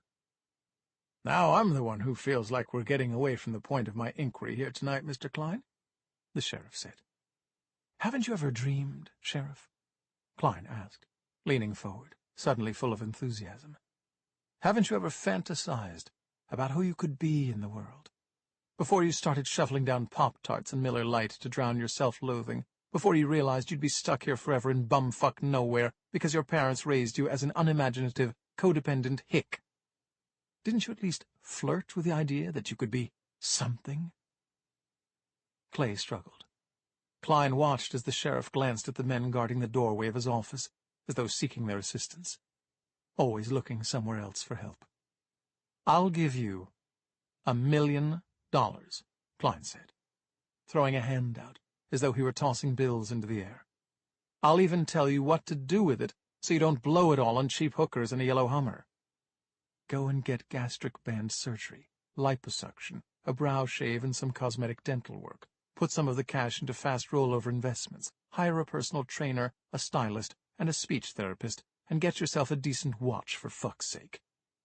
If you like law enforcement that much, get a cover job. Consult for a private security firm, something that gets you into a suit every day instead of a Halloween costume with a toy cowboy badge. In 12 months, your life will be unrecognizable." The sheriff's pudgy mouth opened and closed a few times. Klein waited, but the words that eventually came out were not what he expected. "I like my life," Clay said. His face suddenly darkened, shifted. Klein was looking at a man for an instant, an equal. "And you've just offered me a bribe, sir." The sheriff stood. Klein looked at him, impressed and amused, yes, but mostly annoyed. "I'm going to forget what you just said, and bid you good night," Clay said. Klein sat in the dark for a long time after Sheriff Spears was gone. Eventually, Klein let a sigh escape his lips. He looked at Turner, who waited expectantly for a command. Chapter 49. Midnight, when we would enact our plan, was approaching. I felt the hour coming on, though that didn't stop me from checking my watch every 10 minutes, meeting Effie's eyes knowingly across the fire blazing between us in the pit. When we first started at the inn, the fire pit in the woods by the house had been regularly in use, the rising gold embers drawing people out of their rooms to the old rickety benches Siobhan had bought and placed around the barbecue area. The warmth of the flames, Malone jabbering in my ear, brought back memories. Those great old times were mingling confusingly with the new, as I followed the embers up toward the dark trees above and imagined Marnie leaving us, so young, so unfairly, for whatever realm was next. I gripped my bench hard when I thought of her, imagining a tiny form beneath the sheets on the gurney rolling by me unnoticed. The hospital had insisted Marnie's mother identify her, and I had followed the woman's direction not to go and view her body. The last time I saw the child was in the back of Clay's squad car, when I'd promised her better things were coming. "The guy was a monster," Malone was telling Susan, the two of them sitting on either side of me. "He used to walk into the break room and go, 'What's that smell?' I thought this was a police station. All I see around me are pieces of shit." He never approved overtime, personal expenses, sick leave. You can't work with a captain like that. So this guy here comes up with a genius plan. Malone slapped me on the chest, taking me away from my thoughts. Susan was watching me carefully. "Tell her what you did." Malone grinned. Despite everything, I couldn't help smiling. "I started sending him presents." "Bill starts sending our asshole captain presents." Malone laughed. "He sends this cute little box with a big red bow, and inside is a red lace thong in a size 2. The note is from a secret admirer in the E13 district." "I didn't think it would work," I told Susan, who was trying not to laugh. "But it did really well. The captain comes around showing everybody this thong, twirling it on his finger and reading the letter about how the woman can't wait to wear it for him and the things she's going to do. He's quite the erotic storyteller." Malone slapped me again. "You'd be surprised." "So what happened?" Susan asked. "I sent him the thong, and a box of chocolate body paint, and a pair of those fluffy handcuffs," I said. "By the time the third gift arrived, the captain had put in for a transfer to E13 district." "That is genius," she laughed. "I could have used that tactic about a dozen times across my career." Malone noticed how miserably Angelica was slouched beside him, watching the flames reflected in a glass of wine. He turned to her, and Susan turned to me. "You okay?" Susan asked me. I hadn't realized I had that 1,000-yard stare. "I'm fine," I lied. "Old memories, you know. They stir things up." "Want to go for a walk?" she asked. We left the group at the fire and strolled through the trees to the beach. It was an unseasonably warm night, and the water was pale glass, the way it had been when Nick walked out here in the tangle of his own nightmares, reflecting an eerie gold moon near the horizon. Susan clutched her coat around her and watched the stones passing beneath her feet, the only sound the lapping of the water nearby, and the horns of boats in the distance returning home. I broke the silence reluctantly. "You must know what we did," I said. "Me and Malone." Chapter 50. "What do you mean?" Susan frowned. "The Boston thing, the reason I was fired. You must have checked me out."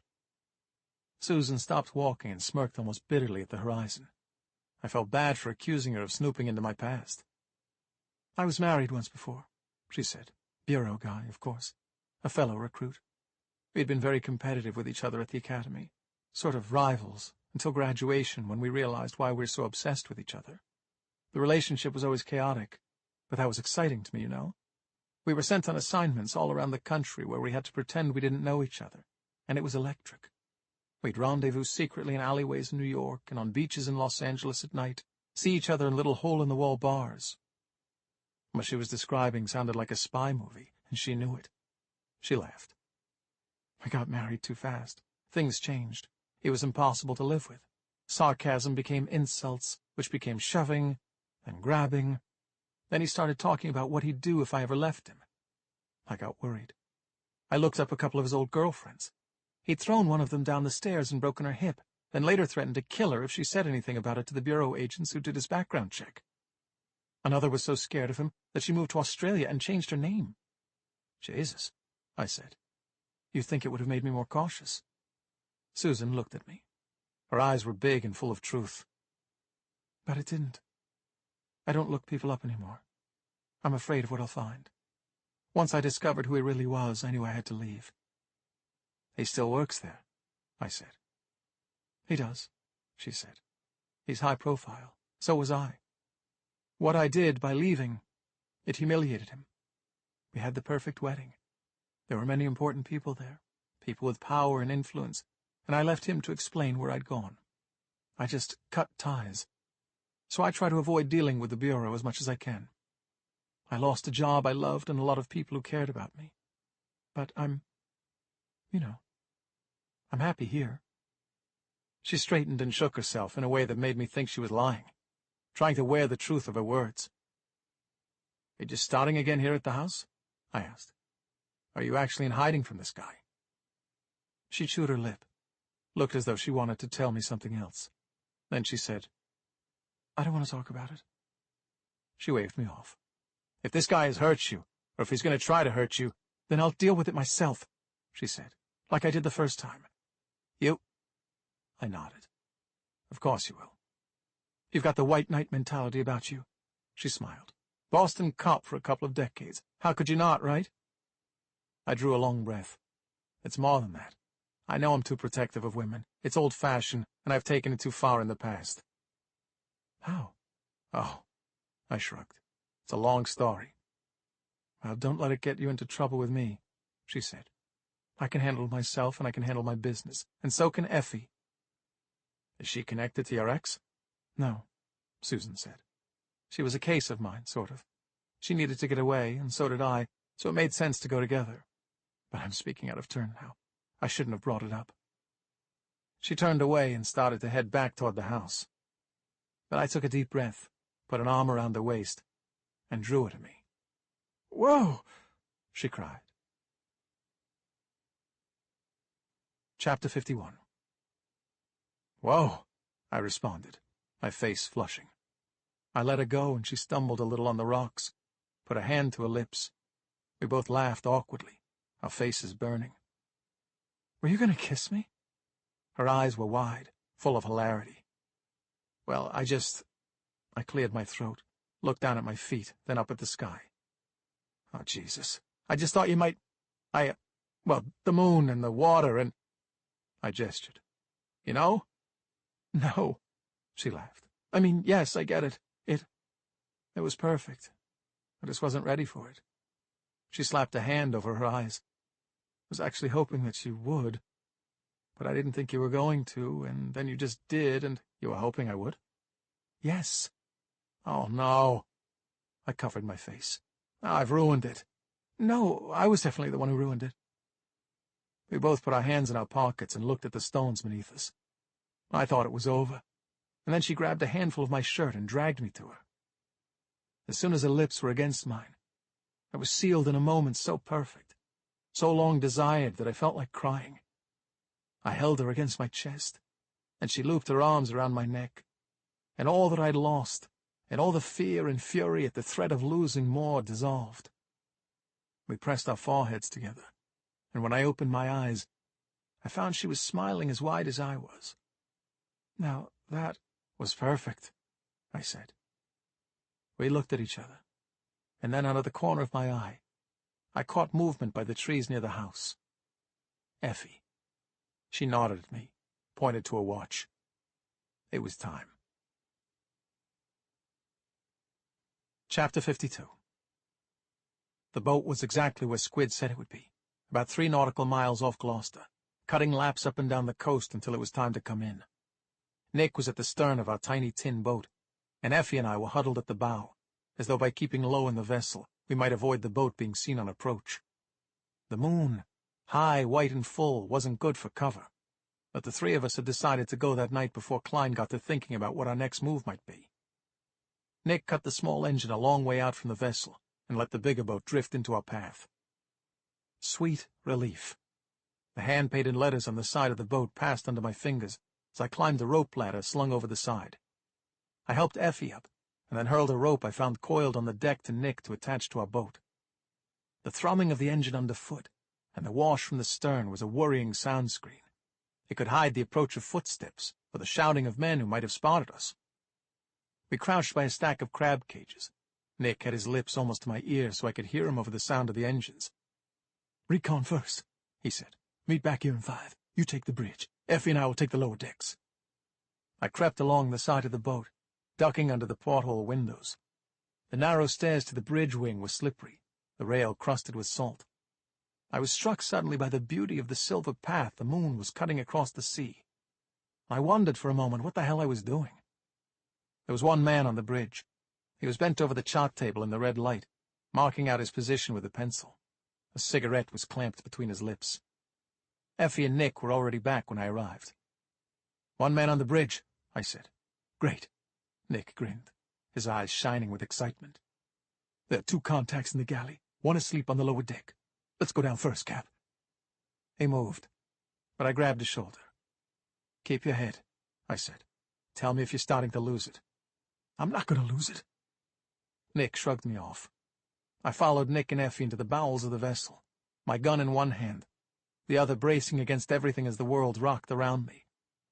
We passed a room lit with huge red lamps, and I glimpsed a big table cluttered with plastic tubs, a big machine with a crank handle, bottles and buckets. 2 figures moved in the eerie light, gloved to the elbows and wearing full-lace respirators. I kept watch in the hall, my pulse hammering, as Nick and Effie went into the sleeping quarters. I heard a thump and a yelp.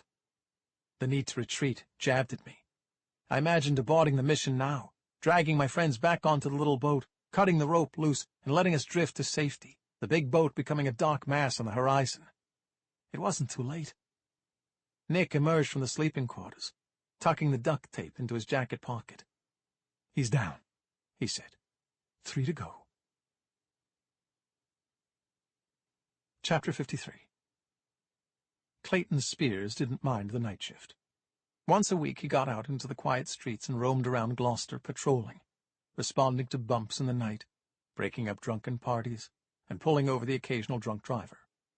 He took the night shift at least once a week to remind his team that he wasn't above them, that he was willing to fight fatigue and boredom and the disappointment of false calls like the rest of them. But the lamp-lit streets held a kind of security for him. No one stared at him, judged him, whispered about him as he passed by in his cruiser. At night, he wasn't a tubby, shy, failing sheriff elected every year only because he was the devil Gloucester knew. He was a lone wolf, protecting his sleeping pack. The night shift would also keep him out of the office, away from the phone. He knew Marnie's autopsy was being rushed through, and the results would be reported to go into a case file with the department. He didn't want to be there when the call came through. He wanted to be out, where he could see the stars. It was 1 in the morning when Clay came upon the 2 young women crouched by the deserted roadside. Clay looked at the tire on the asphalt beside their car and tutted as he pulled over. The women, as they fumbled with the tire iron and read instructions from their phones, were a quarter of the way into the lane, and the spare was sitting maybe a third of the way in. He exited his vehicle and pulled up his gun belt. "Morning, ladies," he said as he approached. "Oh, wonderful," the younger one said, clapping her hands with glee. "Ronnie, it's the sheriff. Can you help us, sir? We're in big trouble. Neither of us has ever changed a tire before. We're totally stuck." "Let's forget about changing the tire for now and get off the road." Clay pointed to the roadside, and the women went where he instructed. "You're begging to get hit by someone coming up over the hill." Clay bent down, grabbed the spare from the asphalt, and rolled it toward the women. His head was down, hands on the rubber, when at the corner of his vision a boot appeared. Not a woman's boot. A big, black, decidedly male one. "Lights out, fat boy," a voice said. Clay heard a swish, and then there was only blackness. Chapter 54.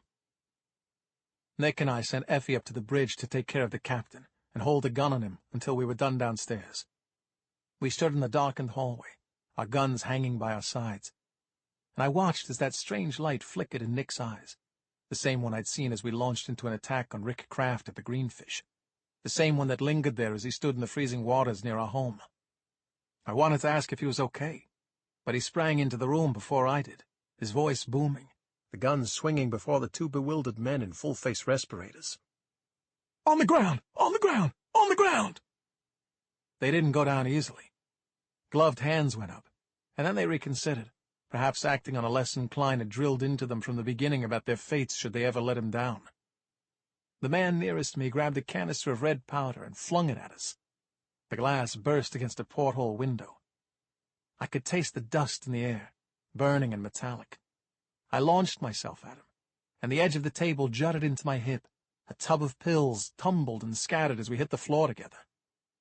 I clubbed him in the back of the head with my gun, and he gave the heavy exhalation of someone losing consciousness. Nick had abandoned his gun and pinned his guy up against the low cupboards on the wall, his arm bent backward. "You stupid fucks!" The guy's voice was muffled by the respirator. "You ain't cops! Get out of here!" "We're not cops, but we're not going anywhere." I took the duct tape from Nick and began binding the men in front of me. "Not until we're done." Nick's guy watched me, realizing my mission as I finished binding my guy, and then started scooping up the spilled pills from the floor. I stacked a couple of tubs, and his eyes widened behind the cloudy glass of his face mask. "You don't want to do this, man," he said. I'm telling you, bro, you're making a big mistake. Klein will put you in a hole. He'll put you in the fucking ground." "Shut up, idiot."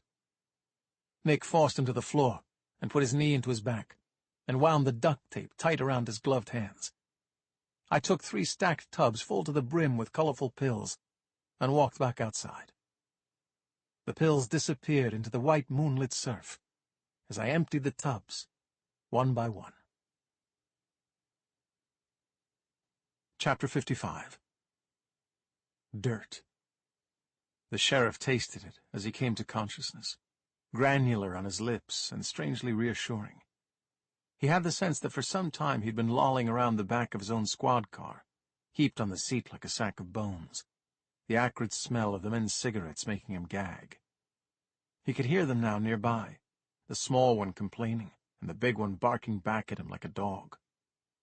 "If I'd known we was gonna bury this one, we could have come out of here earlier, Bonesy. It's fucking freezing, man. The ground is solid rock." "He wants us to be more careful this time," the one called Bones said. "The Drooly woman was fun and games. This is a cop we're talking about. Shut up and dig."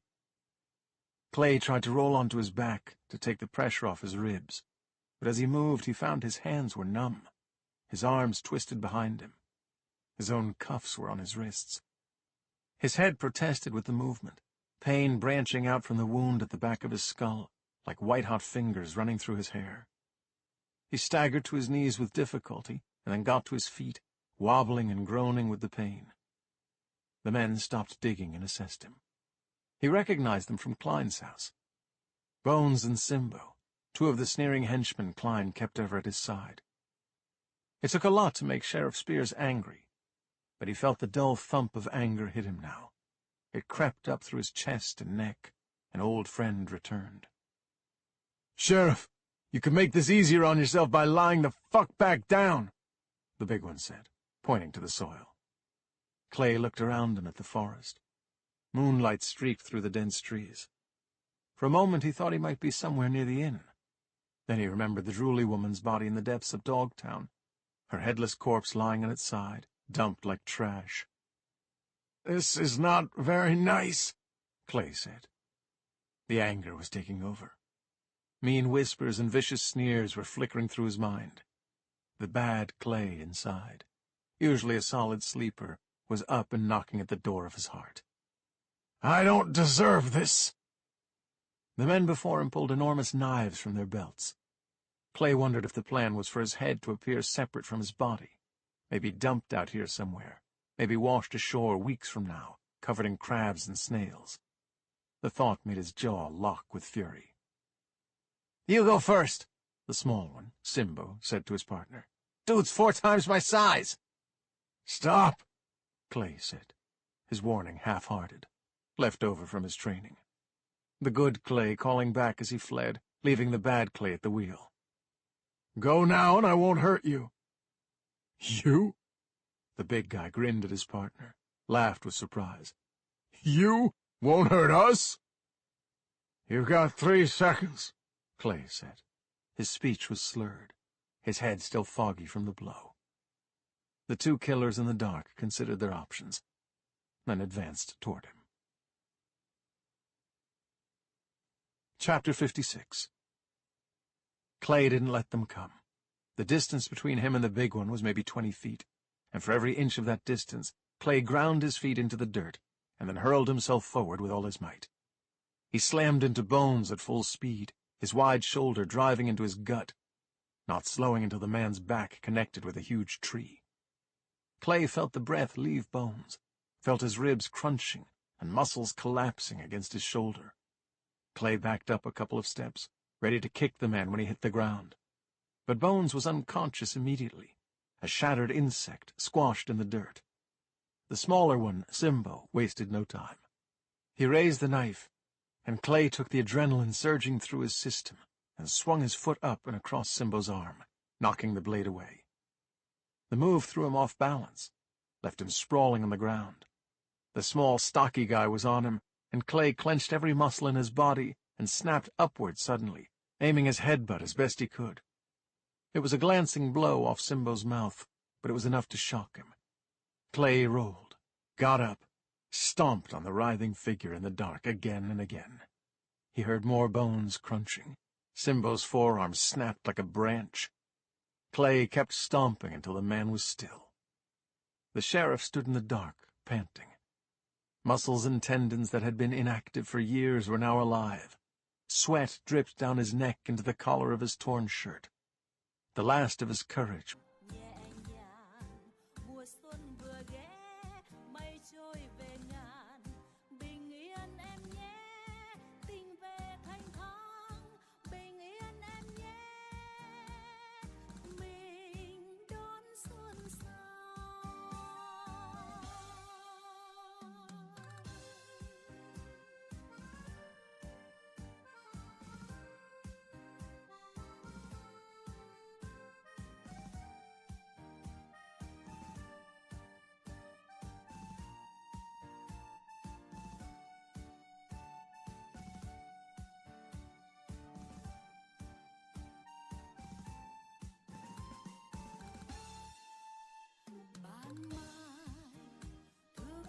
Burned low, the rest of it consumed by the fight. He moaned a couple of times with exhaustion and anger, searched with his trapped fingers on the back of his belt for the key to the cuffs. It was gone. He sighed and began the long trudge toward where he guessed the road might be. Chapter 57. When I'd emptied all 6 tubs of pills into the sea, I started carrying boxes and bottles of ingredients out. I grabbed a barrel and rolled it on its rim toward the door. The guy I'd hit was waking slowly, moaning and sighing, trying to turn onto his side. His partner, still held by Nick's gun, was watching me carefully. Nick had dragged the respirators off both their faces, but they were sweating badly. These men were going to have to run from Klein after this, and Klein seemed like the type who could find a man no matter where he hid. "Let's hurry this up, Cap." Nick's eyes were funny, too distant, too wide. "We gotta meet the team at the point in 05. What? I stopped rolling the barrel. Nick, are you okay? He shook his head. Yes, what? I'm fine. Let's hurry this up. That's enough. I let go of the barrel. We've done all we can. Time to go back. Nick didn't hear me. His head was up. He seemed to be listening to some noise coming from the rear of the boat. The minor distraction was all his captive needed. I didn't see the knife he'd been working against the duct tape on his wrists until the blade cut through the last shred. He turned and jammed the blade into Nick's calf. The gunshot was deafening in the tiny space. The bullet pinged off a pipe and shunted into the bulkhead before me. Nick's bullet hit the cupboards just inches above my head. His finger had jerked on the trigger. The man grabbed for Nick's gun, and the 2 wrestled while I came around the big table to assist. My guy was more conscious than I'd thought. He kicked at my leg suddenly, tripping me into the cabinets against the wall. Nick's guy had his gun. He backed into the corner of the room and fired wildly at the two of us. It was only the boat lurching suddenly down a steep wave that saved us. The man slid, fell.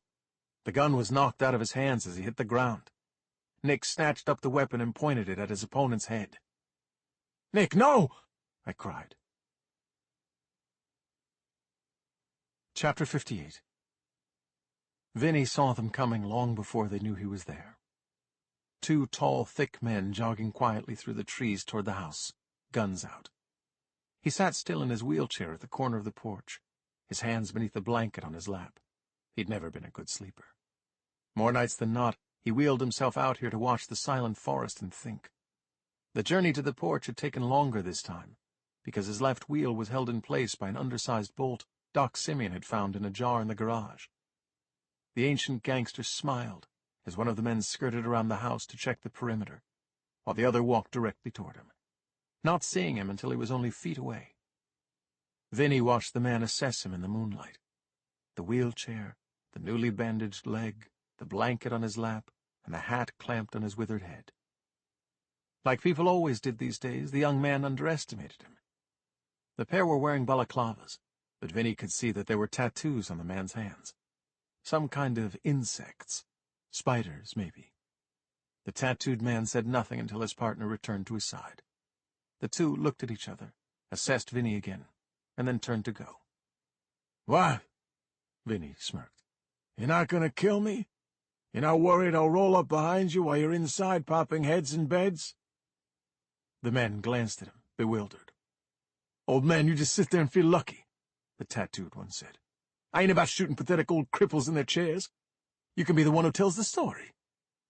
"Pathetic old cripple?" Vinny laughed. "You think so, huh? Boy, I got 10 inches of cold, hard steel between my legs that might disagree with you." The men laughed.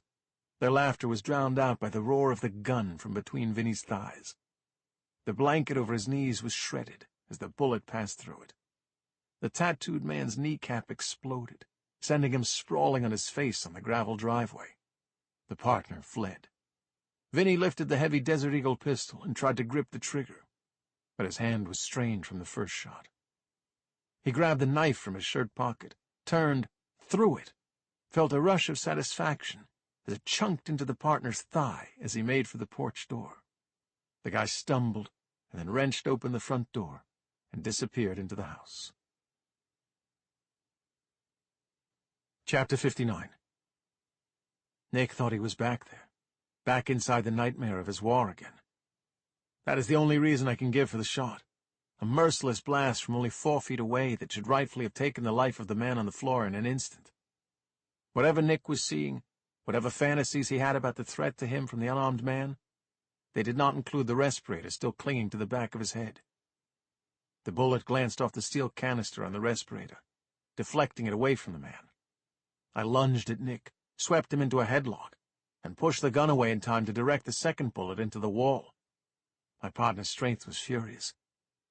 He dropped the gun, turned, and palmed me in the face so hard that my head snapped back into the wall. "What the fuck, Cap?" he said. "We've been ordered back to base," I yelled, struggling for words. "We gotta go! We've been called in! Go, go, go!" Nick seemed to take the bait. We ran for the door, swaying into the wall as the boat lurched again. On the deck outside the galley hatch, I spotted Effie on the bridge holding a gun on someone, presumably the captain, her attention torn between him and us. "Come on!" I called, my voice almost drowned out by the sound of yelling from inside. "Let's go!" Effie dashed down the stairs. A man appeared from behind her and fired a gun. Bullets pinged off the rails and lobster traps as we ran for our boat. It seemed safe to speak only when the dark shape of Klein's boat had disappeared into the night. I tried to calm my thundering, sinking heart by telling myself that we had destroyed all of Klein's product on board. Probably millions of dollars worth of stock. But the shaking in my limbs wouldn't quit, and dark thoughts swirled of Marnie on a stretcher, of the man Nick had almost shot dead cowering against the cabinets. We had nearly murdered a stranger in cold blood to avenge Marnie. It wasn't what she would have wanted. Not at all. When the red and gold lights of Gloucester Harbor lit my face, I turned and saw Nick sitting at the back of the boat with his head in his hands. "He almost killed that guy," I said. It was perhaps cold and unnecessary, but I wasn't just talking to Nick. I was talking to myself, too. "I did bad things over there, in the war," Nick said. He heaved a heavy, shuddering breath. "They won't go away." Chapter 60. Susan snapped awake at the sound of the gunshot from the front of the house. She rolled off the bed and into a crouch in the corner of the room, out of view of the window, before she was even fully awake. For a moment her mind reeled, struggling to locate herself in time and space. Arkansas, 2012. The series men had made her, and were on their way up the dingy hotel stairs. No, wait. Gloucester, 2018. Klein's people. The inn in the woods.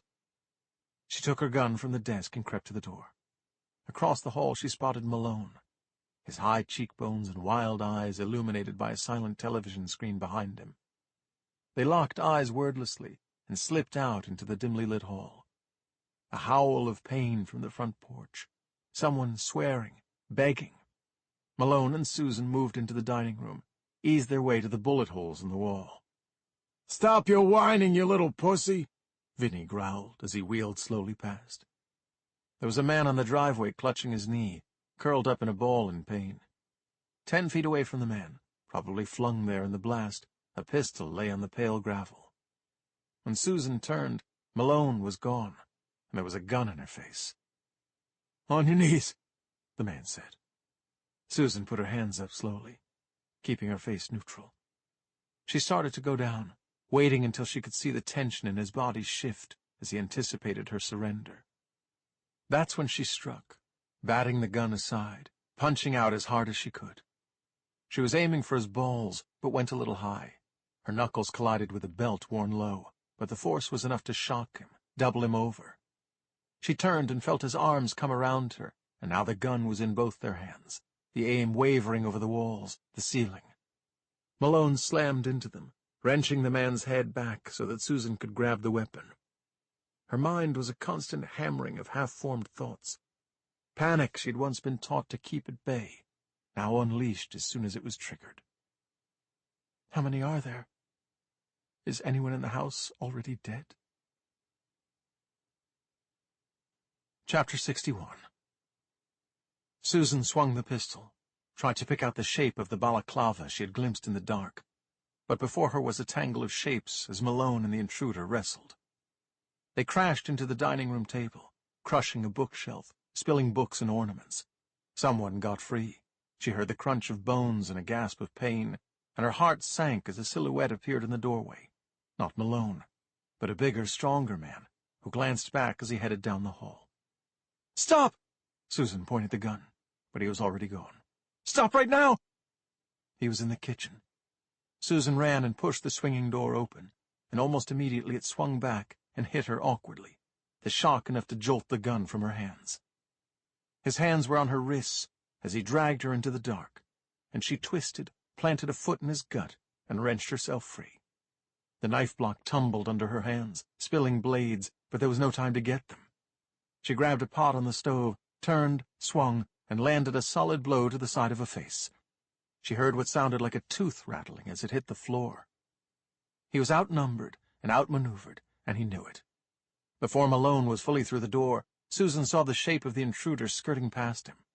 Susan and Malone rushed to the doorway in time to see the man run up the stairs, a desperate move, the intruder trying to hide in the house in the dark. He reached the second floor, and Susan's eyes were flooded with visions of who lay there sleeping and what he could do to them. Stab them in their beds, bash their heads in, take them hostage.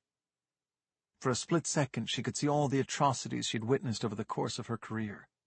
The howling mouths of the dead, frozen, protesting their last violent seconds, in beds, in doorways, hanging over banisters, trying to claw their way out to escape. Susan didn't make it to the second step. As the man reached the top of the staircase, Nettie Ives's door slammed open with tremendous force and smacked the intruder with as much power and desperation as he was using to get away. The collision seemed to shake the house. Susan and Malone parted as the unconscious man tumbled down the stairs between them. a rag doll who came to a twisted stop at their feet. Neddy Ives surveyed his work for a moment, gripping the door, his eyes hollow in the dim moonlight spilling in the second-floor window. "Would you mind keeping it down?" he said quietly. "It's late." Malone and Susan watched as he went back inside his room and closed his door. Chapter 62. I saw the flashing red ambulance lights from a long way off, and I slammed my foot down on the accelerator, even before I could tell they were at the inn. Having dozed off almost as soon as we left Gloucester's harbour, Effie jerked awake in her seat, like a robot, suddenly switched to standby mode. Almost all of the crew was on the porch in the eerie blue pre-dawn, coats or blankets pulled around their shoulders, watching as 2 men were loaded into ambulances. Doc Simeon was briefing 2 paramedics, his hands covered to the wrists in blood. I leaped out of the car and silently counted my people like a parent counting kids, my heart hammering in my chest.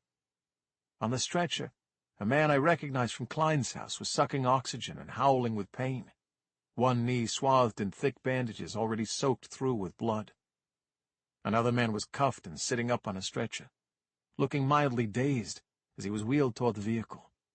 Blood dripped from his nose and mouth.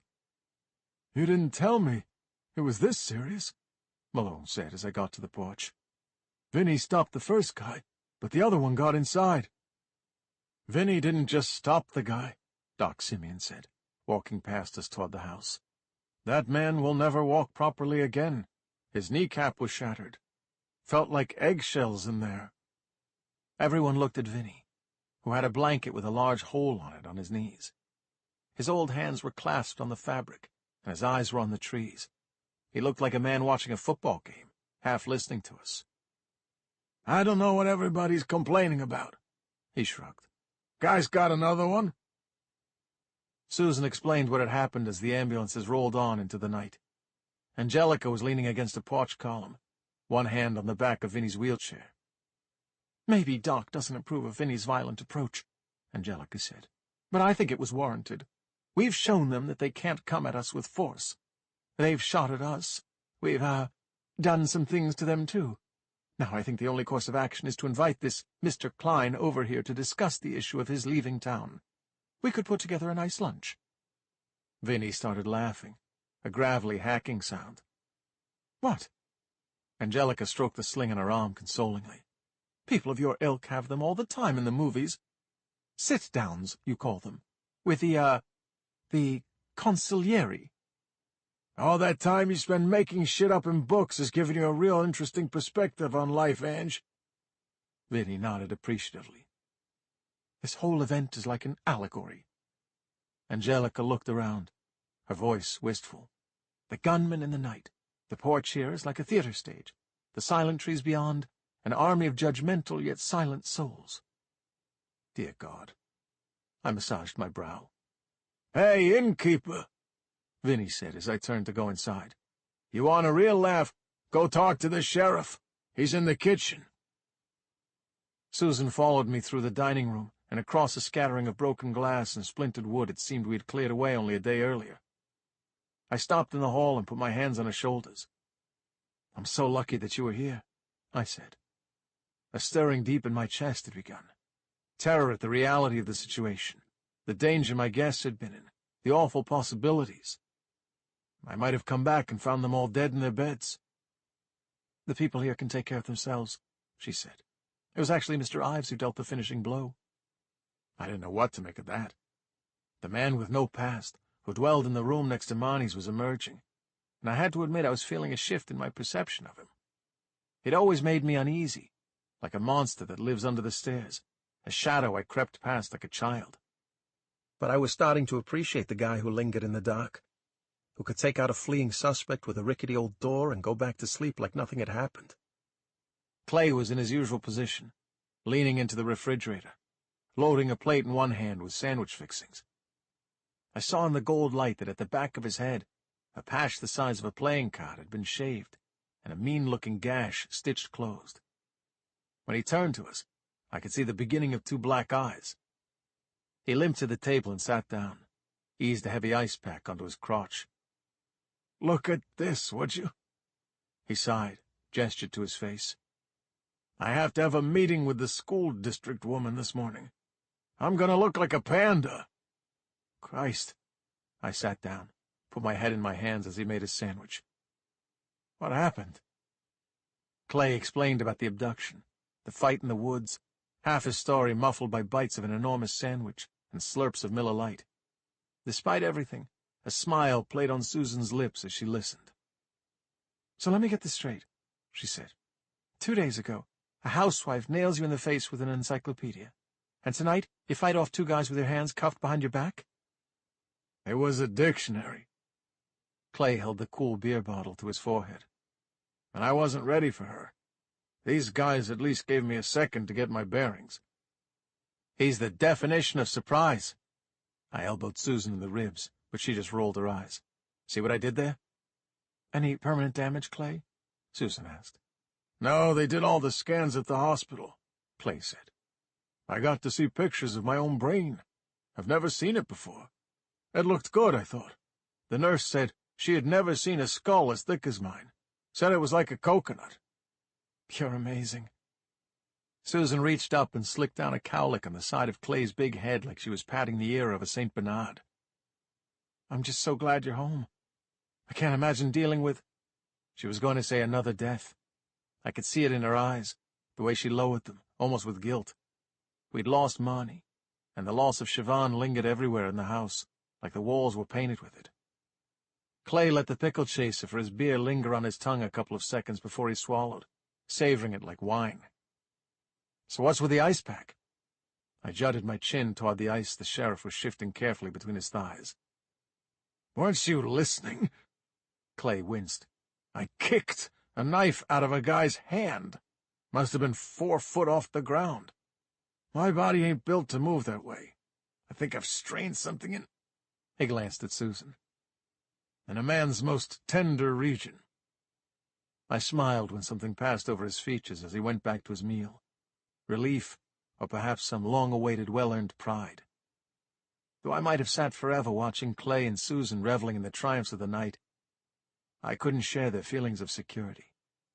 As soon as I turned away from them, I heard my phone pealing in the basement, and I went to get it. Though the number was blocked, I knew exactly who it was. Chapter 63. When Klein spoke, there was a new edge in his voice. Though he tried to maintain his usual cool, smooth tone, I could hear the razor in his words. I bet you're celebrating, he said. I bet you think you've done the right thing. I'll celebrate when you're exactly where you belong, behind bars or in the ground. I did not try to disguise the hatred in my voice. You know, I met a few people like you when I was a cop. One of them told me that anyone who's killed will see their victims in their dreams. People who say they don't are lying. I hope Marnie gives you everything she's got. I hope you wake up screaming for the rest of your life. I'll let you know. He laughed. You tried to come at my house and my people, and hopefully you realize now that you can't fuck with us. This is not your town, Klein. What should I do? He wondered.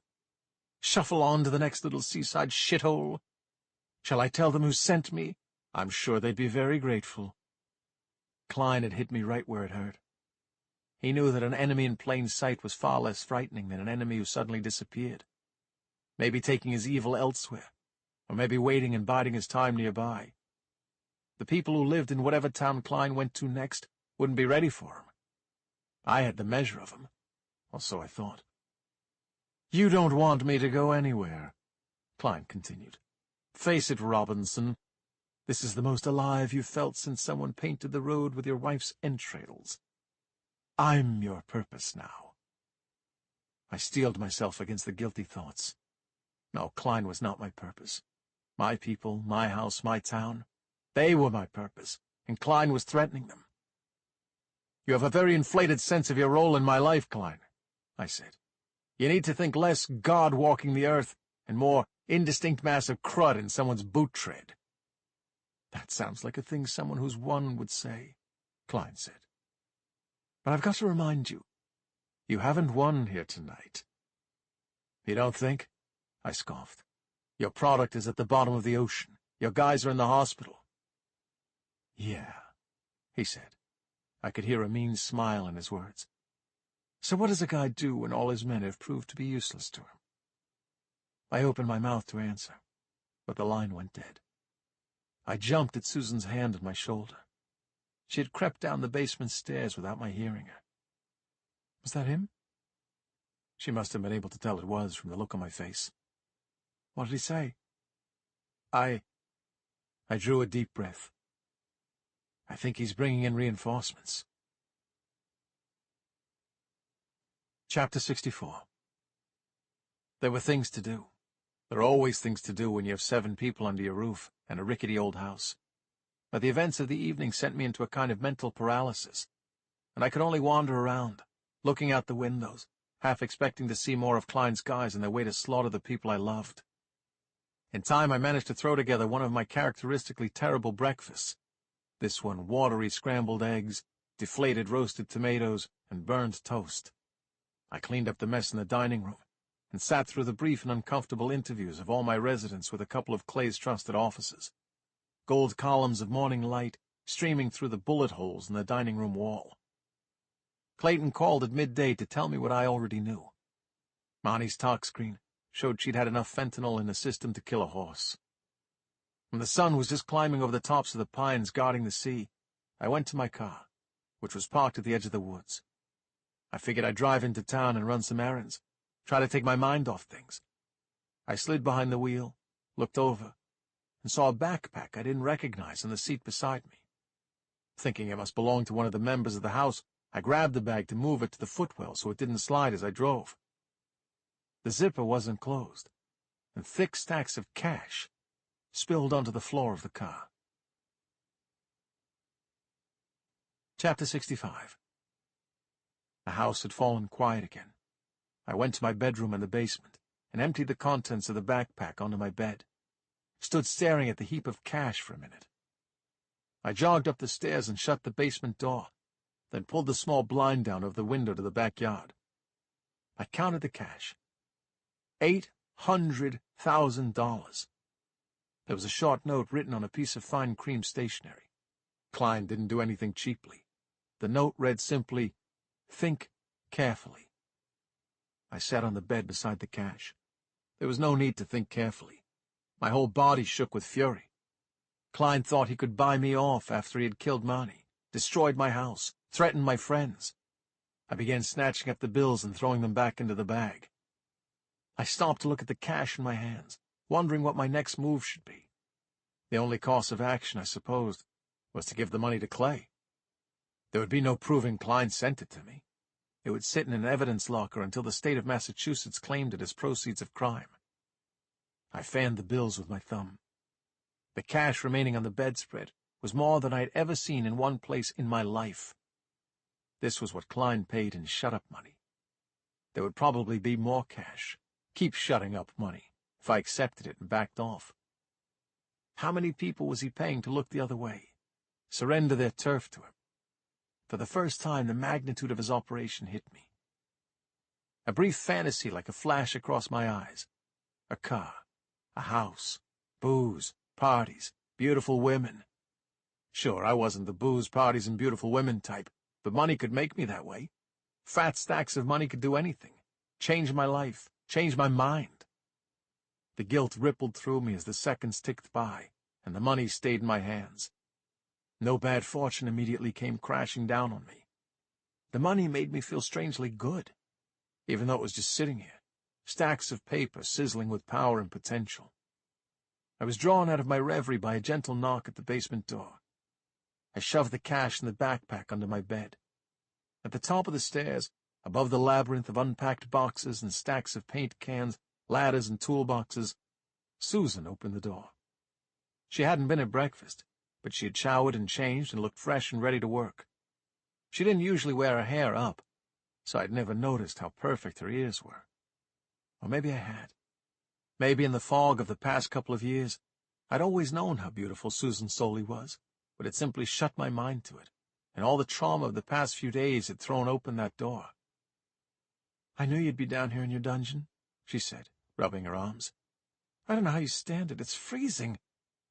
"It's easier to sleep at low temperatures. I said. "Come here," she said. "I want to show you something cute." I followed her to the laundry room, where she pointed out the window. Angelica was sitting on a picnic table by the edge of the woods. Vinny was in his wheelchair on the other side. Vinny was describing something, maybe a scene from his past, pantomiming throwing open a door, pointing a pistol. Angelica's face had an unfamiliar expression, rapture and intrigue. She was actually laughing at the story. "Man," I said, "are those two interested in each other?" "I don't know, but I'm glad to see her smiling. She can't write with her right arm in a sling and her left finger broken, and she's been totally miserable, like she's being starved or something." Susan grinned. "The two of them? It's crazy," she said, watching the couple. "But it could be great." In the closeness of the laundry room, both of us leaning toward the window, I could feel Susan's body beside mine, the warmth of a hand by my thigh. I was struck by the same feeling I'd had on the beach, as if I were enclosed in a protective sphere, sealed off from the chaos of the world. My mind was twitching with temptations. I suddenly wanted to drag her to me, squeeze her, push her against the wall. I wanted to lie in bed with her and tell her everything, how lonely I felt in the dark hours without Siobhan beside me, and how guilty I felt when I looked at Susan and hope and happiness flooded through me. I wanted to let it all go and admit to Susan that I liked her, and that I didn't know what that meant. The two of us? It would be crazy. But I wanted to know if she thought it could be great. I was just about to ask her if she was still thinking about that kiss on the beach, but I heard Doc Simeon clearing his throat behind us. "Can I have a word with you, Bill?" he asked. Susan left us, and the doctor put his hands in the pockets of his immaculately ironed slacks, took a deep breath, and let it out slowly. "I work for Klein," he said. Chapter 66.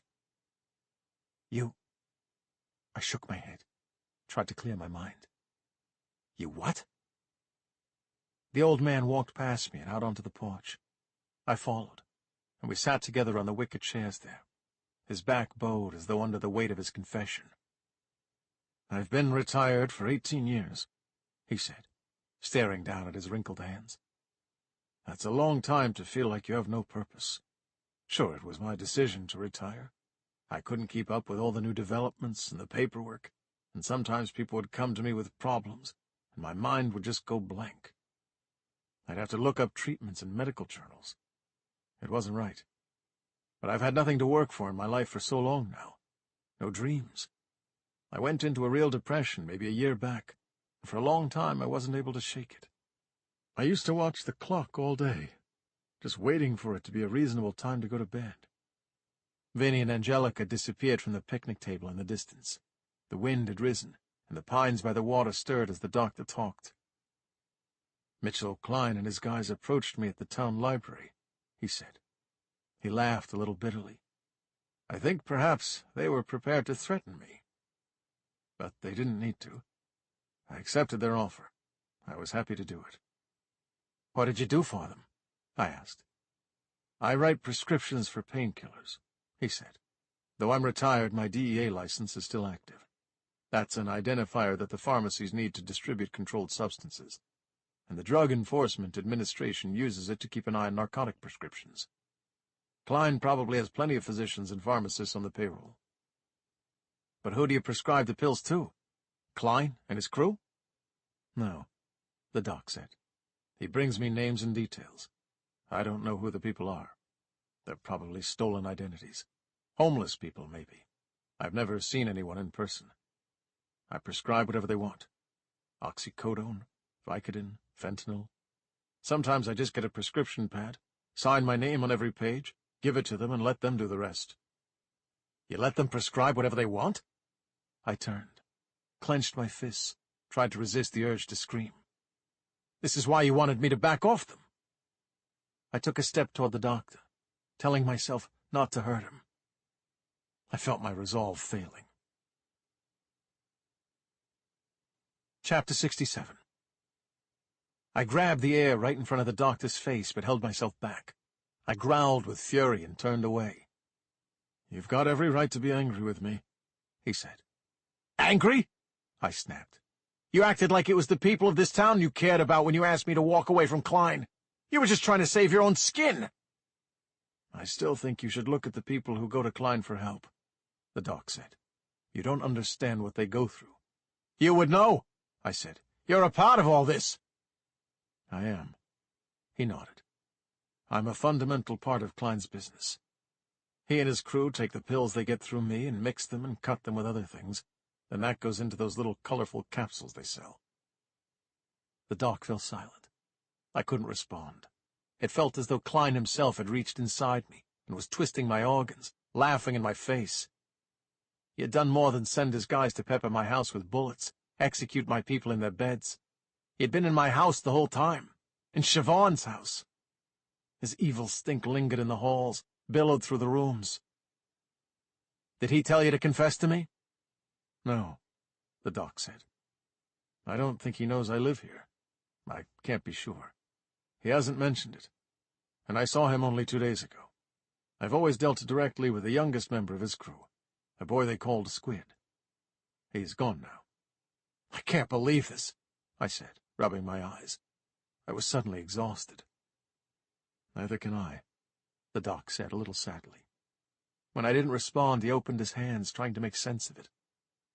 "I wish I had some reason to give you for doing it, some understandable justification.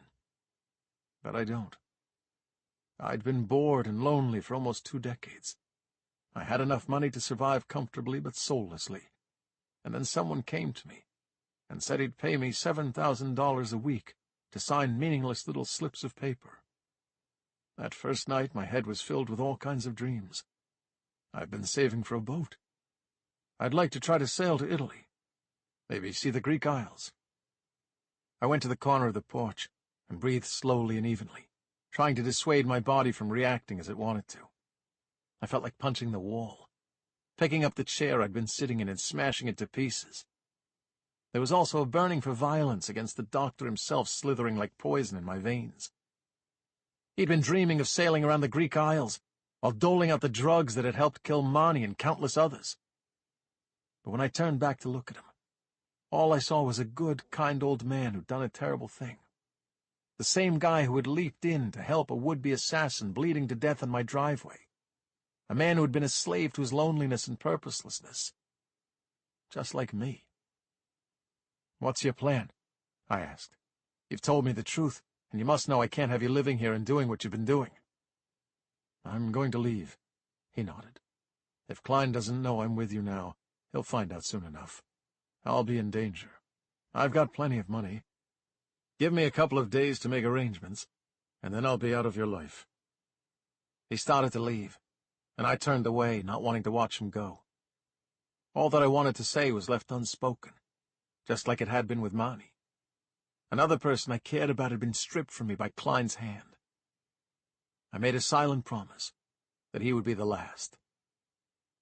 I'd thought the doc had gone inside, but then I heard his voice behind me as I stood looking out at the water. "For what it's worth," he said, "I'm sorry about your friend Malone." "What do you mean you're sorry about him?" I turned, and the old doctor looked surprised, uncertain. He shrugged a little sadly. "If you don't know yet, I shouldn't be the one to tell you," he said. He left me standing there, my head full of questions I wasn't sure I wanted the answers to. Chapter 68. Klein was possessed by a level of rage that was so hot and wild, he felt like his brain was swelling, like his eyes were bulging from their sockets. He stood in his office looking out over the water, trying to calm himself. Below him, the gardener was just wrapping up for the day, throwing tools into the back of his truck with heavy clunking sounds. Downstairs, some of the clingy idiots drawn in by his money and power were blaring their lazy rap music. The pressure in his skull collected at the top of his spine. 4 of his best men were in the hospital. Bones and Simbo had apparently been beaten silly by the moronic local sheriff. Klein couldn't believe that. Unless the man had cornered his soldiers unexpectedly and sat on them. Klein didn't know how to account for Bones's ruptured kidneys and Simbo's skull fracture and broken arm. Then there were Turner and Russ, who had approached a house full of deadbeats and dropouts in the middle of the night and somehow wound up in the back of an ambulance, even though both of them were experienced killers. They'd been foiled by washouts and crazies sleeping in their beds. It was unthinkable. Klein tried not to let his mind linger on what he had lost on the lobster boat. The fury was making his jaw ache. Between bursts of anger, he had tiny moments of fear, the unmistakable fingers of panic flicking and stroking wires inside his brain. News of a loss this horrendous, this complete, would get around. If Klein didn't recover quickly, someone would come for him. Klein had men, territory, respect, and he'd built his business carefully. But now others might assume he was all fluff, easy prey. Everything he had was lying exposed, one of his kingdom's walls shattered. Klein walked down the stairs to tell the idiots in the yard to turn off their music. He was going to send them away. This little posse of sycophant squid had brought to the house months ago who never seemed to leave.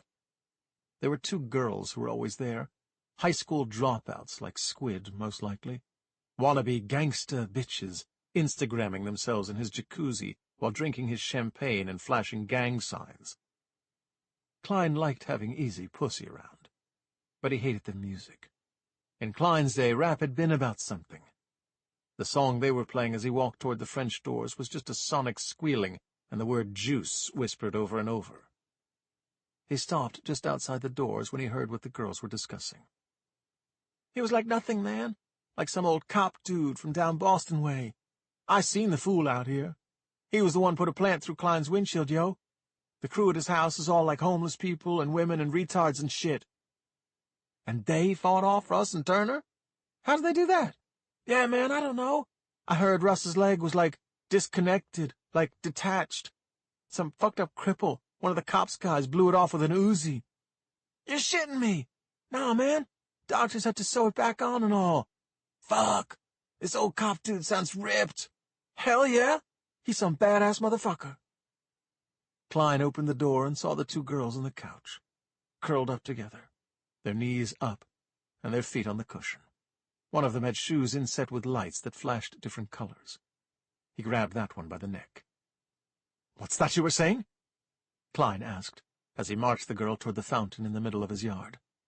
She managed to squeal before he thrust her head under the water. Her friend followed them, but she didn't know what to do. She stood nearby pleading and crying, wanting to reach for Klein but not having the courage. "Tough little gangster bitch, huh?" he thought. Klein let the girl in his hands up for a second, and then plunged her back under. He pressed her against the edge of the concrete fountain, his crotch against her cute little ass, pushing her head down hard until he could feel it scraping against the bottom of the structure. He let her up. "The old cop. What did you say he was?"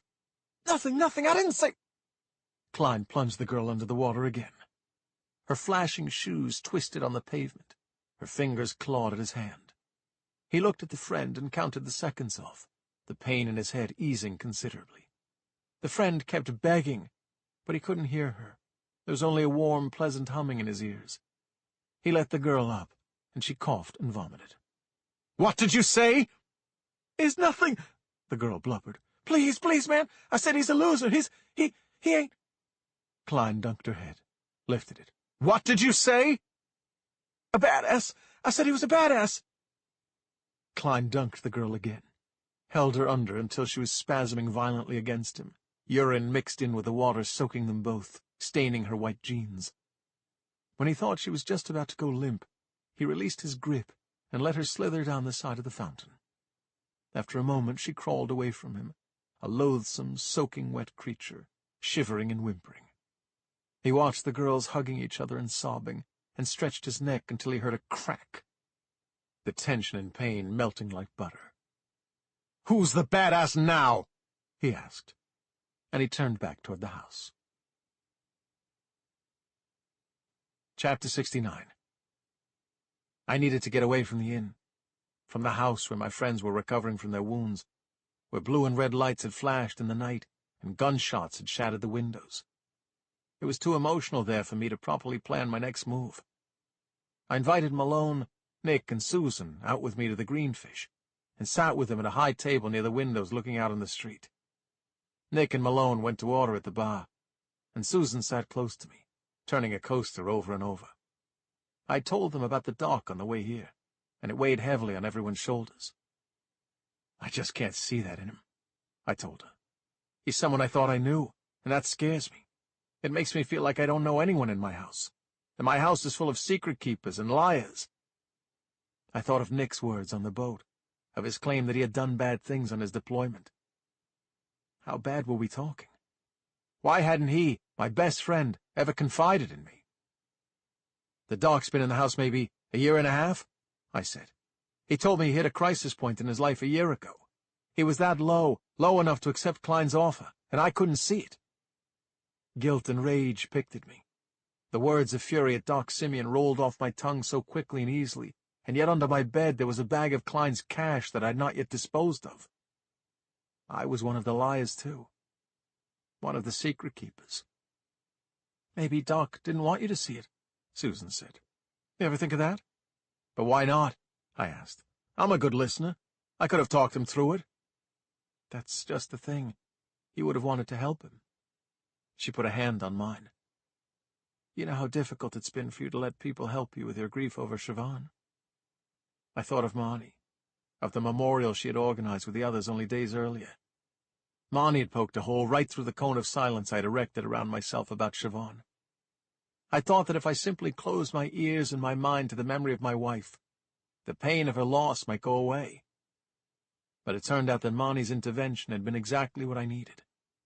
Klein had come into Doc Simeon's life when he was low, breaking through his inactivity and loneliness with sudden promises of purpose and adventure. The master of pain had offered to take the hurt away, and the old man had accepted. Nick put a beer down in front of me, and he and Malone sat down. "This guy's going to come at us again," Nick said. "We need to be ready." "I don't know." Malone looked at me. "What can he do now? I mean, how many guys can he have?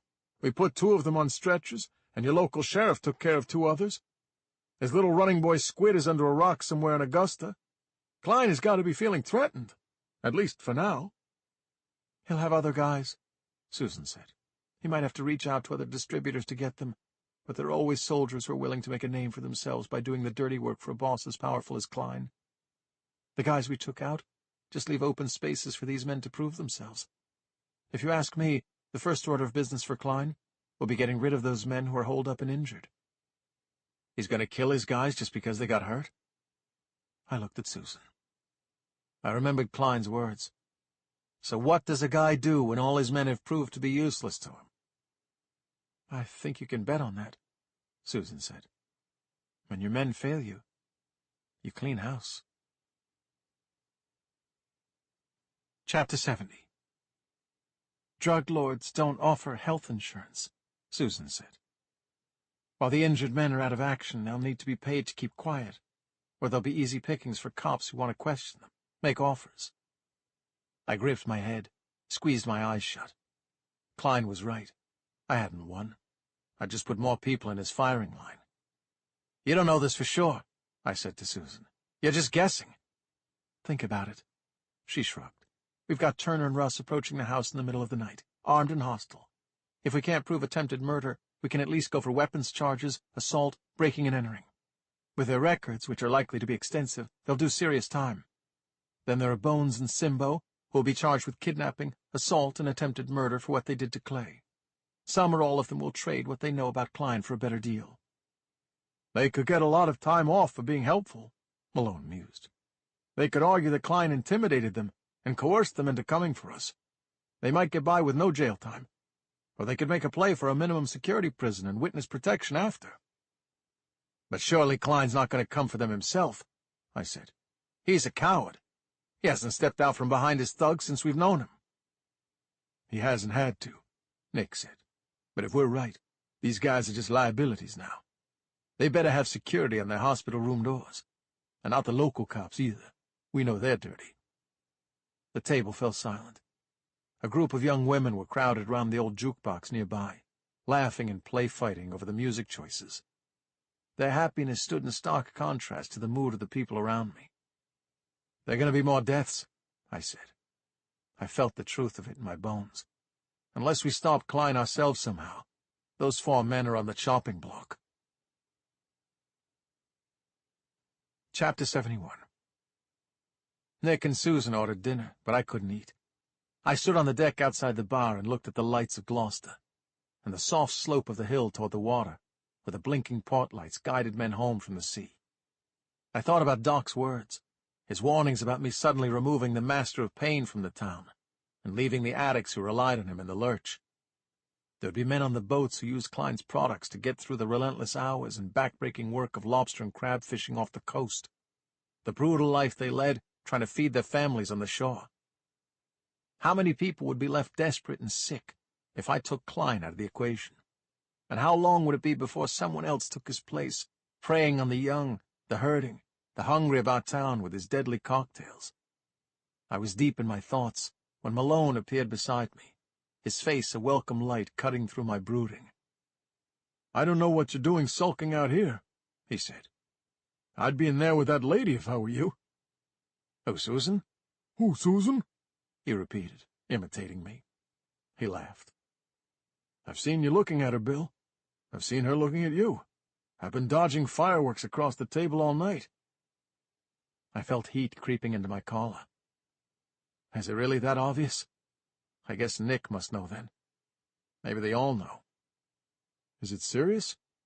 I laughed, feeling stupid. "I don't know. I've kissed her once. With everything that's been going on, I haven't even had the chance to ask her if it was just a random moment or—" I opened my hands. She said she'd wanted me to. But what does that mean? Was she talking about right then? Or she'd been thinking about it for longer? "Look at you," Malone grinned. "You can't even talk about it." "I can't talk about it," I agreed, trying to cool my cheeks with the palms of my hands. He leaned on the rail beside me, and for a moment we looked just like we had years ago. Two patrol cops, marking time at the end of a night, watching boats in the city harbor. "Remember that bomb threat we caught at the Meritage?" he asked, already grinning at the memory. I did. Malone and I had been newly assigned partners on patrol, tasked with assisting the Secret Service for the visit of an ex-president to Boston for Veterans Day. The president had been rushed out of the restaurant halfway through his spaghetti marinara when someone spotted a brown paper bag another diner had left under one of the nearby tables. A bomb threat had been called into the president's hotel that morning, so the Secret Service agents were taking no chances. The entire building and half the waterfront were evacuated. Malone and I were told to go up to the restaurant and check that everyone was out, and like an idiot, I got curious about the package and decided to see if I could get a glimpse of what was inside the bag. "I don't know what I was thinking," I said now, watching Malone as he tried not to laugh his ass off. "Maybe I thought I might have been able to hear it ticking or something." "You were a hero," Malone laughed. "A true hero of the people." I'd gotten very close to the bag on that fateful day, and I was so young and brazen that I'd reached out to see if I could open the bag and see inside. When my fingers were mere inches away, the bag moved. "When that bag moved—" Malone was slapping the deck railing, laughing so hard he couldn't finish his sentence. When the bag moved, I'd fallen back with a terror so sudden and all-consuming I'd almost fainted. The bag contained not a bomb, meant to assassinate the president, but two huge live Dungeness crabs that somebody had obviously bought at the local market and planned to take home for dinner. When I'd recovered enough to stand, Malone and I had taken the crabs, their pincers bound, down to the waterfront to show the former president. The papers got a shot of me kneeling on the dock, clipping the creatures free of their bindings before I released them into the harbor. While the Globe had been quite mature about it, other newspapers had a good time with the story. One headline read, "Cops Catch Crabs. President Scuttles Away." I still had the newspaper clipping somewhere. "I wonder if those crabs are alive now," I said as Malone tried to recover from the hilarity. "How long do crabs live?" "I don't know, but if they're alive, they're probably still telling that story." "Over drinks at their underwater crab bar," I said. "The Claw, it's called. I went there once. Nice place, a bit wet." "Jesus," Malone sighed, watching the lights in the distance. "That was so much fun. We had a good time, didn't we? We were a great team." "We're still a great team." I nudged him in the ribs, feeling how hard and prominent they were beneath his shirt. As though he could sense my concern, Malone turned to me. "Look, there's something I've got to tell you," he said. He took a deep breath. "I didn't just come up here to hang out, to see the place. I wanted to know you'd forgiven me, because if you hadn't, I wanted to fix it before it was too late. I've got cancer, Bill. It's terminal." Chapter 72. I listened to Malone tell me about his illness for as long as I could. Then I crossed the bar to the restrooms to wash my face. I looked over at Susan, perhaps an involuntary reflex, my mind seeking comfort. She seemed to notice my distress, but I waved her off. I knew that if she asked me what was going on, I wouldn't be able to put it into words. Malone was leaving me, and there was nothing I could do to stop it. Just like Siobhan had, and Marnie, and Doc. I needed a minute to close my eyes and think. I turned the corner to the hall where the restrooms were, and saw a man with sweat-slick hair and grimy clothes carrying a stack of boxes toward the back door of the pub. He turned and caught my eye, and nodded his head toward the door. "Dude," he said, "could you—" I already had my hand on the doorknob of the men's room. In my sadness, my stupor, I didn't see the danger lurking. "Sure thing," I mumbled. I pushed past him and opened the door. As I stepped out into the dark, he set the boxes down, came out, and slammed the door closed behind us. Another figure emerged out of the night and shoved me into the wall. "Don't move, shitbird!" a voice snarled. Chapter 73. I shoved back at the second figure. It was just a silhouette in the dark. In a moment I realized it was a woman, and I felt a pang of regret as she stumbled away from me. "Hey, hands off, asshole!" the guy who'd been carrying the boxes said. "Hands off!" I pushed him. "What the hell is this?" The moon emerged from behind a cloud, and I caught a slice of his face. I recognized him now. It was the gardener I'd seen at the side of Klein's house the day Nick and I confronted him. "This is a thank you." He stuck his finger in my face. "My partner and I have been on Mitchell Klein for 3 months. You and your idiot friends cost us the biggest drug bust in Massachusetts history last night." The realization of what was happening was like a punch to the gut. "You're undercover cops?" "Boston PD," the woman said. She was stocky and square-jawed, and had small, mean eyes. "We've been brought in because the locals are on Klein's payroll." I struggled to comprehend what they were saying, my mind still reeling from Malone's revelation and the sneaky maneuver the two of them had used to get me outside the bar. I suppose they knew one of Klein's men could be inside watching me, and they didn't want to blow their cover. Someone tried the door behind me, but the male cop butted it shut with his shoulder. "What's your goddamn problem with Boston PD, Robinson?" The male edged closer to me, his face now just inches from mine. I could smell nicotine gum on his breath. "You trying to fuck up our operation as revenge for getting canned by the commissioner?" "Back off." I shoved him away. "I didn't know you geniuses had an undercover operation going. You seriously posing as Klein's gardeners? What are you doing? Peering in his windows and watching me eat breakfast while you prune his rose bushes?" "That's as close as we've been able to get," the woman said. "Klein handpicks his crew from the streets, and they sweep the house daily for bugs. He never interacts with anyone but his soldiers, and when they're outside the house, they never talk shop." "We've sent in potential crew members, prostitutes, corrupt cops looking to get onto his payroll," the man said. "We even flipped the guy's cousin and sent him in for a friendly family visit wearing a wire. Nothing. This guy won't even discuss his business with his own flesh and blood. Just to get in as his gardeners, we had to construct foolproof fake identities. And all we get to listen to day in and day out is the shitty music as people play in the backyard while we pull up his weeds. We can't get anywhere near Klein." "The drug boat was going to be our big payoff." The woman poked me hard in the chest. "And you fucked it up." Nick, Malone, and Susan came running around the side of the bar. They must have sensed something was wrong. Nick and Malone were reaching for their guns, causing the two cops to reach for theirs. But I stepped between the two sides, my arms out. Stop! It's okay!" "Who the hell are these pricks?" Nick got right up in the male cop's face.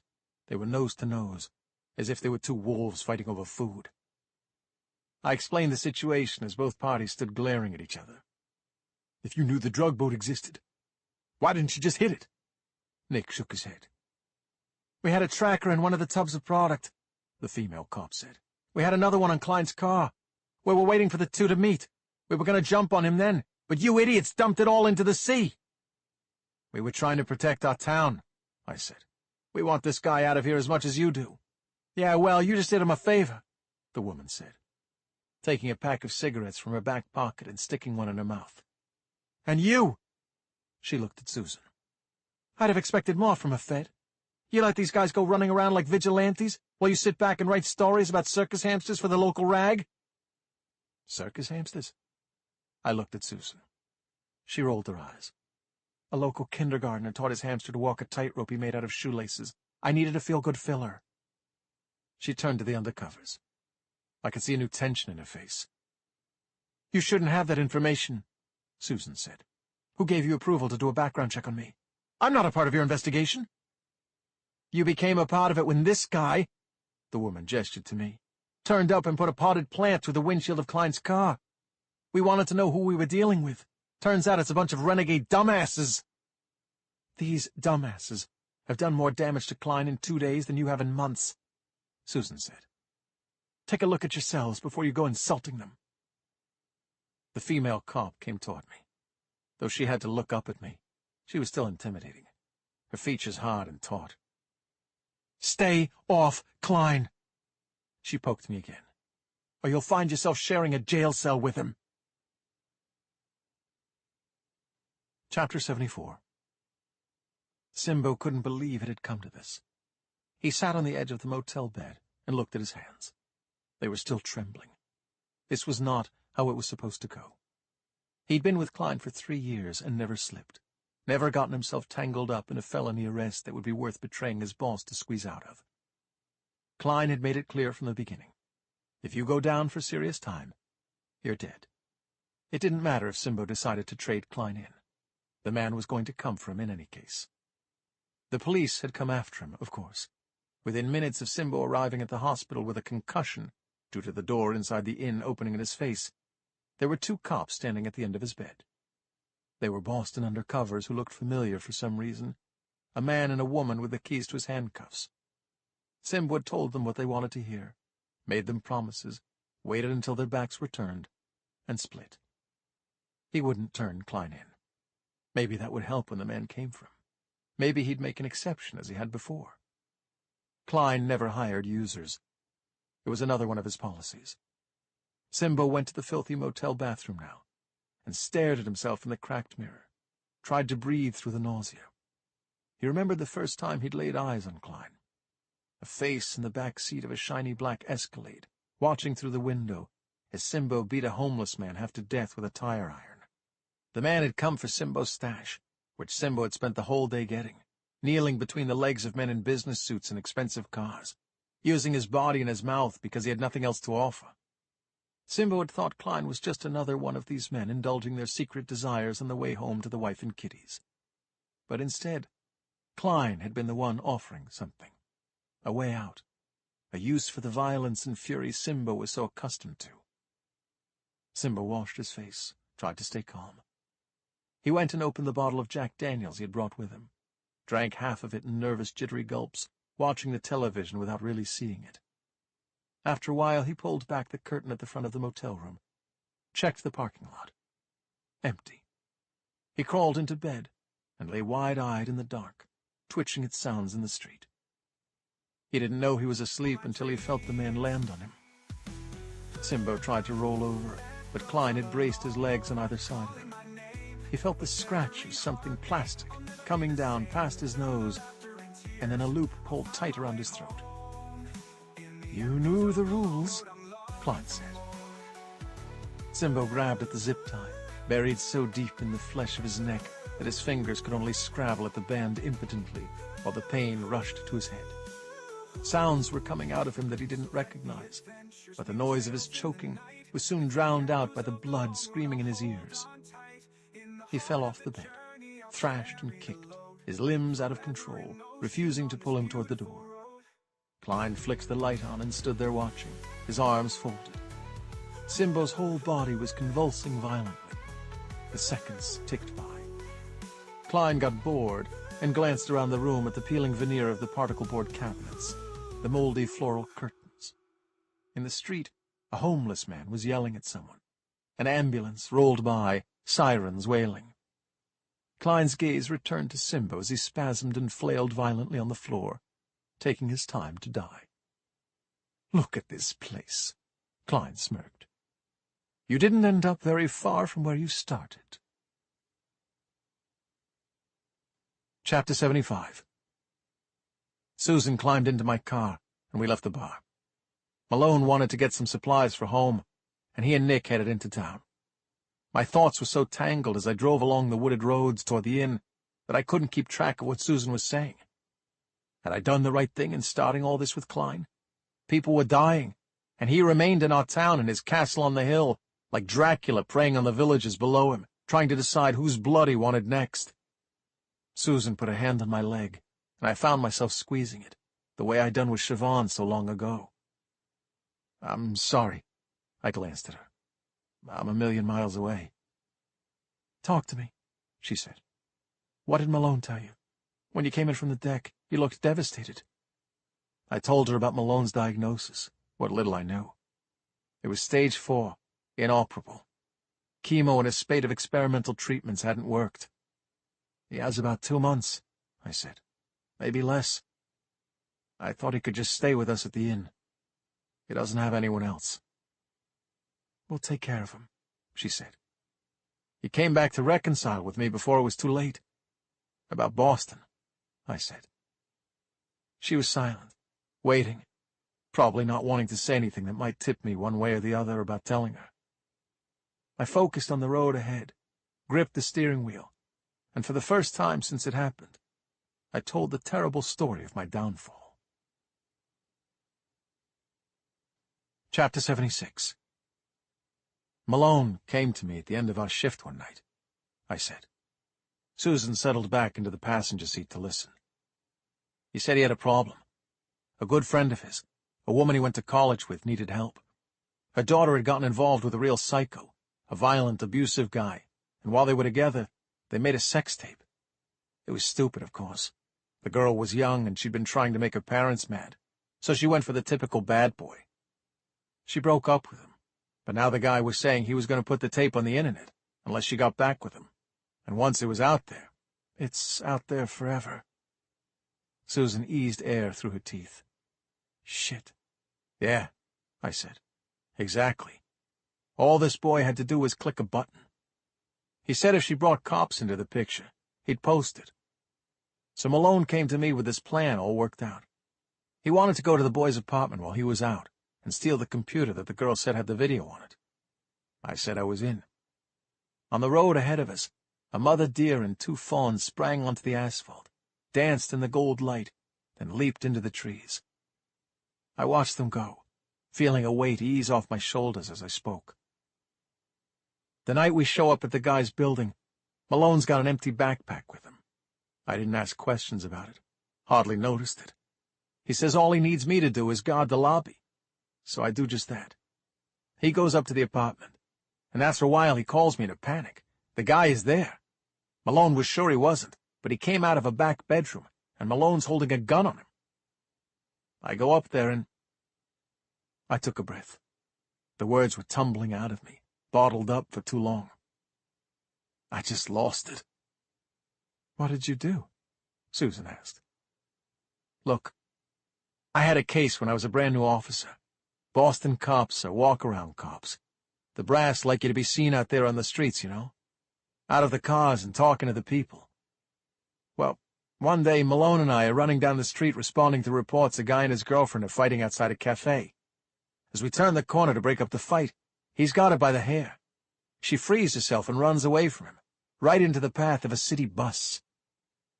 I exhaled slowly. I didn't see a lot of bad shit in my time on the beat. I was pretty lucky. But that was bad. Susan reached over and held my hand. I squeezed her fingers. "So in the apartment with Malone, I beat this guy up," I said. "I admit it. I broke bones. I thought he'd been wailing on his girlfriend, and he put the icing on the cake by threatening to ruin her life. Malone tried to stop me, but I really did a number on him. And then as we're leaving, I see Malone's backpack is full. "Oh, no," Susan said. Her voice told me she could see ahead, into the depths of my downfall. I continued. In the hall, I say to Malone, "What's in the bag?" And he says, "I don't know which device the kids got the tape on. I took laptops, tablets, hard drives, everything.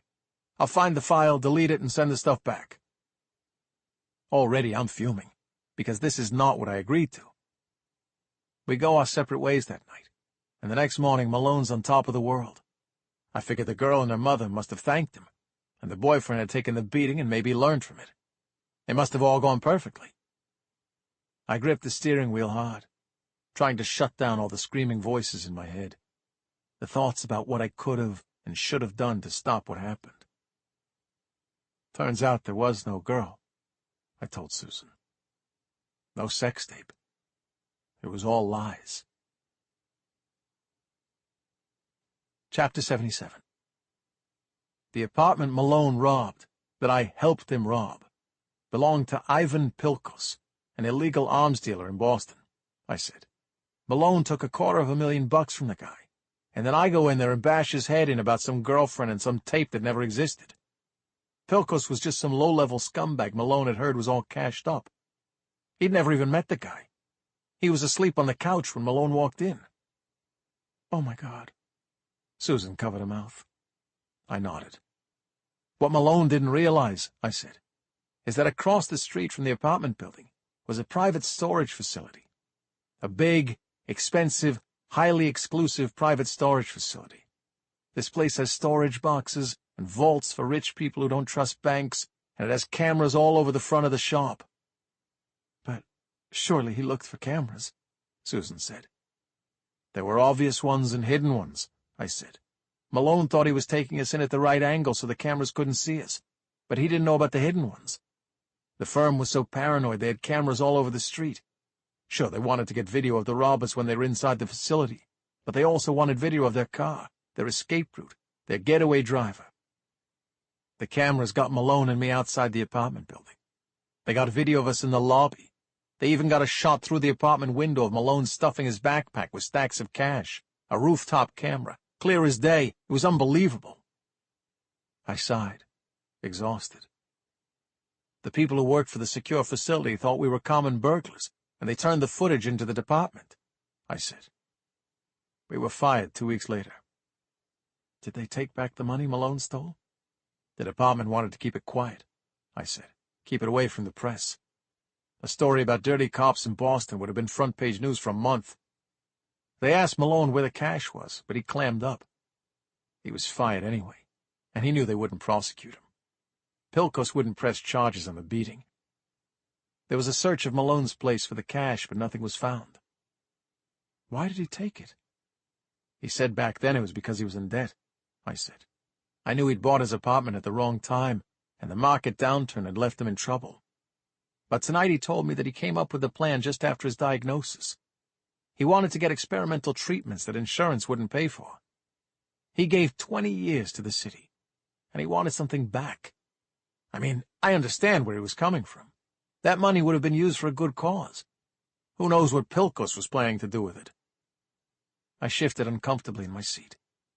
It seemed for a moment that Susan could read my mind, that in the closeness of the car, she might have sensed my secret, the cash under my bed. When she spoke, it was a relief. "You didn't try explaining what had happened to the commissioner?" Susan asked. "Telling her why you got involved?" There was nothing to explain, I said. I was guilty. I'd robbed and beaten a man. Just because I thought what I was doing was right didn't excuse it. And turning Malone in would have been serving my best friend up on a platter. I looked at her.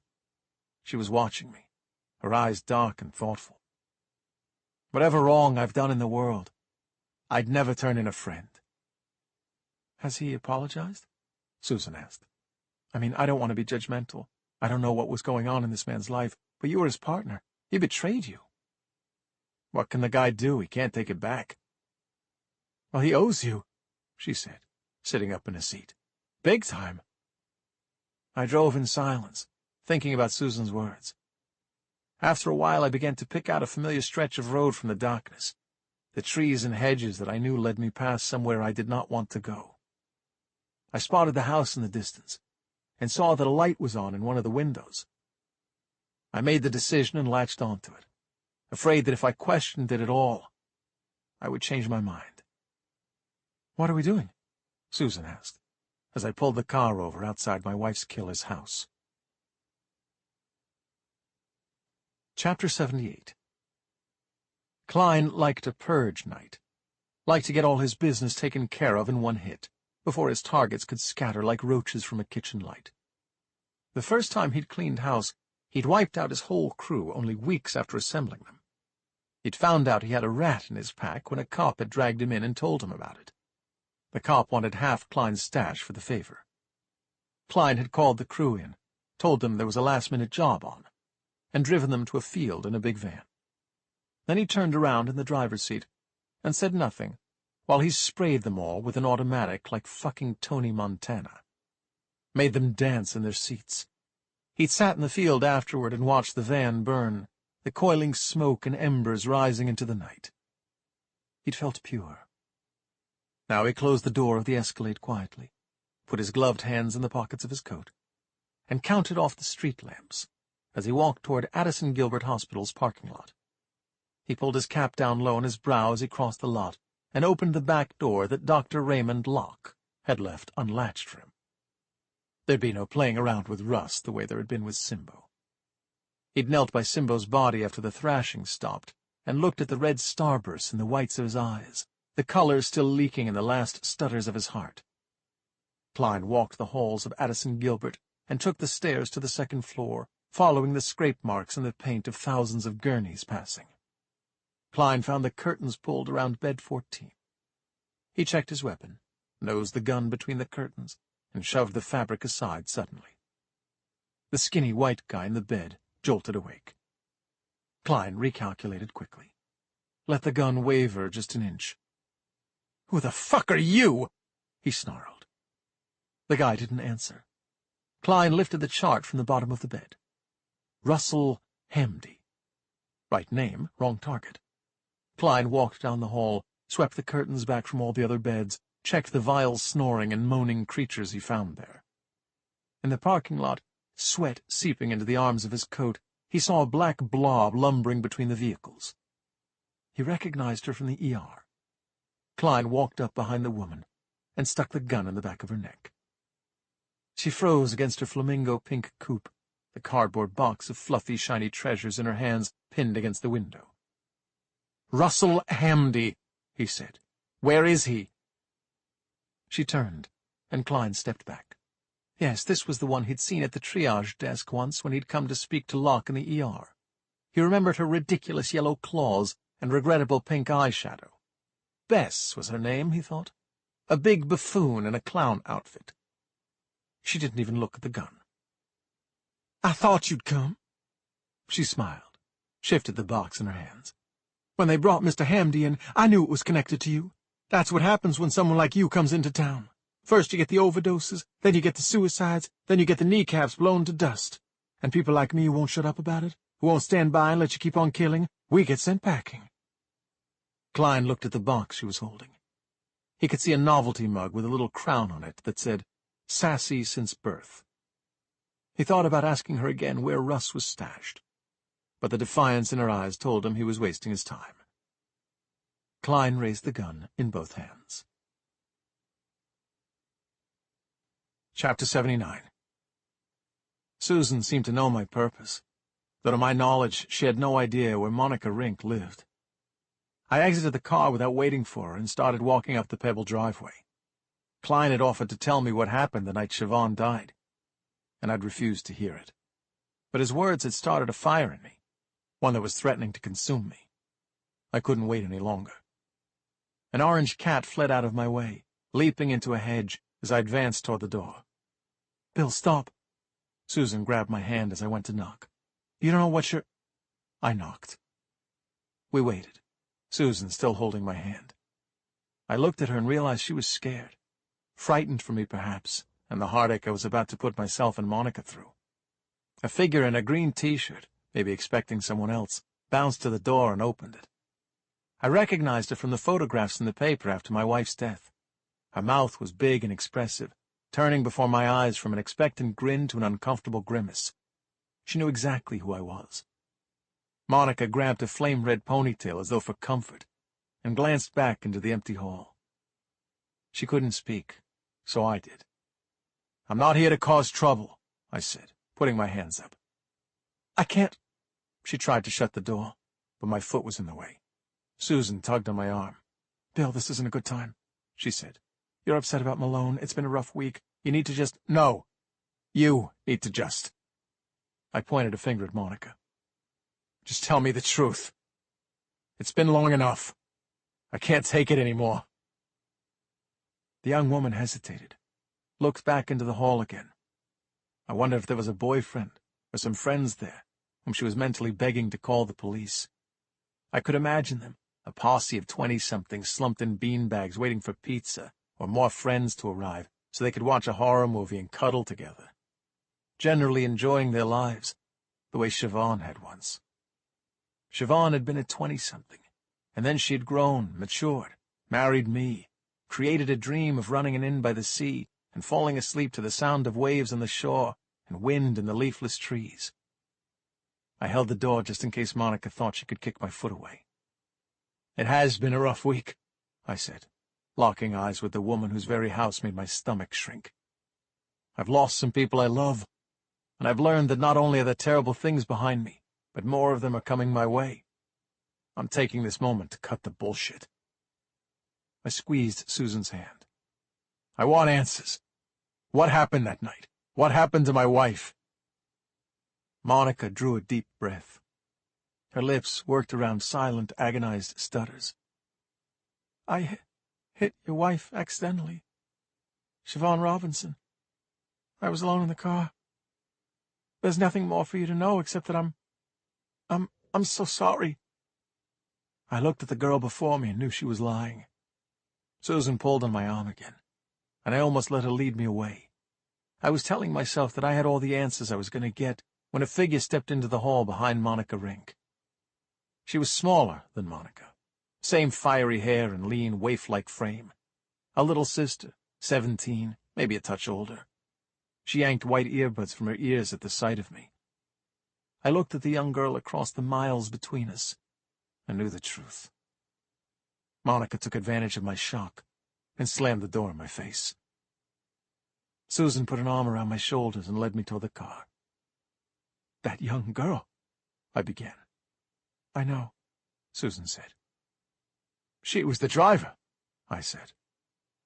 I could feel that my eyes were wild as I tried to take in everything about this moment, not thinking of the horror or comfort that it might bring. I looked at the stars as we reached the car. The younger girl was the driver. She'd had a couple of drinks.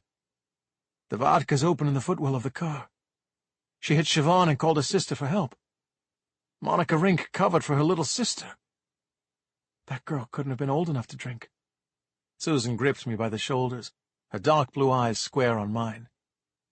"She did something incredibly reckless and stupid. She killed a woman on the side of the road. Monica probably covered for her to save her from the stain on her record, or I don't know, the shame, the stories. Bill, you saw that little girl's face as well as I did. She's never going to escape what happened." "I want to go back." I turned toward the house. "I need to tell her it's okay. I'll tell them both it's okay, that I forgive them. They didn't mean to do it." Susan pulled me to her and pressed her lips against mine. I put my arm around her waist and drew her closer, sought that safety in her embrace that I'd experienced once on the beach, that sealing off from the world. There were tears on her cheeks, or possibly mine, I couldn't tell. I held her to me and breathed her in. "Let's go home," she said. Chapter 80. Susan and I walked around the side of the house, knowing we were probably being tracked by Effie's gun, and sneaked up onto the end of the porch in case Vinny was camped out near the dining room windows. Like naughty children, we crept through the hall and the kitchen, pausing at the sink to push and grab at each other, moaning between kisses, her hands fumbling at my belt. Someone came halfway through the kitchen door. saw our tangled silhouettes, and backed out quickly. We froze and listened to the retreating steps, laughed guiltily. I didn't want to rush things. We were hot in each other's arms, sweating with anticipation, shivering with excitement. There was a strange relief tingling in my body at Susan and I finally knowing, at least in this moment, what we wanted from each other. Maybe I was high from having looked my wife's killer in the face, knowing after so many nights worrying that it had all been an awful accident, a mistake. I took a bottle of cold water from the fridge, and we both drank from it, looking at each other in the golden light, smiling. We went to her room, and I shoved her onto the bed, listened to her laughing in the dark. Chapter 81. A foreign bed, the unfamiliar pattern of Susan's soft breathing, creaks and groans in the house that I did not recognize from my time sleeping in the basement. I lay awake for hours thinking about Klein, about how he had crept into my life and taken it over. There was no doubt in my mind that for all the terror and heartache he had inflicted on the people sleeping in the rooms around me, I was the one who'd allowed him through the door to our world. I had been the one searching for a purpose, wanting a fight. If I'd just stopped Winley Minnow trashing his family's house and not taken things any further, Marnie might still have been alive, as would the men Klein had taken out for failing him. When my stirring seemed to be drawing Susan out of her dreams, I crept down to my room in the basement. I took the backpack full of cash out from under the bed and heaped the stacks on the coverlet. Looked at the note Klein had left me. Think carefully. People had died in my selfish pursuit of Klein. Would it be selfish now to leave the battle? The money before me was offered on the condition that I walk away and leave Klein to his own business. I picked up a stack of cash and flipped through it, felt the electric pulse of the power tied to what the simple pieces of paper represented. "Oh, my God!" I jumped. Susan was standing in the dark behind me, tying the belt of her robe. What is—" She looked at the money, at me. I watched emotions flicker across her face, confusion and hurt. "I got it yesterday," I admitted, and I handed her the note from Klein. She took a stack of money from my hand and looked at it. "You didn't tell me." "I didn't tell anyone," I said. I let her take in what that meant. A coldness came over her features, and she dropped the stack and the note back in the pile. "You son of a bitch," Susan said softly. Her eyes were two pinpoints of light caught in the dim blue flooding through the window. "You're not thinking of—" "That's exactly what I'm doing," I said. Chapter 82. "I'm thinking," I said. "Listen to me. I've been lying awake thinking all night. We're relying very heavily on the idea that we're going to stop Klein, that eventually he'll wind up where he belongs, in a prison cell or at the bottom of a 6-foot hole. But how many more losses are we willing to accept before that happens? Marnie's gone, Susan, and it's because of me." "It's not because of you." Susan shook her head. "You couldn't possibly have guessed what Klein would do to her." "But what if I just walked away in the first place?" I asked. "What if I just turned my back? She'd still be alive." "This isn't about what-ifs," Susan yelled. "It is," I said. "That's exactly what it's about." I turned and sat on the bed, picked up a stack of the notes. The admission came slowly, eased through my tight throat. There's something I didn't tell you about Siobhan and me. The night she was killed, she had gone into town to get things for dinner. That's what we did after we had a big fight. We'd make a nice dinner, have a couple of glasses of wine, reconnect with each other. She liked the walk into town and back, but she also wanted that time alone to think through what we'd said to each other during the fight. "What did you fight about?" Susan sat down on the bed beside me. "This house, this town," I said. "This was her dream, not mine. And I guess when I lost my job in Boston, I was too shocked and numb to really think about what we should do next. We sold our house and found this place and bought it before I'd really stopped to ask myself what I wanted. I missed my job. I missed the city. I didn't feel like it belonged here, and I blamed her for not realizing that I hadn't been ready to make big, world-changing decisions." Susan leaned into me. Her shoulder against mine was warm. I ask myself all the time, what if? What if I'd put my foot down? What if we'd stayed in Boston? Or what if we'd come here and I'd just been stronger, taken the charge in stride, hadn't fought with her that night? She'd still be alive. This cash? It's not just cash. It's another what if. We know what Klein is capable of. What if we back off now? I can see what you're looking at when you look at this money. Susan nodded. You're seeing yourself selling this place, taking the cash, setting yourself up comfortably back in Boston, forgetting Klein, forgetting what happened here. Maybe. I mean, there are other things I could do with the money. Share it. Give it to someone who needs it. Whatever you do with it, it would be a way for you to stop fighting and pretend everything's okay, Susan said. Maybe it would be okay after a while, I said. I looked at her, and I saw one possible future realized so perfectly. Susan and me, in an apartment in Boston, just like Siobhan and me, the circle of time closed, and everything that had happened in Gloucester conveniently erased. I could find some kind of law enforcement job in my city. The police department wouldn't hire me, but someone would. Susan took my hand and rested her chin on my shoulder. The feel of her and the smell of her was not my lost wife. And I realized I was an idiot to think I could go back in time. I looked at the cash in the backpack and suddenly thought of Malone. Had he been seeing his future when he opened the safe at Ivan Pilkos' house and started shoving stacks of bills into his backpack? Malone had wanted to take the money, start again, pretend everything was okay. I understood now what had made my friend cross to the dark side. It was his actions and mine on that fateful night that sparked all the tragedy and pain that had happened since. I put the stack of money I was holding back into the bag. Susan met my eyes, and she knew I had made a decision. She smiled at me in the dark. We had lain on the bed in each other's arms, our heads together on one pillow, for only a second or two, when I smelled the smoke. Chapter 83. Susan and I couldn't find the source of the smoke anywhere inside the house, so we crept to the front door. The night was still and silent, silver and blue in the light of the moon. The smell of burning wood was unmistakable. I looked at the clock in the entryway. It was 4 a.m. I ran to the basement to get my coat and gun, while she ran up to her room to get hers.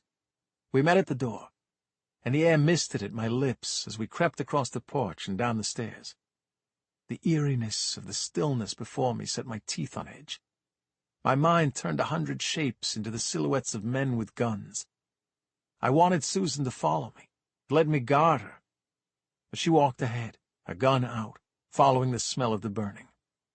I looked up as we passed beneath Effie's window and saw her thrust open a curtain, the smell having reached there, her enormous rifle tracking me as she identified my shape in the dark. I waved at her to stay where she was. She nodded. In the darkness, I spotted the fire pit on the east side of the house. The fire was lit. On the bench in the light, a man sat with his arms resting between his legs, his head down.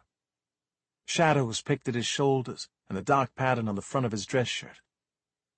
Susan stepped to the side, and we stood before the man, our guns trained on his head. "Don't move," I said.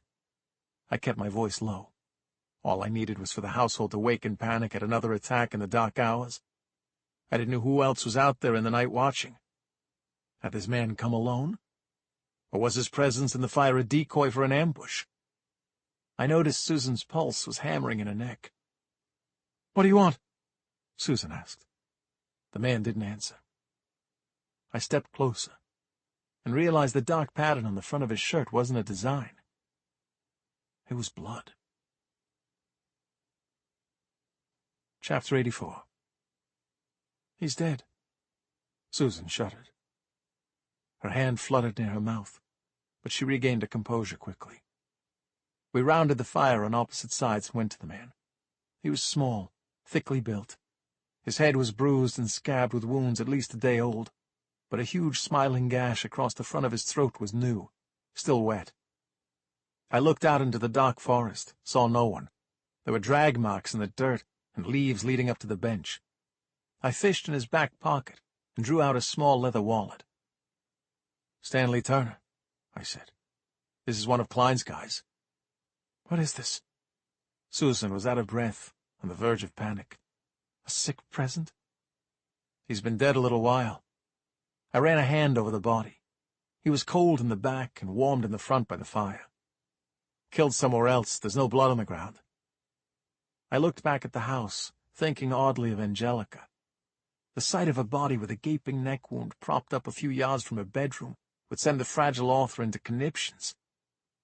The strange detached consideration in the peak of my terror. I supposed my mind was seeking safe ground. "What do we do?" I dragged Susan out of the light of the fire in case we were being watched. "Is Clay here?" "No, not that I know of," she said. "I think he was going back in tonight to work on the case." "We'll do a lap of the grounds, see if—" "Hey!" A voice in the blackness. Susan and I turned, training our guns on a figure emerging from the dark. Nick put his hands up. He held a pistol in one of them. "It's me! It's me!" "Jesus," I said. I wanted to grab Susan to me, shield her, shove her inside the house. But that was more of my overprotective bullshit. She had told me she could take care of herself. "I smelled the smoke, saw the stiff, and did a patrol of the area." Nick glanced toward the forest, his eyes wide. "There's no one out there, not that I can see." I was so angry it was hard to unclench my jaw. "He's trying to intimidate us, scare us, dropping one of his guys on a fucking doorstep. He's a coward." "Are we absolutely certain this is one of Klein's guys?" Susan asked. "He'd had his head bashed in pretty bad, and not tonight. This is probably the guy Clay stomped on in Dogtown," I said. "Klein hasn't even stuck around to watch us freak out." Susan was breathing deeply, trying to calm her nerves. "I don't understand." "It's not about watching us be scared," I said. "I think it's about sending the message. These guys, they're just commodities. They're disposable. If I can do this to my own men, imagine what I can do to you." We stood, all of us lost in thought. Nick was tapping his gun against his thigh, his eyes searching the ground. I looked at him. The muscles in his shoulders were ticking with tension. "I'm going to go inside and call Clay," Susan said. "This is a crime scene." "Yeah, you report in," Nick said. "We'll take care of things here." Susan frowned slightly at the comment, then jogged back toward the house. Nick walked a few paces away from me, turned to the forest, and murmured something. He shook his head as though telling someone no. "Nick, are you all right, buddy?" "He's not going to give us anything. We'll have to find out ourselves." "Tell Rickson to load up and you cover the door. I'll take care of this." "Tell who? What are you talking about?" Nick raised his pistol and shot the body on the bench twice in the chest. Chapter 85. My ears were ringing. The shock I had already been experiencing suddenly ramped up, the volume cranked high, all my nerves electrified. I snatched the gun from Nick, but he was in a dream state, yawning, rubbing his head, turning and murmuring to people who weren't there. The body had bucked twice as the bullets entered it, and now slowly flopped to the ground before the fire like an oversized doll. I felt a wave of nausea, the lifelike twitch of the body for an instant making me think of zombies, monsters, dark things. Susan came running out from the house at the sound of the gunshots. I ran and grabbed her before she could get to the body. "No, no, no, no!" I turned her around. "Stop them coming out! The others! They'll have heard the shots!" I grabbed the body and dragged him out of the light of the fire. In the searingly cold night, I could hear Angelica's frantic questioning in the wind, Susan's placations. I saw Nick's tall, straight frame walking around the side of the house. It seemed an age before Susan joined me. There was blood on my arms, my hands. I stiffened to try to stop the shaking in my limbs, but that only made matters worse. We were both thinking the same thing, but neither of us wanted to say it. In time, it was she who broke the silence. "The shots. They'll know they're post-mortem," she said. "But they'll want to check every gun in the house. And that'll mean any registered to Nick." "There's blood all over the fire pit area now," I said. "Drag marks in the dirt. They'll know he was here, and that he was already dead."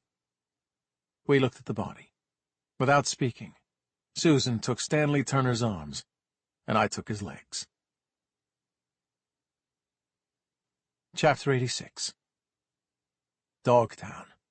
Our headlights picked out the winding roads. Now and then the gold beams flashed on an ancient stone foundation of a house long gone. On huge boulders by the roadside, carved and painted with black letters. They were supposed to be motivational slogans for the unemployed and desperate in the failed town, but their meanings changed as I watched them roll by. Never try, never win. I shouldn't have tried to stop Klein. I would not win against him. A local vandal had spray-painted a boulder with his own words. Save yourself. Klein wanted us to come into his world, I said. Susan glanced at me. She looked sick. I couldn't blame her. In the trunk of the car, a body lolled and shifted as we drove through the night. What do you mean? If we'd reported the body, we'd have had the house searched. Our people would have been questioned, and our home invaded again. Not with his men this time, but with cops. If we didn't report the body... She looked out the windshield at the night. This, she said, the night, Dogtown, Klein's own dumping ground. His guys were out here only days ago dumping a corpse, and now we're here. He must have known we'd be forced to choose the same spot. It's the best place for a mission like this, isn't it? We already know it's been scouted out. She laughed, a crazed, angry sound. He wants us to sympathize with him, to understand we're not that different. He's sure pulling out all the stops to get us to back off. I'm not backing off. Look at us. Susan jerked a thumb toward the trunk of the car. That's someone's son back there. We're Klein right now. We've become him. We're not him, I said. We're nothing like him. He did this to us. We'll move the body and then call it in. There's no sense in sacrificing Nick because of what Klein did. He'll never pass a psych evaluation, not in his current state. He'll be implicated in the shooting, and who knows where it will go from there. Susan was quiet for a long time. We have to do something about him. Klein will. I don't mean Klein, Susan said. I mean Nick. What exactly are you proposing we do with Nick? She didn't have an answer. He's not safe to have around the house. He's not a dangerous dog, Susan. He's a person. I get that, she said. Don't you think I get that? I'm here, aren't I, doing this? Nick needs treatment. He needs to talk to someone about what happened over there on his deployment. He can't keep it locked away anymore. It's killing him. We drove on in silence. I watched the roadside as I drove, looking for a discreet trail to dump our evil secret. Chapter 87. I hadn't slept after Susan and I returned from Dogtown. The former FBI agent had lain awake beside me. The warmth and love and security of our connection at the beginning of the night soiled and forgotten. At sunrise, I gathered up our bloody clothes and bagged them, and she stood watching, numb. We had no choice, she said, but I'm still disgusted with us. You and me both, I said. I had walked to Nick's room and knocked on the door, found him sitting on the bed. We agreed to meet on the porch later that morning and go to the psychiatry clinic at the VA hospital. I made coffee in the kitchen. Vinny and Angelica were at the dining room table together, Vinny's leathery cheeks glowing pink as he jabbed at the laptop between them. Not there, there, Angelica said, pointing at the screen with a broken finger. She tried to move the laptop mouse, but Vinny swept her hand away. The little envelope symbol. Mail. Sign in. Don't tell me you've got a new job, Vin. I smiled, blew the steam off the coffee I'd made. Angelica's personal assistant. Are you going to take dictation of the novels? I'm trying to check this vegan activist bullshit provocateur's email for her, he growled, swiping Angelica's hand away again. You ask for my help, and then you don't want it. What's wrong with you, woman? I know how to use this piece of crap. Angelica let her hand fall, rolled her eyes at me. There was something comforting in the bickering of the two people at the table. Susan had told them that last night's gunfire was due to Nick getting a little confused again, shooting in the dark. With all that was happening with Klein, they seemed to take the incident in stride. This was what my household had become. It's I-C-A, not I-K-A, Angelica sighed. Angelica, like Angelica Garnett. Who the fuck is Angelica Garnett? Angelica slumped in her chair and stared morosely at the carpet, while Vinny tapped on the keyboard. I looked out the window and saw Nick waiting for me on the porch, his big hands gripping the arms of a wicker chair like a man on the witness stand. He was watching something across the driveway, a couple of squirrels tussling on the grass. "You've got renewals for a bunch of subscriptions to crappy literary magazines," Vinny reported. "And there's an email here from the Richmond Sotheby Publishing House." "Oh." Angelica picked at the lace on her skirt. "What's that one say?" I sipped my coffee while Vinny read silently. "Says they tried to call you, but you didn't answer." Vinny yawned, scrolling through pages. "They want to make you an offer." Angelica's back straightened slowly. She looked at the screen, then she pulled the laptop toward her. Vinny and I watched as she read the email he'd opened. She seemed to read it a few times, looking away and then looking back, blinking. Her eyes narrowed, then widened, and then her mouth turned down and opened until it was a dark cave. She hung her head down and burst into loud, heaving sobs. Vinny and I looked at each other. "Oh, my God." I put my coffee down and went to Angelica. Vinny tried to turn his broken wheelchair, making the poorly fitted bolt clunk. "Is it bad news?" "No, no, no," Angelica sobbed, grabbing my shoulder as I crouched before her. I'm being published." "Huh? I don't get it." Vinny's lip curled. "I thought you were published. Ain't you some kind of New York Times fucking award-winning whatever? "I lied." Angelica wiped furiously at her eyes with her left hand, but the tears kept coming. "No one ever asked to read my work anyway. I started telling people I was a writer a long time ago, and then I just stretched it and stretched it." "You're not a writer at all?" My mouth was hanging open, and so was Vinny's. "I am a writer," Angelica cried. "But I'm not a published author. I haven't ever been. I was speaking to some people once, and I told them I wrote novels, and they just assumed I'd been published. And then once I'd let that lie go unchallenged, it seemed easier to maintain it than to explain. And then perhaps I let the fantasy go a little more. I added some awards. What's the point in being a pretend author if you're not going to be a successful pretend one?" I didn't have an answer for that. "Writing is all I think about. It's all I talk about." "We noticed," Vinny said. "It has been my dream since I was a little girl, and—" Angelica broke into fresh sobs. "No one cared, so I could say what I wanted. I was just pretending." Angelica kept crying, and Vinny and I stared at each other, trying to take this in. "I've submitted manuscripts, of course," Angelica said. "Siobhan used to read my work, but they always failed. I've kept all my rejection letters. There are 400 or so." "400?" Vinny roared. I cut him off with a look. Nick came to the window to see what the wailing was about, and Susan appeared at the door to the hall, clutching a satin robe, looking alarmed. "Richmond Sotheby," Angelica moaned, covering her face with one hand. "Richmond Sotheby!" "Is that good?" I asked. Vinny shrugged. "They're the best." Angelica nodded. She gave a long, loud wail. There could have been pure misery or unbridled joy. "They're the best." She turned and fell into Vinny's arms, and he patted her back as she cried, looking at me for help. But I didn't have anything to offer. I was still trying to decide if I should console or congratulate Angelica, when my phone buzzed in my pocket. I answered, and Sheriff Spears spoke before I could say a word. "There was a killing spree last night," he said. Chapter 88. Nick drove to the VA hospital, while I sat in the passenger seat and talked to Clay.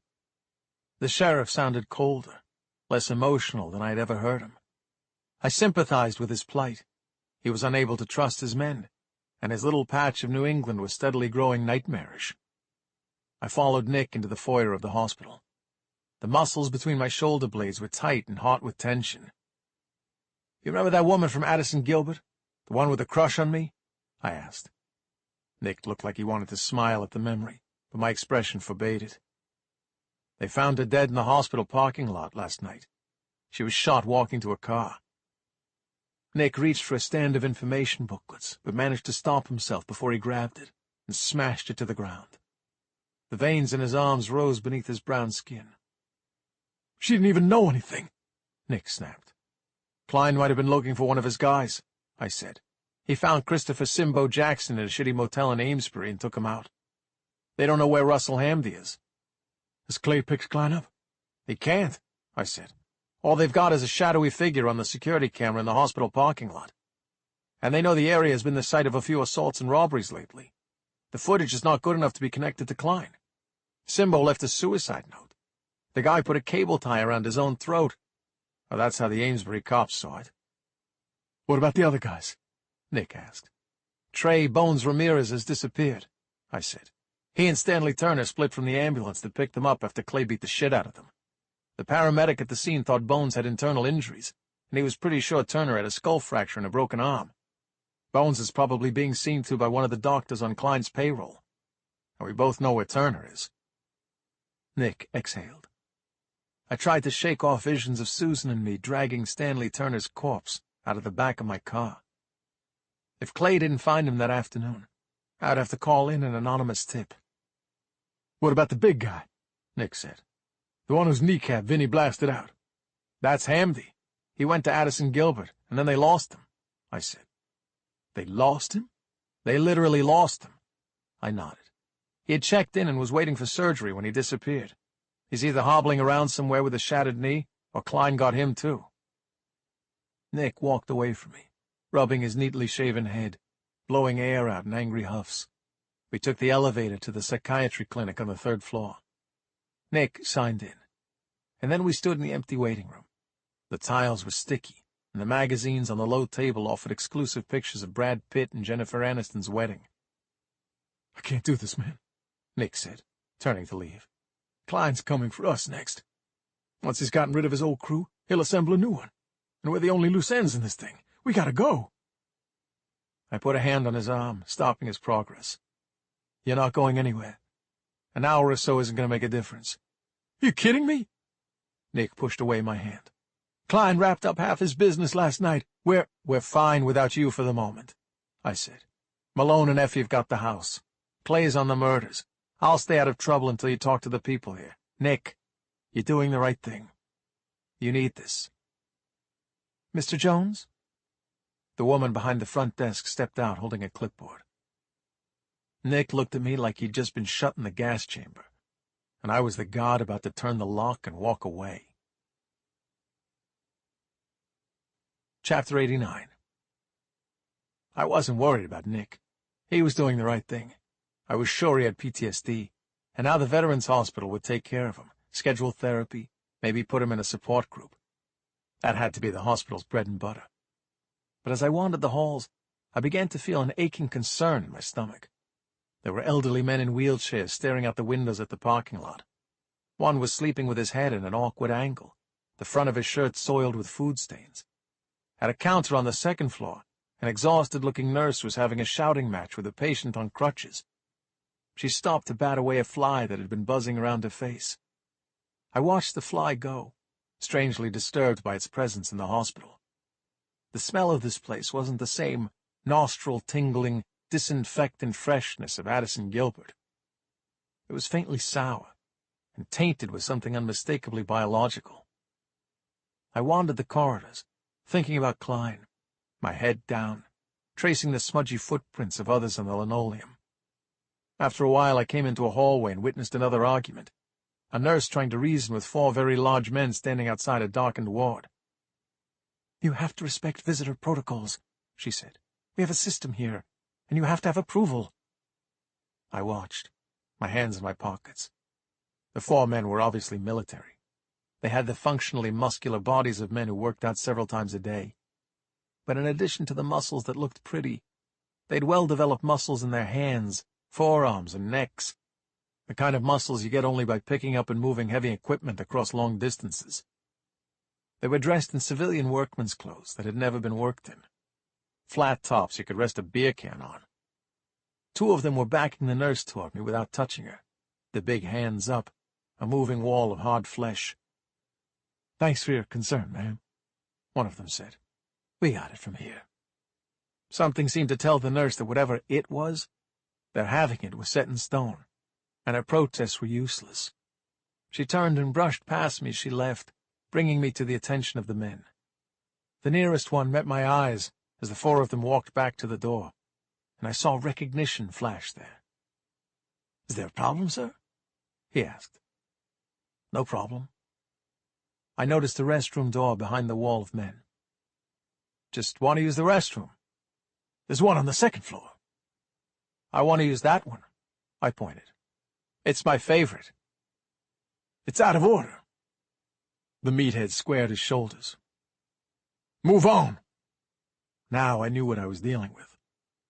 I smiled and nodded toward the door. "Klein's guy," I said. "Russell Hamdy.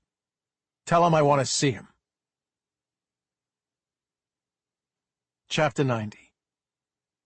Russell Hamdy took 10 minutes to decide whether or not he'd see me. The recognition I'd seen in one of the guys probably meant they'd been briefed on people who might approach the room, and I was one of them. Russell's military friends watched me silently from the doorway, looking from their charge to me, their eyes mean and their mouths hard. In time I was beckoned in, although no one moved to let me through, which forced me to slide between tautly stretched fabric and clouds of strong antiperspirant. Klein's man was sitting upright in the bed, a complicated apparatus around his bloodied and bandaged knee. His face was pale and drawn. An oxygen tube was under his nose. Russ had his hands beneath a blanket on his lap, and I knew that he was holding a loaded gun that was pointed at me. "This is one hell of a disappearing act," I said, looking around at the curtain pulled tightly over the window and the 4 empty beds. "How do the nurses feel about you giving yourself a private room?" "They'll do what they're told," he said. His words were slightly slurred, probably an effect of whatever painkiller he was on. "They don't want my blood all over the floor any more than I do." "So you're ex-military," I said. "What's Klein doing with an ex-military guy in his crew? I thought he only took losers and jailbirds." "I was a loser and a jailbird." Russ gave a lopsided smile. "After 2 tours in Iraq, I was deployed to help out after the Boxing Day tsunami in Indonesia in 2004. We were pulling bodies out of the water for 6 weeks straight, kids and all. That kind of shit fucks you up pretty good." I nodded. "I did some things I'm not proud of, and Klein stepped in when I hit rock bottom," Russ said. "But before all that I was a Marine. And once a Marine, always a Marine." The guys in the doorway stirred, wanting to give an oorah, perhaps, but now wanting to drop their menacing cover. I admired the setup. Russ must have called the team of military thugs from his past when Vinny popped them, knowing that if his old friends didn't swoop in and rescue him from Addison Gilbert, Klein would come creeping in before dawn. Even if Klein knew Russ was ex-military, he'd be safe from the drug lord behind his wall of human steel, at least until he was charged and incarcerated for attacking my house.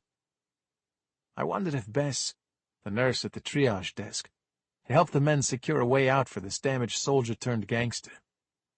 She'd have known, looking at his injuries and the state of affairs in her hospital, what she was likely dealing with. Her assistance of the man before me might have cost the woman her life. "Have the police been here yet?" I asked Russ.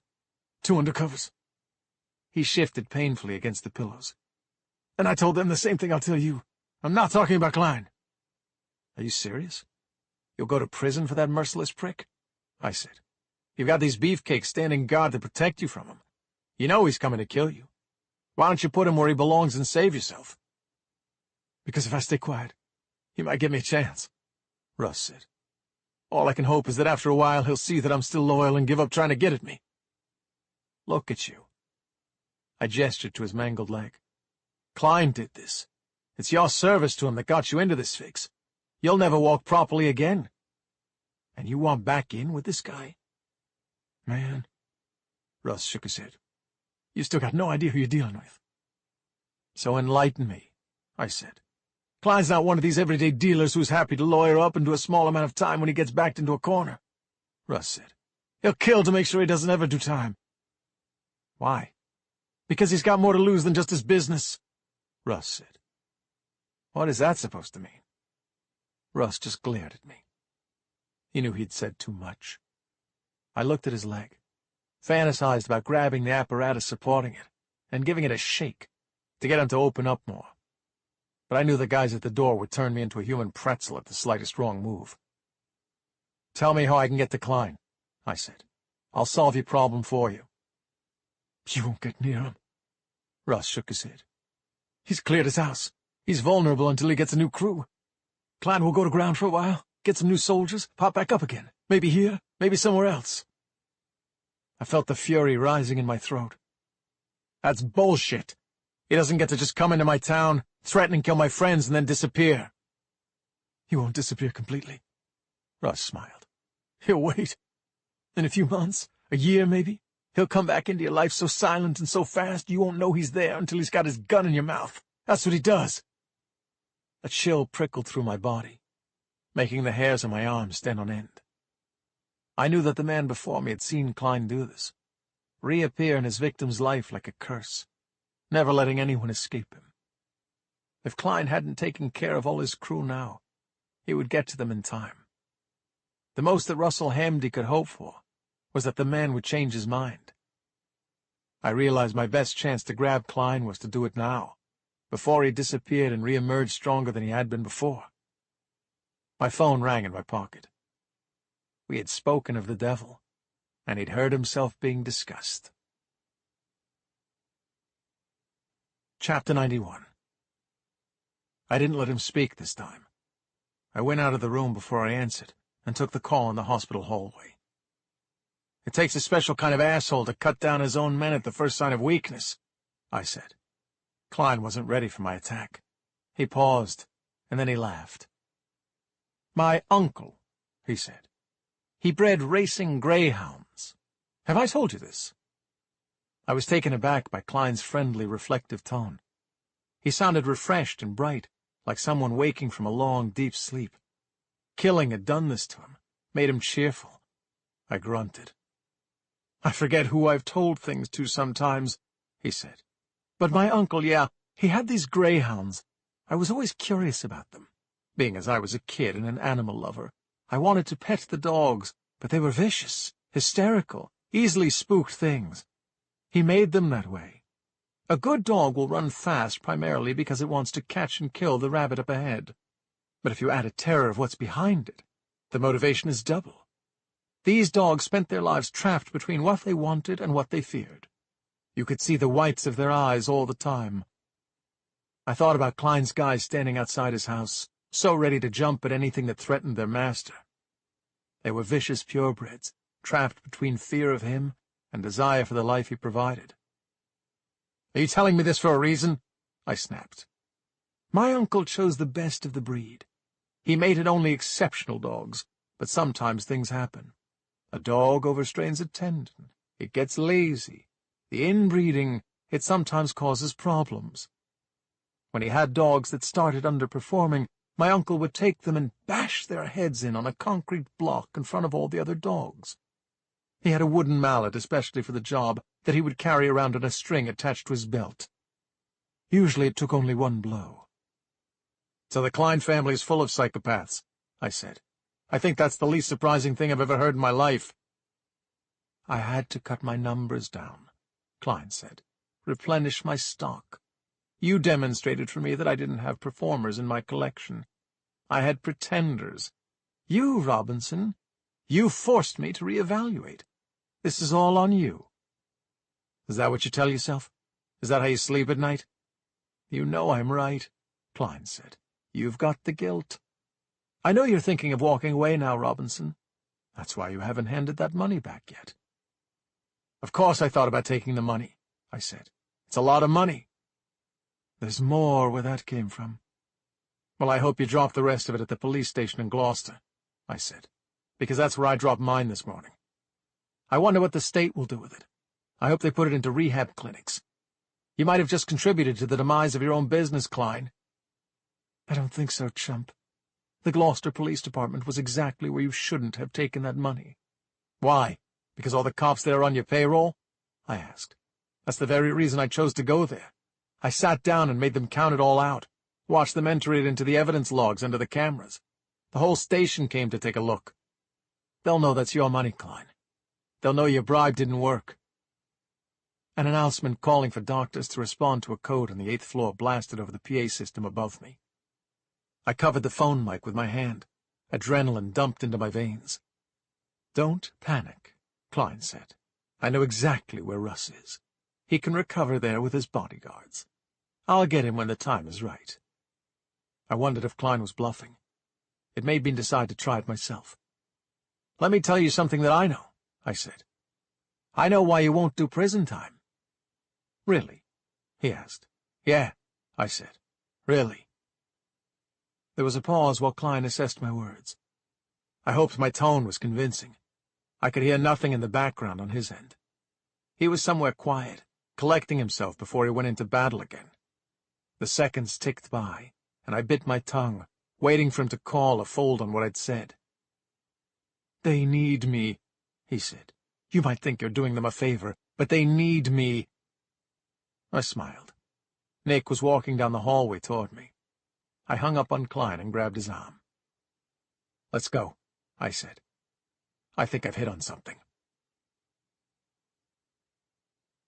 Chapter 92. Nick was silent as we walked from the hospital to the car. He sat with his feet on the dash and his seat reclined as I drove to Klein's house, and stopped in the street beyond his. I could just make out a slice of Klein's driveway beyond the neat hedges, but as I watched, the man appeared. I saw a flash of black trousers, shiny shoes, a pinstriped shirt as he headed for the Escalade parked out front. I'd spooked him. I knew it, I said. I knew it. Nick didn't respond. I did a slow U-turn and waited for Klein to get out into traffic, then followed him in the distance. So what did she say? I asked. The shrink. How do you know it was a woman? He said. Because they're smarter than us. I kept my eyes locked on Klein's big black car. Susan makes me feel like a dope with a single sideways glance. You're talking about her like she's your girlfriend, Nick said, putting his arms behind his head. Maybe it was the excitement of being on Klein without his knowing I was there, or the rush of trying to obtain the upper hand, the gathering hope that I could bring him down, remove him from my life, my friends' lives. Whatever it was, I wasn't paying attention to Nick's mood. I gripped the steering wheel, took a deep breath. I glanced at him. Before everything that happened last night. You know, we might have taken things up a notch. That's nice. So sorry a psychopath leaving us a corpse and me being a crazy freak ruined it for you. You're not a crazy freak, I said, and no number of corpses could take the shine off Susan solely. That should be on your Valentine's Day card to her, Nick said. It just sort of happened. I'd been wondering if it was going to happen. We'd kissed, but I didn't know if it was just the moment or something that struck us both. We were on the beach, and the moon was over us, and I'd been so consumed worrying about everyone and the plan with the boat, I said.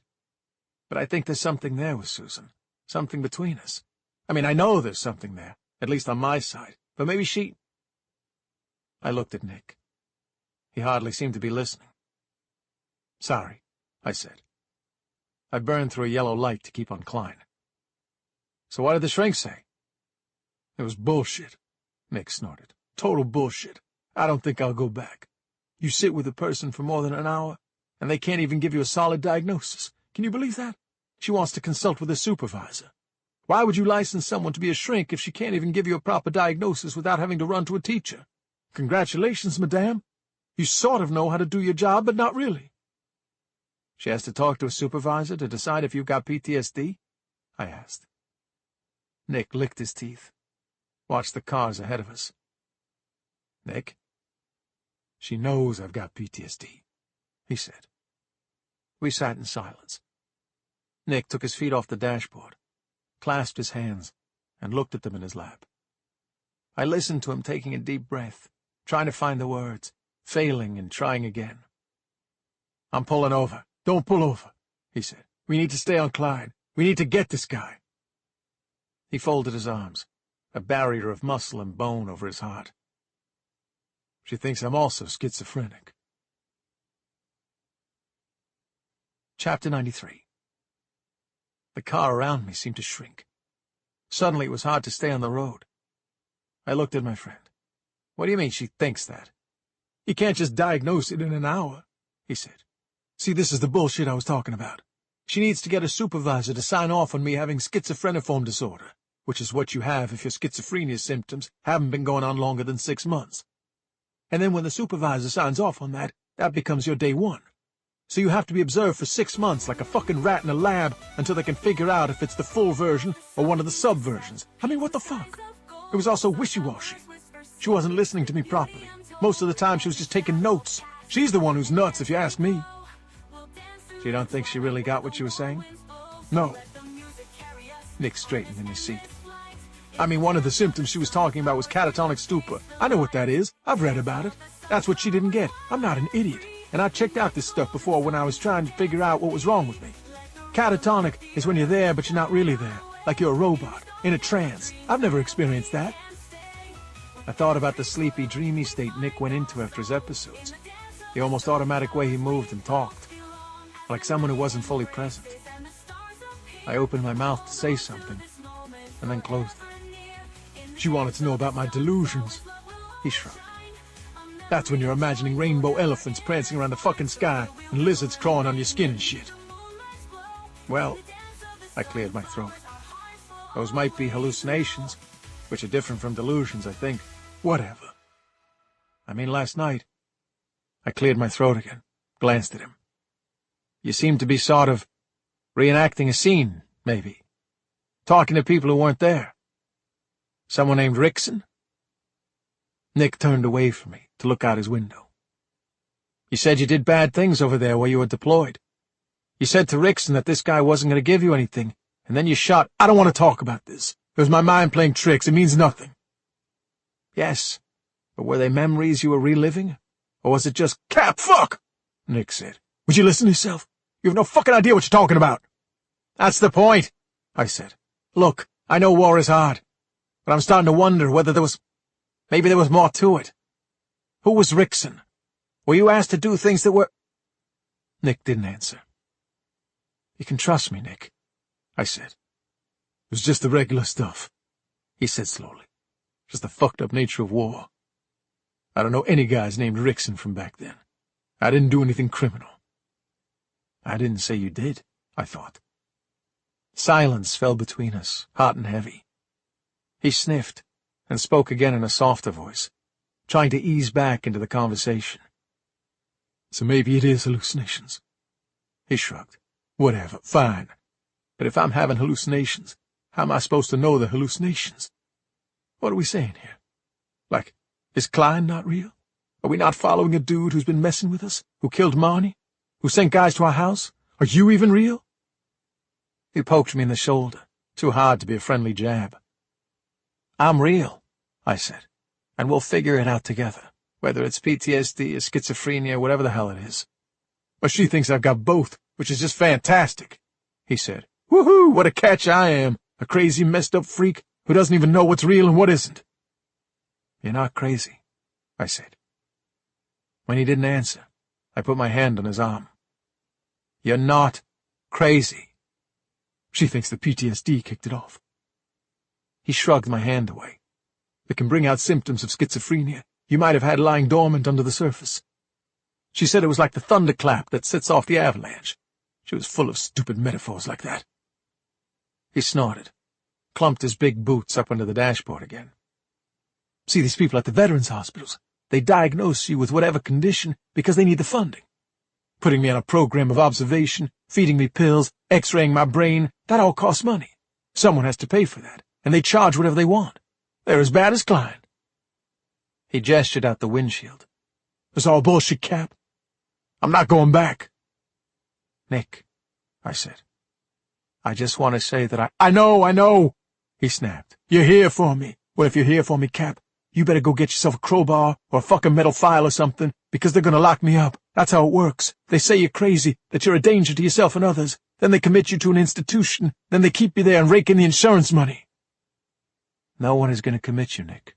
If they do, you're gonna break me out. You said it yourself. You're here for me. Well, if you're here for me, that's what it's gonna take, man. He snorted angrily. How ironic.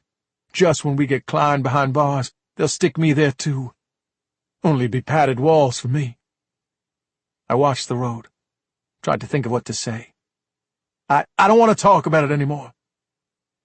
Nick waved at the car in the distance. "Speed up! We're losing him." Chapter 94. Nick and I had followed Klein to a quiet street in a neighborhood north of Boston, but not far from the central business district.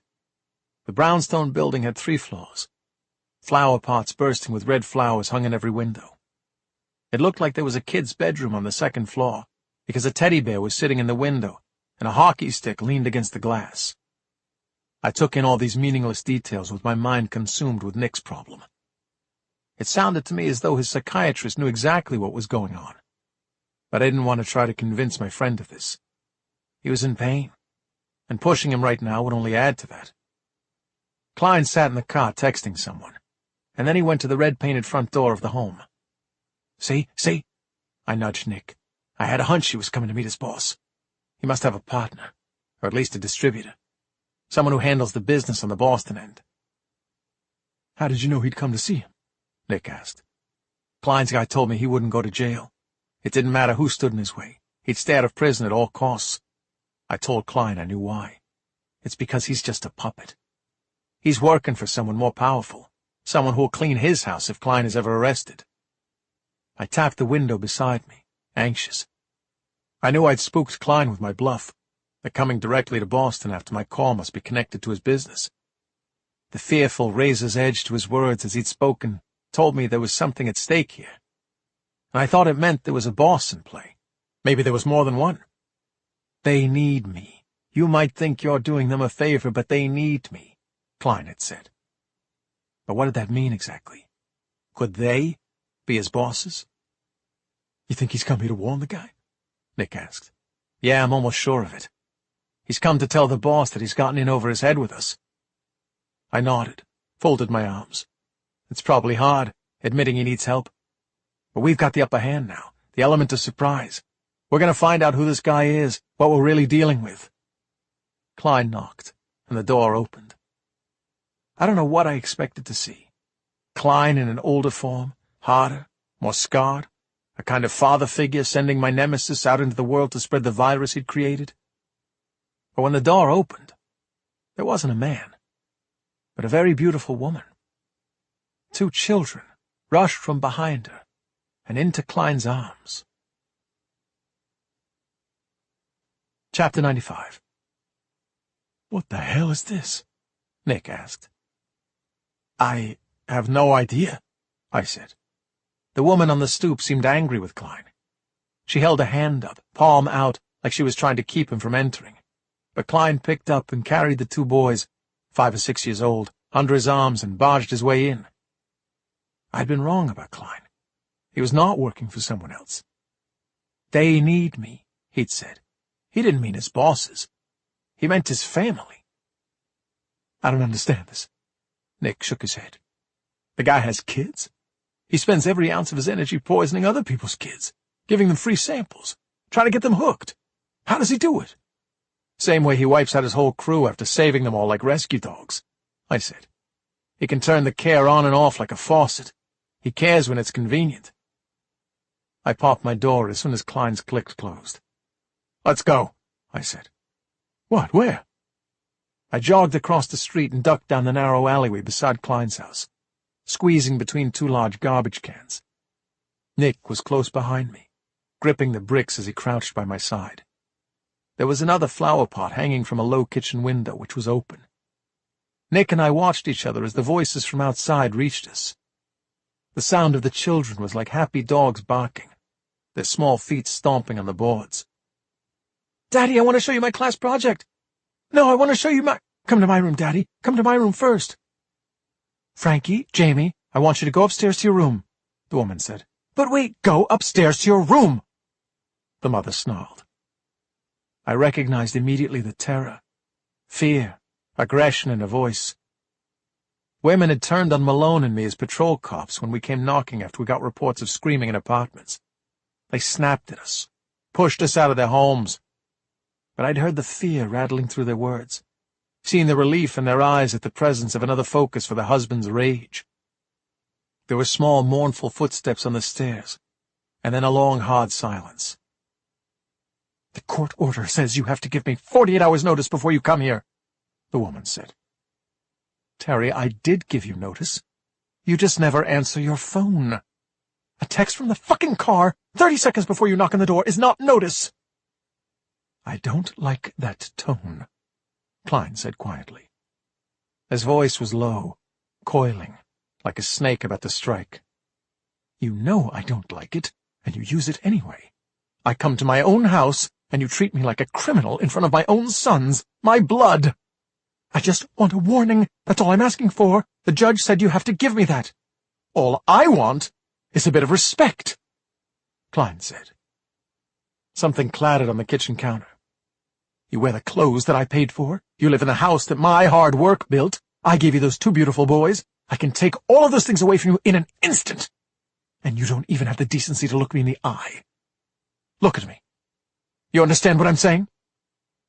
His voice was closer to hers now, inches away from Nick and me, on the other side of the window. I heard a whimper, and Nick flinched at the sound of it, his eyes distant and wide. "Someone's giving me a problem," Klein said. "I don't know what he's going to try to do next. I want you and the kids out of the house." But, Klein snapped. Another clatter, a cry of pain. "But what, Terry?" Nick had heard enough. He tried to rise, but I dragged him down. "Nothing and no one is going to take me away from those boys," Klein said. "Until I've tied up all the loose ends, you pack your shit and get out of here. I'll call you at the hotel reservation." I heard his footsteps on the floorboards, the boys calling to him from the stairs. Klein's wife, or ex-wife, started crying from the kitchen beyond where Nick and I hid. "Do we go inside and help her?" Nick whispered. I thought for a moment, listening to the little boys going to their mother, asking her what was wrong, the helpless confusion of tiny children living in the shadow of a monster. "There's a way we can help her," I told Nick, "and it's the same way we help ourselves." Chapter 96. Susan knew what I'd decided to do. She stood with me in the kitchen looking worriedly over my work as I massacred some vegetables and then laid them out on a tray, spice-rubbed a shoulder of pork. A day had passed since Nick and I stood idly by, while Klein made his ex-wife squeal in terror. The sound of a frightened voice had kept me up all night, Susan tossing and turning as I failed to settle down. Before dawn I'd crept to my basement bed, knowing I'd need her at least, sharp and ready to be my ally against the man who had come unwelcome into our lives. In the end I decided that I had to finish Klein. One way or another, I had to remove him like a cancer from his ex-wife's life, from my neighborhood. I had to release the chokehold he had on the addicts and hurting people of Gloucester, and make sure that what happened to Monty didn't happen to anyone ever again. Is there something a bit strange about preparing dinner for everyone when we're about to do— She paused, shaking her head. What we're about to do? I'm finding a weird comfort in it, I said, wiping my hands on a dish towel. I tried to explain to her and myself that, somehow, knowing the people in my house were fed, even with my subpar culinary offerings, gave me some consolation. It's a job, I have to do it. We've got a couple renting the front room tonight, but I'm also doing it because it's a relief, and I think we'd better grab hold of whatever relief we can right now. She seemed to take the suggestion literally and put her arms around me. There was an exhilarating rush that shuddered through my body every time she touched me, and also a warm, familiar sensation that I knew came from the feel of Siobhan in my arms not so long ago, the smoothness of a cheek against mine. We might never come back here, she said. I gripped her shoulders. Do you get that? We might put this dinner on and leave here, and it might be the last time we walk out the door. I thought about Siobhan and the dinner she'd been coming home with, the last time she would walk out the door already having occurred without my knowledge.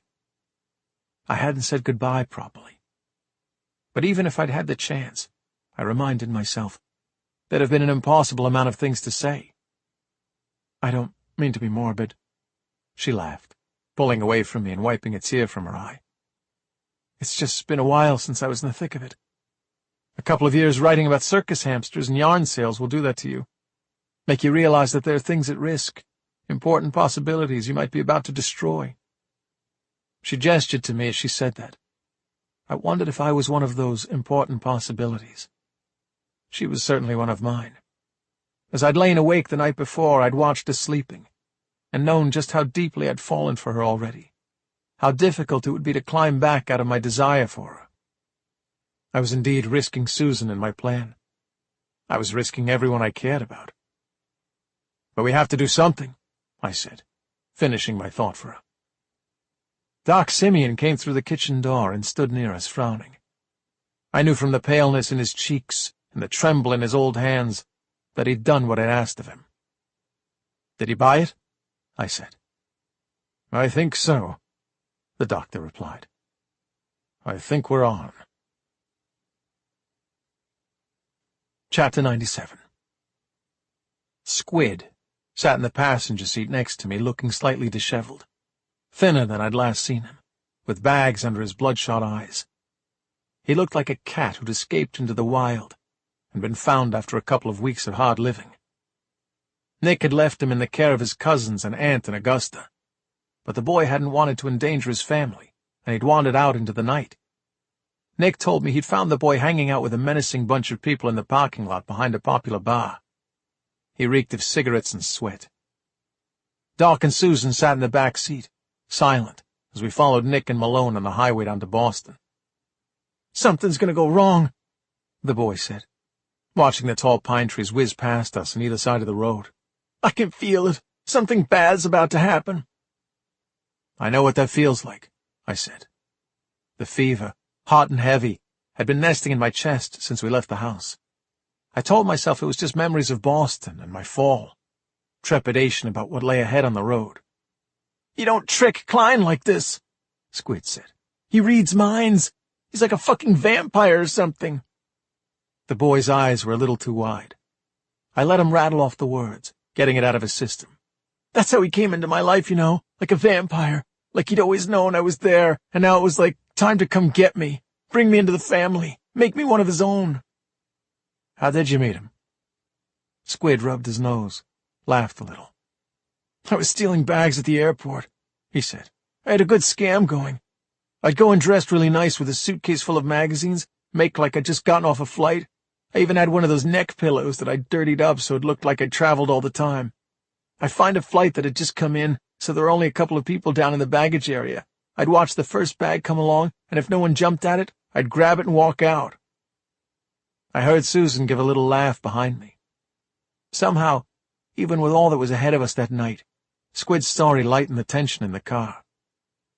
We crested a hill, and I saw the cluster of lights on the horizon that I knew was Boston.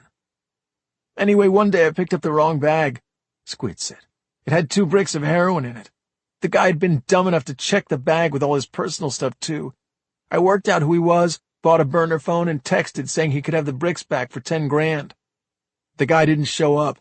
Klein did, and not at the meeting place, at my house. He knew my name, my mother's name, everything." Squid shuddered.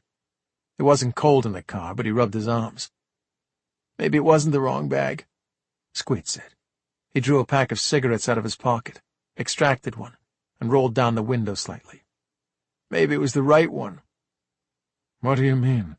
Doc asked. "Klein will give you everything you want." Squid shrugged. "You want money? He's got money. You want girls? He's got girls. He'll tell them to be in love with you, and they'll be in love with you. It's like magic. You can have everything you want. All you gotta do is stay out of trouble, because if you trip once—" The car fell silent. Squid smoked his cigarette too fast, leaning and blowing the smoke out of the crack in the window with shivering breaths. "What happened to the guy who lost the drugs?" I asked. "The one whose bag you stole?" "He's in a drain pipe off the highway," Squid said.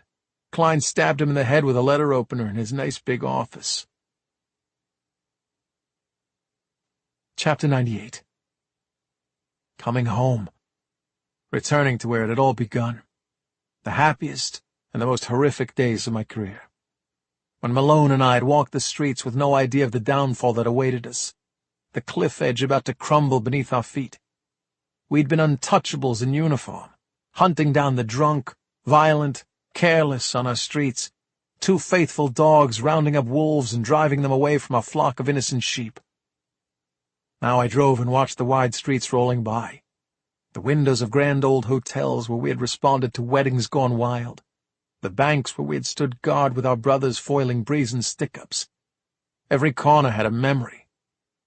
Here outside Union Oyster House, we had stopped to examine Malone's trooper badge in the sunlight when he finally made rank. The clash and clatter of the bar's patrons on one side of us, press of tourists celebrating St. Patrick's Day on the other. Here on the steps of the courthouse, we had elbowed aside journalists huddling around accused murderers, fraudsters, and priests caught up in the Catholic Archdiocese scandal. I'd copped a microphone in the eye from a Fox News reporter here once. Just one block down, Malone had nearly tripped on a DVD player tossed over the shoulder of a meth addict, running for his life across a parking lot. All of that was lost to us now. The two of us had thrown in everything one night, when we'd decided to take the law into our own hands.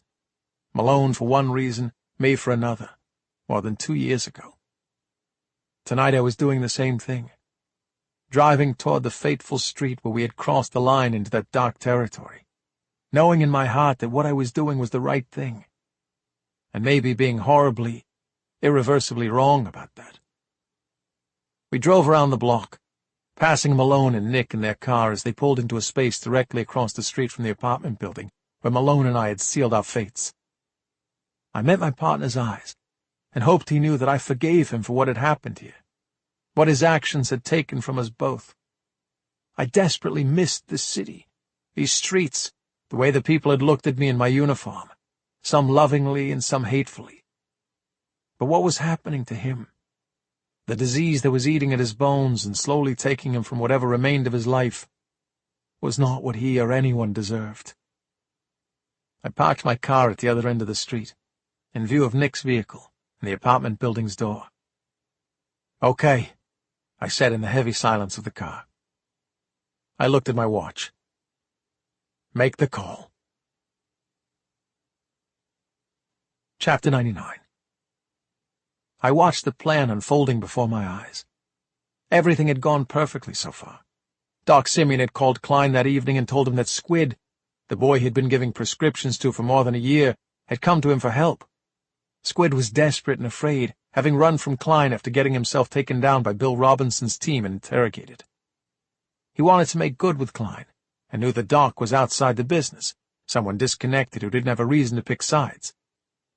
Doc told Klein that Squid had sworn he hadn't spoken to any police, wasn't trying to come back into the fold because he was wearing a wire or hoping to lead the cops to his boss. The Doc said he was willing to act as an intermediary, to present Squid to Klein and make sure no harm came to either of them. The boy in the car beside me stiffened in his seat as Doc dialed Klein's number now. I watched the gold-lit street, impossibly still and crossed with menacing black shadows, as the line connected. In the silence of the vehicle I could hear every word from Klein's end. "Yeah?" "I'm here," Doc said. "I want you to promise again that you won't hurt the boy. He said he had no choice but to run from you. But he's loyal. He wants to work this out. He's got nowhere to go." "Squid knows he can trust me," Klein said. I looked at the boy, who gave a tight smile. We both knew what was going to happen tonight. Klein was going to take Squid from the old man with one intention, to kill him, to tie up the loose ends, as he had told his ex-wife. But Squid wasn't going to die tonight. Nick, Susan, Malone, and I would make sure that didn't happen. In the most heavily surveilled street in Boston, we would capture Klein taking custody of the boy. We would follow and intervene, recording everything on Squid's phone. As Doc gave Klein the street address, Squid took out his phone. "All right," I said. "You call me. I'll set up a recorder on my phone, and I'll listen in while we follow you. If anything goes wrong, I'll hear it. Nick and Malone will be ahead of you, and Susan and I will follow behind. Don't worry." "Stay close, man," Squid breathed. He gripped the door handle as he pushed the buttons on his phone. "He'll be packing. Klein could pop me in the fucking car and drive me out into the marshes. You better be ready." "We're ready," I assured him. My phone buzzed, and I answered it, listening as Squid and Doc got out of the car. The old man and the young gangly boy walked into the light of the apartment building. I pressed the record button, looked up and down the street for Klein. Susan reached forward from the back seat and put a hand on my shoulder, and we watched the silhouettes of Doc and Squid standing still, waiting as the painful seconds ticked by. Squid reached into his pocket, probably for another cigarette. I heard his voice over the phone as he spoke to Doc. "You scared?" he asked the doctor. "A little," Doc admitted. "You?" The boy didn't answer. I felt my stomach twist. "Your man thinks he got Klein all wrapped up, huh?" Squid said. "I think we're good," Doc said. "This is going to work." "Famous last words." Squid laughed. I watched as he drew a knife from his pocket and plunged it into the old man's stomach. Chapter 100. I had only seconds to witness the horror of the old man collapsing as though sucker-punched, the boy's shoulder dipping and surging upward as he thrust the knife expertly into Doc's rib cage. The windshield before me exploded. I felt the seat I was sitting in thump as a bullet tore into the headrest right beside my ear. Klein was striding up the sidewalk, his gun in both hands, the pistol bucking as he pumped bullets into the car. I glimpsed a devilish smile. Squid had warned him. They'd orchestrated this together. Susan didn't scream. She popped the door just as I did, and we fell out onto the road together and crawled on the asphalt scattered with glass as bullets zinged off the cars around us. I couldn't tell when Klein's gun ran out of ammunition and when Nick's and Malone's firing began. I heard them shouting from the end of the street, saw Klein swivel and try to shoot in that direction, his gun clicking uselessly. He ejected his mag and pumped another clip in, as a bullet tinkled off a lamppost right by his face. He didn't flinch. This was his city now, too, and these were his streets, and the slices of darkness and cars and concrete edges seemed designed to protect him. He fired, and I saw Nick spin as he caught one in the shoulder. Susan brushed past me, straightened up a bit, so that she could steady her aim on the hood of the car. She fired twice at Klein. One bullet hit the wall behind him, alerting him to the coming second round. He whipped his head left, which made what would have been a fatal shot in the face a graze across the temple by his ear. The shot spooked him, and he fell into the shadows. He was gone, ducking between the cars, a flash of black coat between a car that had turned into the street and stopped at the sound of the firefight. Gunshots roared between the buildings overhead, clapping and echoing like thunder. I grabbed my gun from the car and followed Susan to the other side of the road, where we crouched by Doc Simeon, who was pointing in the direction that Squid had gone, coughing blood onto his cheeks and shirt. "It's going to be okay," Susan told him, pulling his coat closed over the wound in his stomach. Her hands were instantly drenched in blood that looked purple in the gold light of the apartment building. You're okay. It's nothing." Sweet lies from a beautiful woman. There were worse ways to die, I thought. The old man's feet scraped against the sidewalk. I looked down the street and saw Malone and Nick running toward us. "Are you all right?" I grabbed Nick. His jaw was clenched, and he was panting hard. Malone tossed me an extra clip for my gun. Nick's shirt was wet with blood, but he hardly seemed to notice the wound. That strange manic electricity taking hold of him quickly, making him shiver under my grasp. We gotta go! He tried to drag me down the street. "They ran that way." "I'll stay here." Susan knelt over the doctor, pressing hard on his wound. Every cell in my body was telling me to stay with her, to be here for the moments that my friend lay dying on the ground, to somehow try to stop the life from draining from his worn body. "Go, Bill," Susan pushed me. "You've got to stop Klein." Chapter 101. Malone was ahead of me. He turned the corner of a closed and silent bank, and a gunshot clapped overhead. The concrete corner of an ornate pillar just by his face exploded, forcing him back. We ran into each other, then pressed against the wall. I saw movement to my side, and noticed a couple who had been out for a late-night walk cowering between two cars, their big spotted dog twisting and tugging on a leash, terrified. Malone rushed forward into the alley between the streets, but when I looked back to find Nick, who I thought was following us, he was nowhere to be seen. Klein rose from behind a dumpster at the end of the alley, fired off a couple of shots, and sprinted into the dark, Nick's not with us. I grabbed Malone's arm. I have to go back. He'll be fine. Malone dragged me forward. We've got to get this bastard off the street. We ran across the road, causing a car to slam on its brakes, the hood halting inches from my knees, the headlights blinding. In a courtyard, the water in a large square fountain set into the pavement was so still that Malone didn't see it.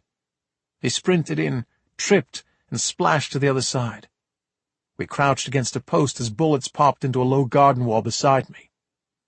Across the courtyard, Klein and Squid met, two frantic silhouettes against the reflective glass of an office building.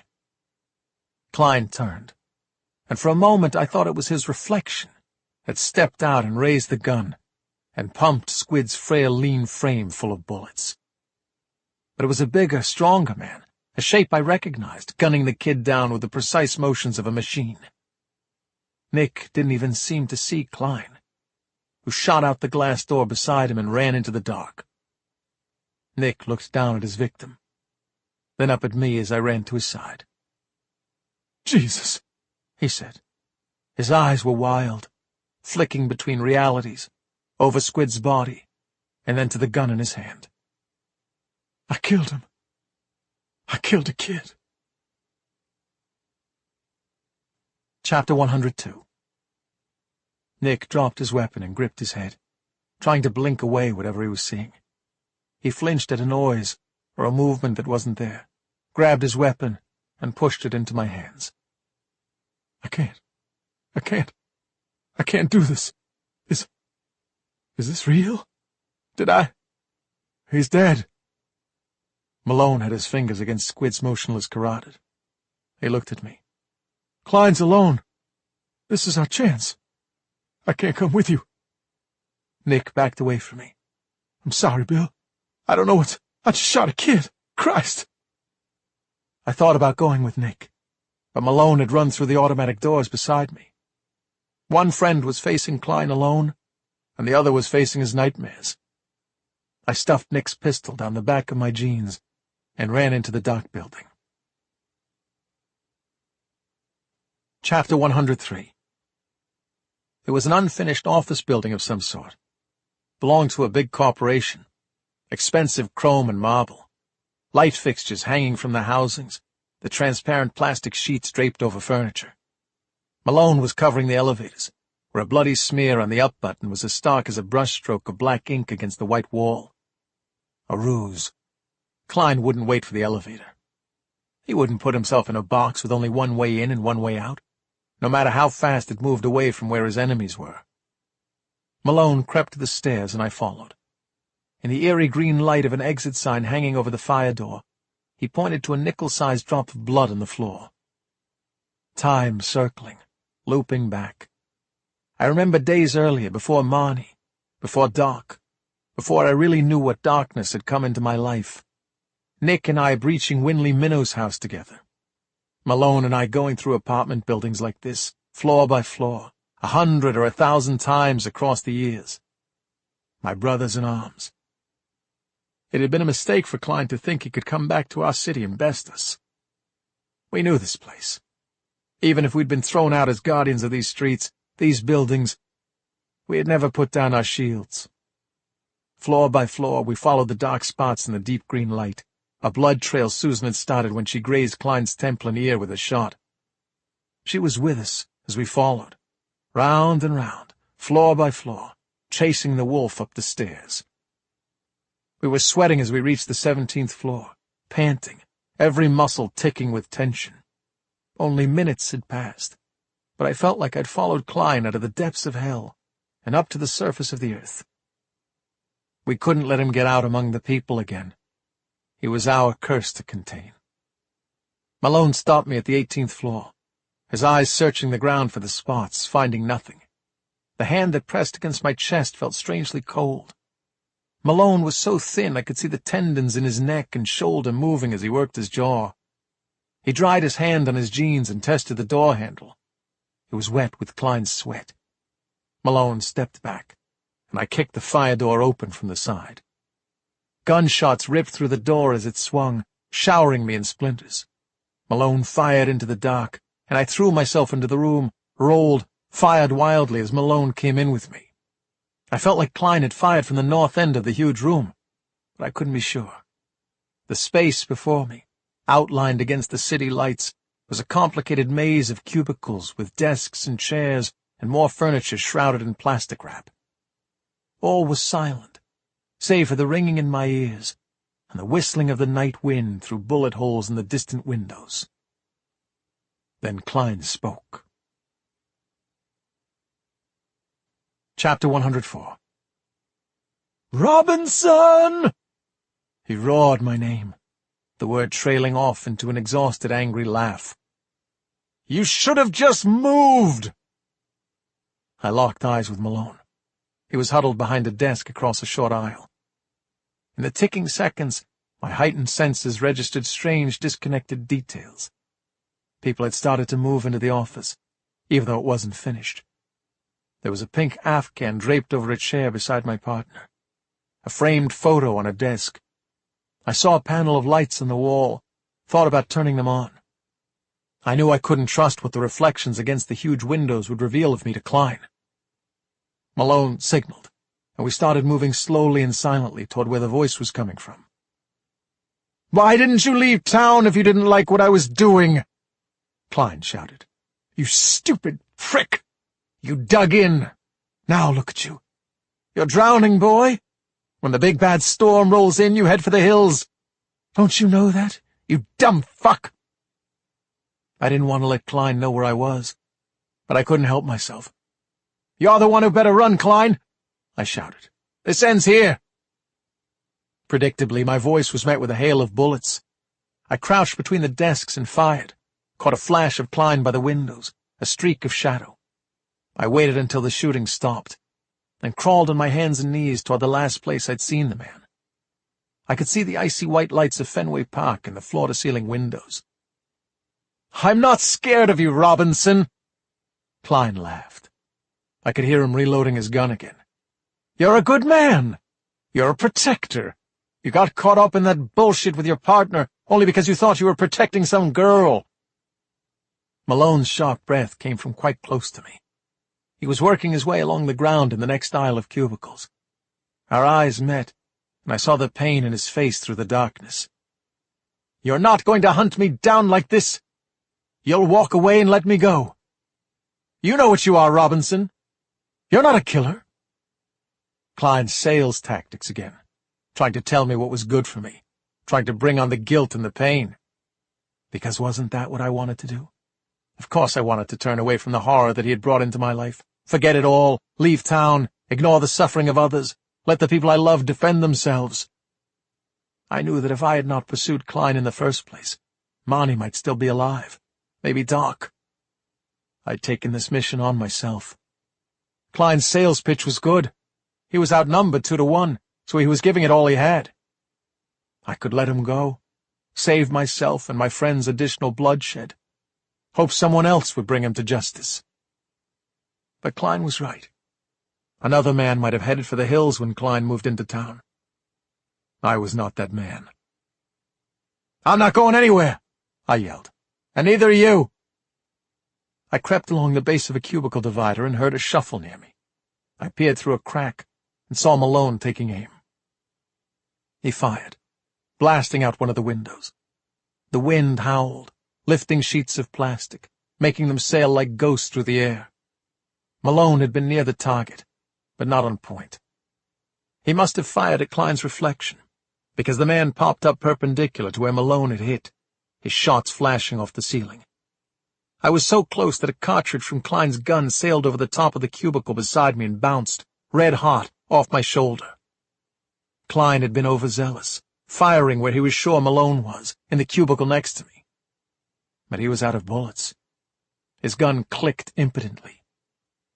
And as I felt a smile spread over my face, a sound rose up in the distance. It was a sound I had heard almost constantly for 2 decades, a sound that once filled me with excitement, and now was like a cold hand reaching into my chest and gripping my heart. The wail of police sirens. Chapter 105. Klein's laughter barely reached above the rising and falling sirens of 3 or 4 squad cars on the street below. I heard his gun clatter to the carpet. He kicked the weapon. I watched it sail soundlessly across the carpet and over the edge of the blasted-out window into the night. It would fly downward toward the street, empty of bullets, and land on the windshield of a car, or on the pavement for the police to find. Klein's gun, with Klein's prints, empty and useless, leaving the cops to conclude that he was unarmed and at our mercy when we did whatever we were about to do next. Klein rose to his feet and stepped backward toward the wall of windows. The bullet holes in the glass behind him brought a breeze that ruffled his hair. He grinned as Malone and I rose and stepped out from the cubicles. "Don't be stupid now," he told us, his tone light and sweet, like a parent gently chastising a child. "You know how this could end. You're already on the wrong side of the Boston PD. Committing a cold-blooded murder wouldn't end well for the two of you." Klein eyed Malone, getting his first good look at my partner. Malone's gun was held out like mine, an extension of his body, straight and high and pointed at Klein's chest. "Cold-blooded murder suits you perfectly," I said. I was trembling all over with rage. "If we let you go now, there'll be more teenagers who take a pill of yours at a party and die lonely deaths in the woods. There'll be more soldiers strangled in their beds, more doctors ruining their good names by taking your dirty money." "Maybe," Klein shrugged. "But you can hear the sirens, Bill. They're coming for us. You're not going to do this. Think about those people at the house. They need you, and you need them. You're happy there, aren't you? You've got a good life. You've got too much to live for, Robinson."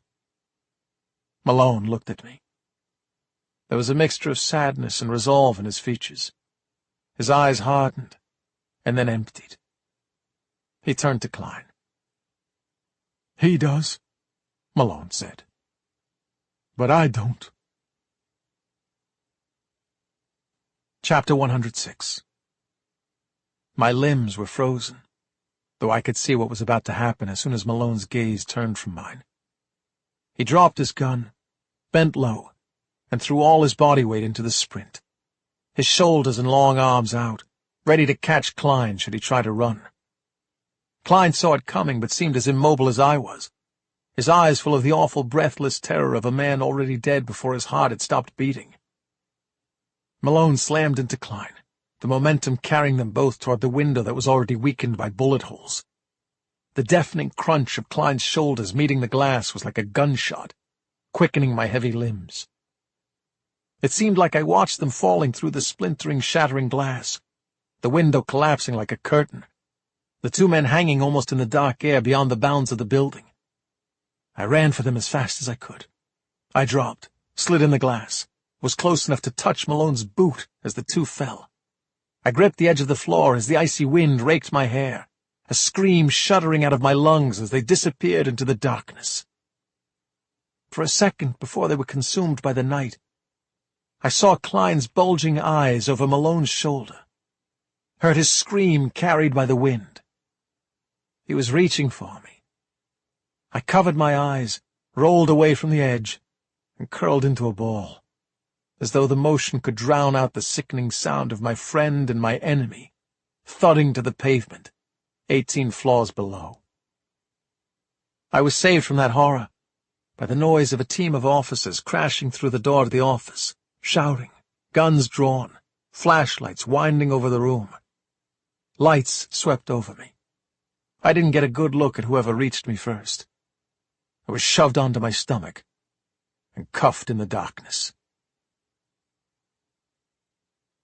Chapter 107. The officers who had responded to reports of a shooting in the Boston CBD were young, fit, crisis squad guys. They were the heavily tattooed and worryingly muscular types who had joined the force for the sole purpose of making the chaotic, fast-paced, high-stakes special response team. Black tactical vests, big guns. They knew who I was by my ruined reputation only. These guys were used to being over the top, and I didn't take it personally. Two gripped my arms as we rode the elevator down. Another stood by the door with his gun hanging in his gloved hand, barking questions at me. Are there any other shooters? No, I said. What is this, a drug thing? You and Malone taking out your dealer, your partner? We've got reports of 4 casualties in the street, 2 from the building. You push those guys from that window? Who's that kid on the sidewalk? You shoot that kid? Who's the old man? 4 casualties. Doc hadn't made it. You're not giving me enough time to respond to these questions, I remarked calmly to the head guy. You're just asking questions without waiting for answers. What are you, some kind of smartass? Is that it? You're a smartass, Robinson? I sighed and stared at the door. The street was awash of red and blue light. There were dozens of officers rigging cordons, crunching through the glass on the foyer floor in their heavy boots, making radio reports. Half the people present had their guns drawn. It wasn't every day in Boston that men fell from skyscrapers and civilians took cover from bullets. I was marched past Squid's body, already covered with a sheet. I spotted Nick, sitting cuffed in the back of a police car.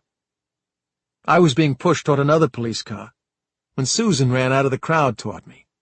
She was somehow beautiful even then, maybe because I was so relieved at seeing her unharmed.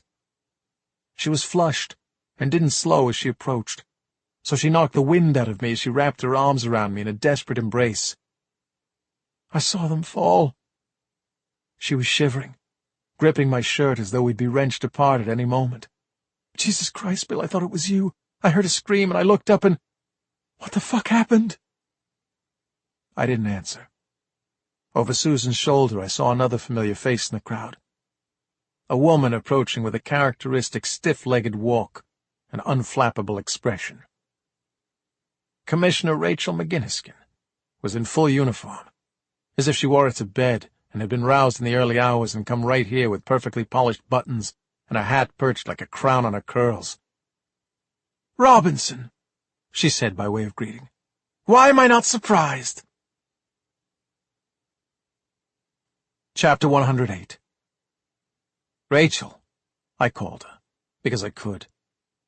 A tiny, mean-spirited joy in my evening, making the squad guys bristle at my disrespect of their gold-striped queen. She licked her teeth and looked Susan up and down, raising her eyebrows at the blood, Doc's, that stained Susan's clothes from neck to knee. I got a call a half hour ago saying guys were shooting at each other in the street, she said. I thought, what a dangerous, irresponsible, cowardly thing to be doing. A witness looking out her apartment window at the fray reportedly recognized one of them as a former Boston PD officer. And I thought, our old friend is back. I try to make an entrance wherever I go, I said. Rachel hadn't told the thugs flanking me to get rid of the cuffs. I guess she deserved a tiny mean-spirited joy in her night, too. She nodded at them to leave us. I took a couple of steps back and sat on the warm hood of a squad car. Exhaustion and shock was setting in. Susan put a hand on the nape of my neck, firm and calming. McGinniskin made a get-on-with-it gesture, rotating her finger like she was spinning a wheel. And in a low voice I told her what had happened on the street and in the tower, and in the days before Klein and I came together for the last time. You really are a piece of work, you know that, Robinson? McGinniskin said. I couldn't argue. Commissioner McGinniskin folded her arms, glanced away, seemed to try to take in the story. She looked like she was struggling to decide how to say what she had to say next. In the end, she just laid it on me straight. A letter from Malone came through my office on Monday, she said. I just looked at her. He explained what the two of you did a couple of years ago, she said. He took full responsibility. Said he tricked you into it. Some story about a girl who needed help and a sex tape. I glanced at Susan. She put her arm around me, kissed my head. Of course.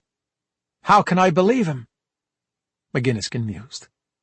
There was a softness to her voice I'd never heard before, though her face remained hard. All the fury had suddenly left her. She took a handcuff key from her pocket and tossed it to Susan. Malone knew he was dying, McGinniskin said. Could just be that he had been planning some kind of big fuck you like this all along. She gestured to the building above us, the site of my partner's fall. And why not save your skin in the process? One last favor for an old friend. Could be. I said. I wasn't up for fighting for my cause now, but for some reason I felt like I didn't have to. Susan unlocked my cuffs and I handed them to the commissioner. "Malone returned the remaining stolen money with the letter," McGinniskin said. $17,000. I guess that was all that was left after his treatments. Makes me wonder why, if you were indeed his willing partner in crime, he didn't just give it to you. But in any case, what could I do with it? The guy you both robbed never made an official report, of course. The department suspects the funds are a result of his criminal activity. So what did you do with it? I asked. I donated it to a homeless shelter, she said, giving a dismissive wave. I didn't know if I was free to go, and was too tired to ask. I stood and started walking off, but the commissioner called my name, and I turned to look back at her standing by the squad car, her arms still folded defensively. "Stay in touch," she said with great reluctance. "There are times I could use a good man who's not on the payroll." I nodded, and Susan linked her arm with mine as we walked away. After a few steps, she poked me in the arm. "Good man, huh?" she asked. She must be thinking of someone else. I smiled. Chapter 109. "This is ridiculous," Angelica said, looking at her watch. "If they say they're going to be here at 10, they ought to be here at 10. "Sit down." Vinny patted the plastic lawn chair beside him at the fold-out table. "You're making me nervous. The guy's going to be here when he gets here, and that's all there is to it." I sat at the end of the table with Susan, waiting, as my friends waited, for the FedEx driver whose delivery Angelica had been anticipating for 6 months. Before us on the picnic table on the lawn was spread a feast not dissimilar to the one Marnie had arranged what seemed a lifetime ago to mourn my lost wife. Croissants, bagels, donuts, yellow napkins, and yellow paper plates left over from the memorial caught the light filtering through the trees. We were back where we had started, and yet so far from there. The people laughing, talking, drinking coffee around me in the morning light were battle-scarred. Some of them didn't sleep well anymore. Some of them had the evidence of their fight on their skin. What Klein had brought into our town had left its mark. But right now, there were more important things to think about. Next to Vinny, Effie sat with a black coffee in front of her, tearing strips off a croissant. Now and then as she ate, twitching whiskers would emerge from her shirt pocket, and she would take a flake of croissant and present it to the snuffling nose. Crazy the rat had become a kind of household mascot in the time since Effie had rescued him from the drain, and feeding him bread, peanuts, sunflower seeds, and the occasional blueberry was an activity everyone, except Angelica, enjoyed. Effie's shirt pocket sagged with the weight of the obese rodent, drawing her collar sideways, away from a scarred neck. As I watched my people enjoying themselves, a movement in the window above us caught my eye. Nettie Ives was watching, his arms folded, his eyes moving over Angelica as she complained to Vinny about the FedEx guy. He wouldn't join us, I knew, but even a glimpse of him in the window was better than nothing. He was changed, like the rest of us. "I know this is Angelica's day," Susan said, "but I keep thinking about Marnie." I looked at her, and was surprised to see her smiling. "She'd have been so buzzed about this," she said, "waiting for the books to arrive, opening the box for the first time. She always got in on other people's excitement." Clay was near us, leaning on the table as he listened to Susan's words. "I still think about her all the time," he said.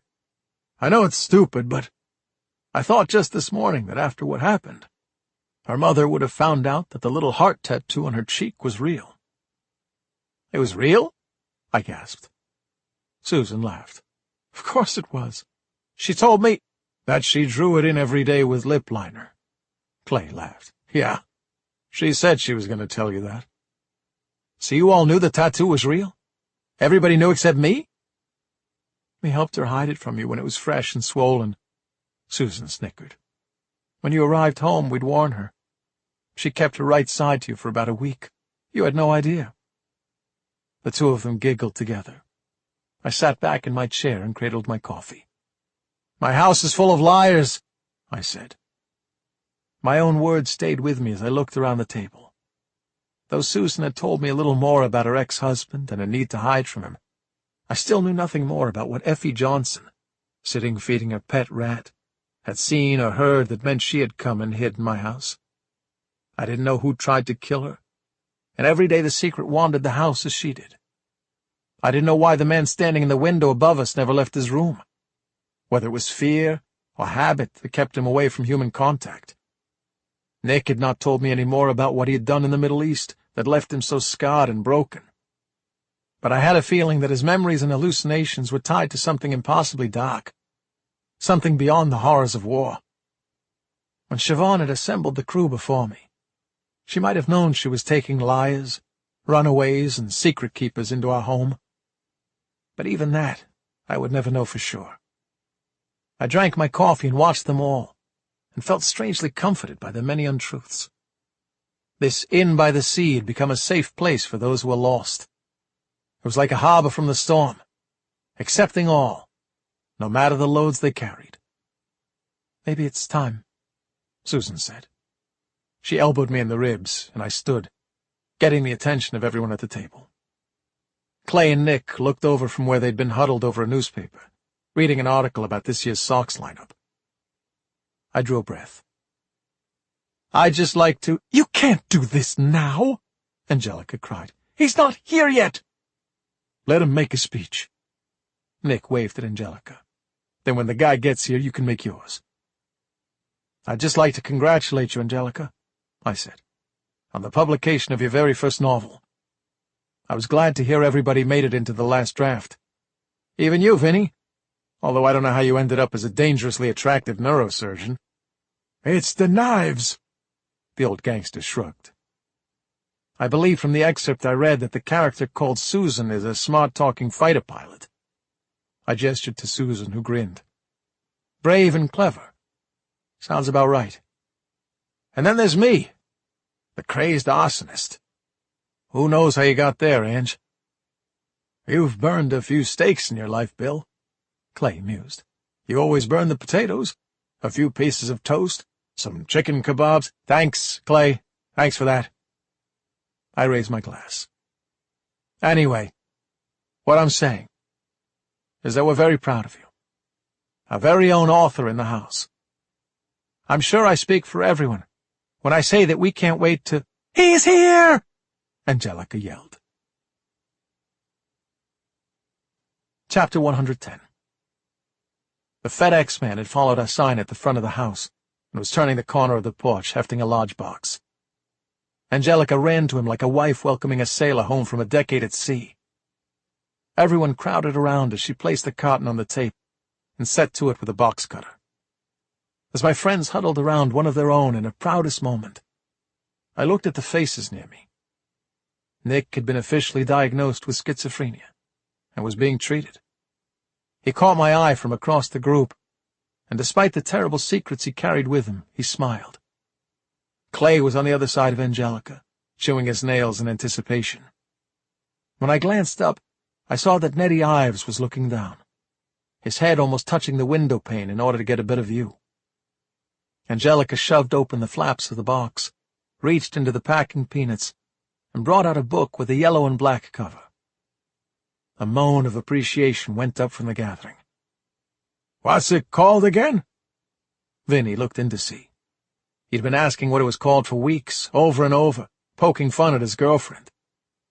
Angelica put the book in his hands, and I saw the jacket illustration of a beautiful woman, a farmer's wife, looking out across an empty field. "The Lucky Ones," Vinny read. "It's an allegory," Angelica said proudly. "It's based on a story Marnie told me once. Oh, I can't wait for you to read it, Vin." The old gangster tucked the book under his arm and started wheeling himself away. "Any excuse to get some goddamn time to myself. I'm out of here. See you guys on the last page." Chapter 111. Before the party could break up, I tapped Effie on the shoulder. The fat lump in her shirt pocket was wiggling, the little pink nose snuffling for more treats. "I've got a present for you," I said. She pointed at her chest. "Yeah, you," I said. I gave her a package I'd wrapped in pretty silver paper. Hearing the packet rustling, Crazy poked his head all the way out of Effie's pocket. I watched as Effie unfolded the paper to reveal a thick paintbrush. She looked at me, questioning. "We can start tomorrow," I said. "I'll help." Effie grinned and punched the air. Susan clapped her hands beside me, looking up at the worn and weather-beaten house. "It's going to look beautiful, Bill." She put an arm around my waist. "It's about time." "I have a present for you, too," I told her. "Come on." I led Susan through the house, up the stairs, and to the loft door. I turned a handle that hadn't been turned in 3 years, and it came off in my hand. Son of a... I put the doorknob in my pocket, shouldered the door open. Walking the dusty steps to the big peaked-roof room was like climbing up a mountain. Exhausting, but also exhilarating. I stood with her in the dim light filtering through the cracks between 3 wooden boards nailed over the circular window, gold dust motes swirling all around us. From my coat I took another package wrapped in paper and handed it to her. "It's like Christmas," she laughed. She unwrapped the claw hammer and smiled at me. "Go ahead," I said. Susan put the claws of the hammer into the first plank and yanked the handle upward. The old dry wood squeaked as she ripped it from the frame. In a short time she'd removed all the planks from the window. We looked out at the pine trees and the pale gray sea beyond. "It's going to take some work," I said. "But if you want to, I think we could make it a great room." We held each other and watched a crab boat on the horizon heading for the harbor. "I can hear the waves," she said. A sweet delight, a gentle breeze, pancake dreams that aim to please. Soft green whispers, young so bold, melding together, a taste to behold. Tender layers like a dance so light, a flavor waltz in the soft moonlight.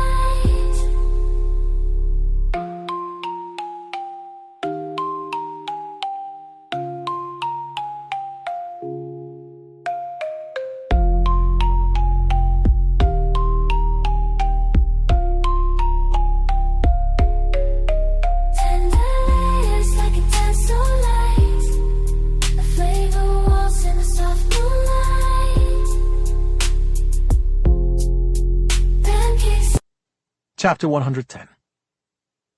The FedEx man had followed our sign at the front of the house and was turning the corner of the porch, hefting a large box. Angelica ran to him like a wife welcoming a sailor home from a decade at sea. Everyone crowded around as she placed the carton on the tape and set to it with a box cutter. As my friends huddled around one of their own in a proudest moment, I looked at the faces near me. Nick had been officially diagnosed with schizophrenia and was being treated. He caught my eye from across the group, and despite the terrible secrets he carried with him, he smiled. Clay was on the other side of Angelica, chewing his nails in anticipation.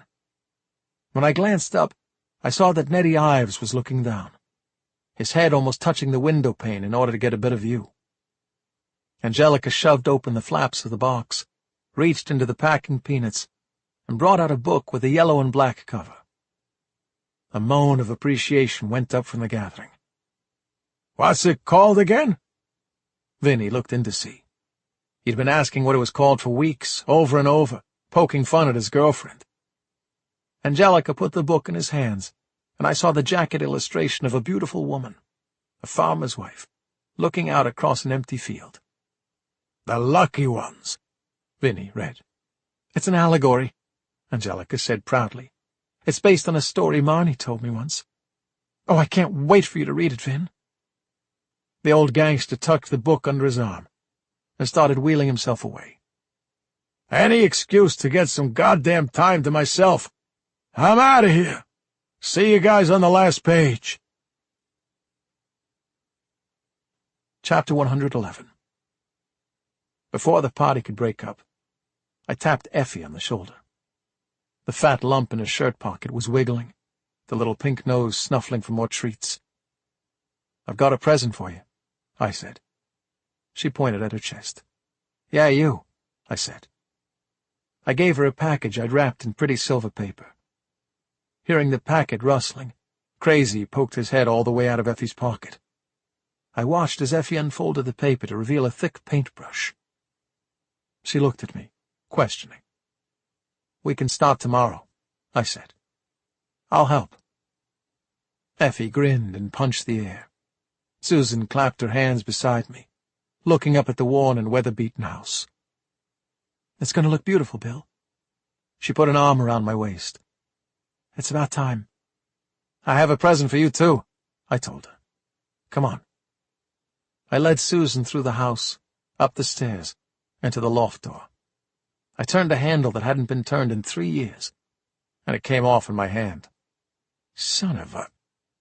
I put the doorknob in my pocket, shouldered the door open. Walking the dusty steps to the big peaked-roof room was like climbing up a mountain. Exhausting, but also exhilarating. I stood with her in the dim light filtering through the cracks between 3 wooden boards nailed over the circular window, gold dust motes swirling all around us. From my coat I took another package wrapped in paper and handed it to her. "It's like Christmas," she laughed. She unwrapped